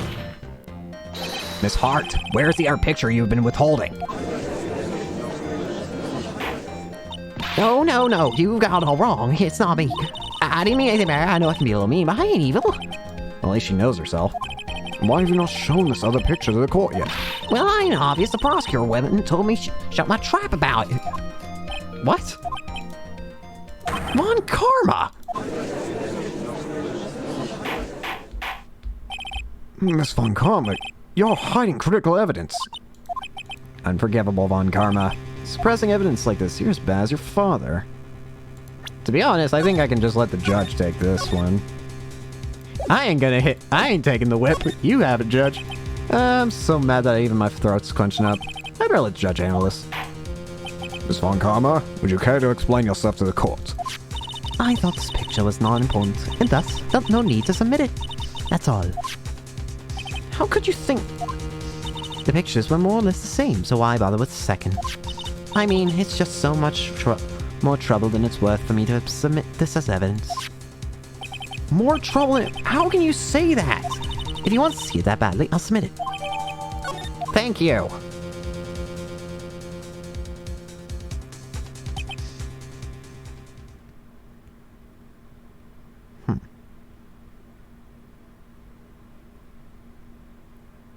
Wait a minute.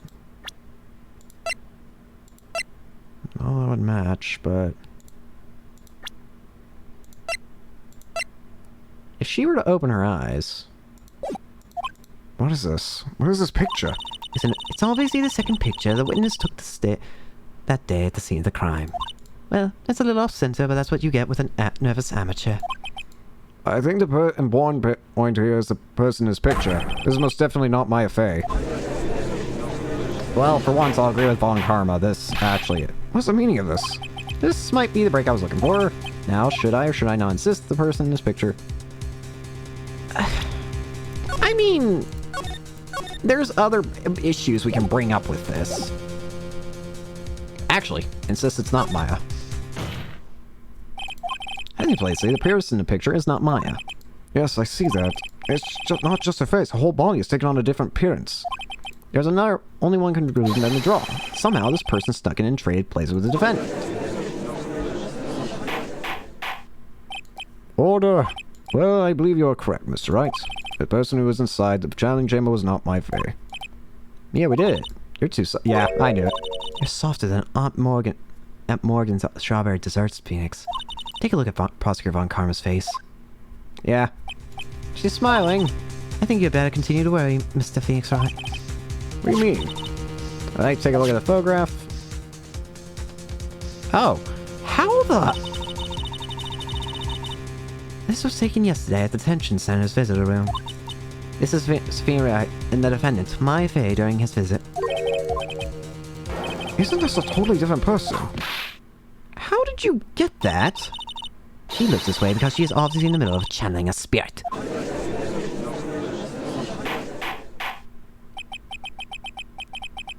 She can... Yet, it is the truth. When Maya Fey is in that state, she physically changes into the person she's calling. Miss Von Karma? A word, if I may. Taking pictures of someone during a private visit is illegal. Surely you must know that the picture can't be submitted as evidence. Obviously, I know this picture is illegal. But I never intended to submit it as evidence in the first place. Was she? From the moment I showed this picture to the court, this case became all mine. After all, this image has now been forever burned into the judge's mind. I don't have a single witty line. It's like we've been had. I don't claim to understand this, but I still cannot believe it. Are you saying that this person is the defendant, my Faye? If I get out here, trial will end. I think I have an idea. I can prove it. Your Honor? Oh, the fire has returned your eyes, I see. This picture within this picture lies a critical contradiction to all the testimony. A contradiction? So you think you spotted the problem with this picture, then earn your keep.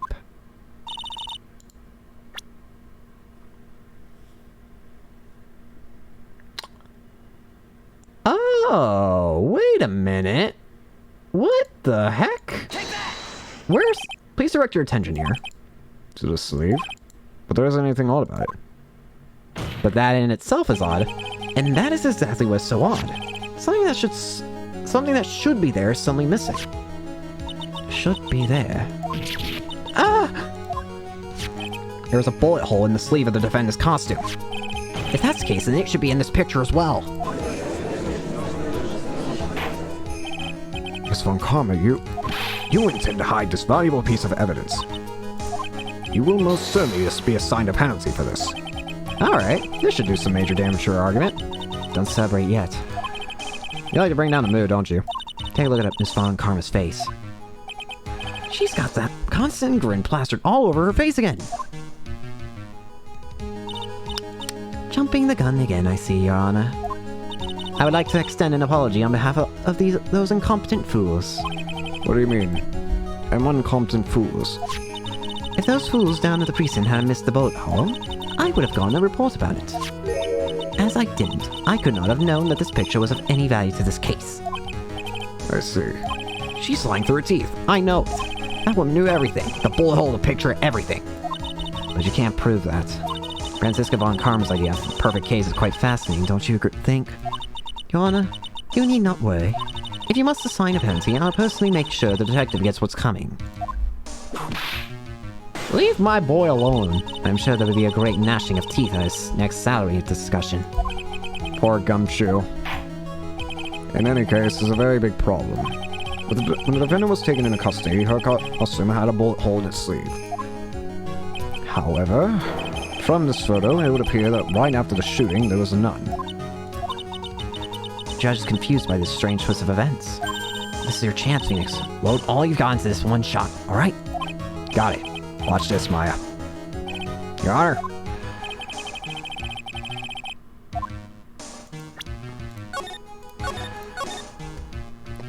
There's only one logical explanation for the contradiction.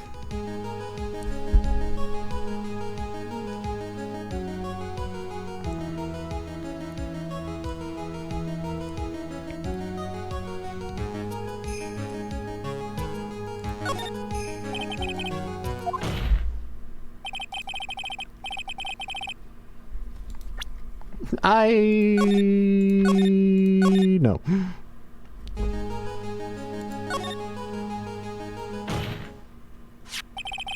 The defendant's sleeve had a bullet hole in it. However, this person clearly does not. There can only be one explanation. The person who shot Dr. Gray was not the defendant, but a different person altogether. What? Order! Order! If order is not restored, I will suspend this trial. What? Why me? The defense's argument is a complete mess. A complete mess? I fail to see how. Please enlighten us. A witness. What the heck? Is there any way to ask? Is there any way to ask Gal a favor? Be quiet, you. You were the one who said it was only the two of them when you entered the room. Well, you know, If you were lying, I swear that my whip will be the last thing you see. Well, look, sis, you're looking mighty scary. Why don't we say... I swear I wasn't lying or nothing. There wasn't anyone else in there, honest. You see? Now riddle me this, Mr. Phoenix Wright. Where did the Finn bash to? Where did this other woman appear from? Why is it lately? All I want to do is cry. Well, as the person in this picture is not the defendant. And this poses two very big questions. First, where did the defendant vanish to? And second, where did this person come from? That's right. Now hurry up and answer, Mr. Phoenix Wright.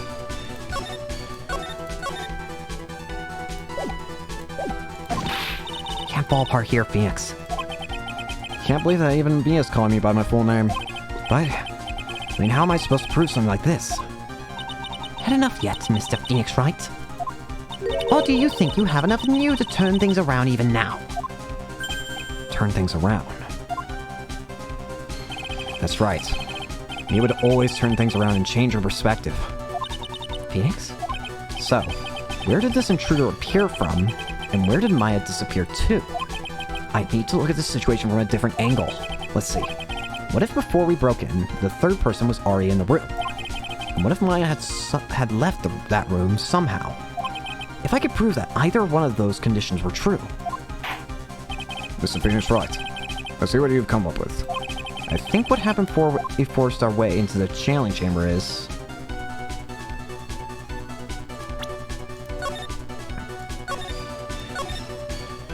Well, wait.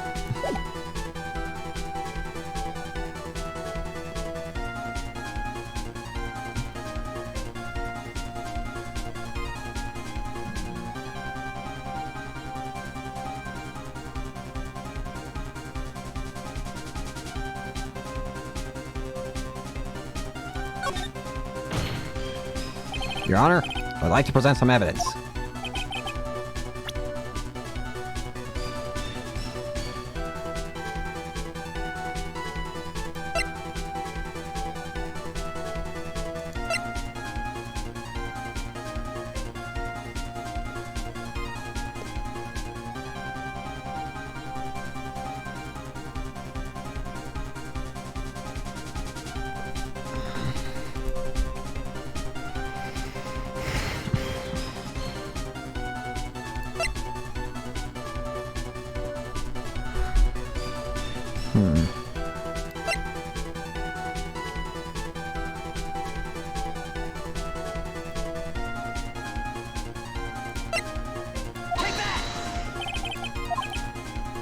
Okay. Run.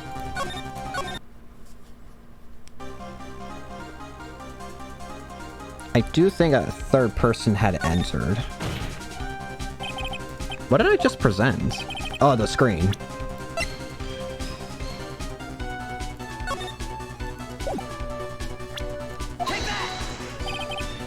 Ah!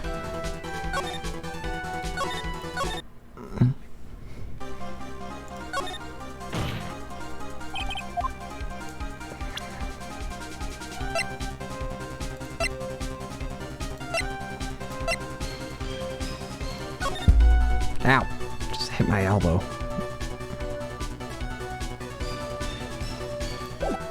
And then we look at this one.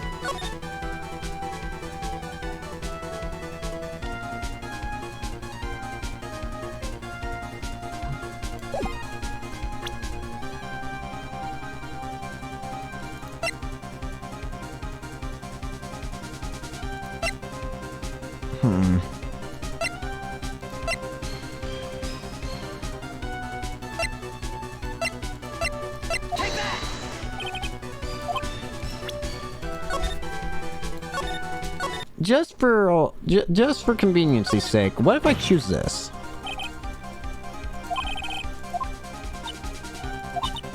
Wait.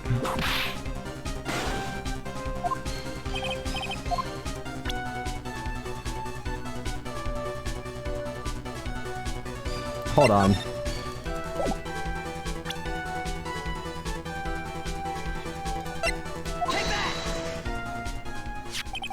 Oh my gosh, that was right. Wait, we have to redo that. I didn't even read the text. I thought that was a wrong choice. I'm a fool. Maya left the challenge chamber at some point, and the defense can prove this. Oh, how the foolish fool makes a foolish face while dreaming foolishly foolish dreams. Maya Fey was being looked after by her aunt, Morgan Fey. The chances of her leaving the crime scene, is lower than that detective's salary. Anyway, let's see some evidence. Proves that from the murder until the time of arrest, the defendant left the room. Miss Hart, do you remember seeing this key? Well, hey, that's a challenge chamber key, right? Before challenge started, Maya locked the door from it on the inside with it. Oh, Maya had that. The defendant herself locked the door. Yeah, that's why we all couldn't get the door open. And that key's the only one of its kind, after all. Oh, one of a kind, you say? Wait, Mr. Phoenix Wright. Yes? Looks like she's catching on. I'm afraid, Haas, but why is that key currently in your possession? Huh? What do you mean? If Maya Fey locked herself in, then the key should have been with her. Yes, agreed. However, she did not have the key at the time of her arrest. Well, ain't that a kick? So how come you're holding it? I got this as a present from a certain little girl. And that little girl was nowhere near the crime scene at the time. That's preposterous. This means that Maya Fey must have left the room. If she had not, then I would not be holding this key you see before you.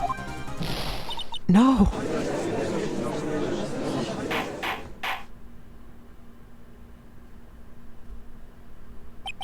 It seems we have come to an impasse. This picture has clearly captured the face of the murder. However, is this person the defendant or not? The defense is arguing that this person is not the defendant. Furthermore, as proof, this key has been submitted as evidence. Miss Von Karma? How can this be? At this point in time, a verdict on the defendant's guilt is not possible. My perfect case? How is there a flaw in my perfect case? Don't think you've won yet, Mr. Phoenix Wright. I'm a prodigy. I've never lost a case. And I don't intend to lose here in this court to a fool like you. Your father, I'm pretty sure, said the same thing. I don't care what I have to do. I will get my guilty verdict. That's enough. If you would like to continue, do so in the lobby. Court will reconvene tomorrow at 10 a.m. That is all. Course adjourned. Well, that was fast. What the heck? Wow. That was you, Burley? You summoned my sister? Yes. I felt I had no choice. Great going, Pearly. I knew you were special. Hey, Nick, did you know? Yeah. It's not like anyone else in there could have done that. Nick, I know you're trying really hard and all, but I really don't remember ever leaving that room. And I don't think that a third person could have gone to that room. Yeah. Well, at least we have until tomorrow to figure things out. Like what happened in that room, for instance. Yeah, I'm counting on you. I envy the two of you. Oh, by the way, Nick, do you think you could take Pearly back home for me? Sure. Alright, Pearls. Ready to go buy some tickets? Huh? A ticket? Poor thing. Show's sheltered. Alright. I was gonna try and do the case today, but I don't think I'm feeling completely up to it. I feel fine, it's just... I don't know. I don't think I'm in... I need to be in a... I don't know. Again, it's not that anything's wrong, it's just... I feel like I need to do it a different day. I don't know. Maybe my heart's just not in it right now. Anyways, though, it's been fun, though. Can't wait to continue this trial, and... yeah. Sorry if I was weird today, but hopefully I'll be better next time. Anyways, till then, see you.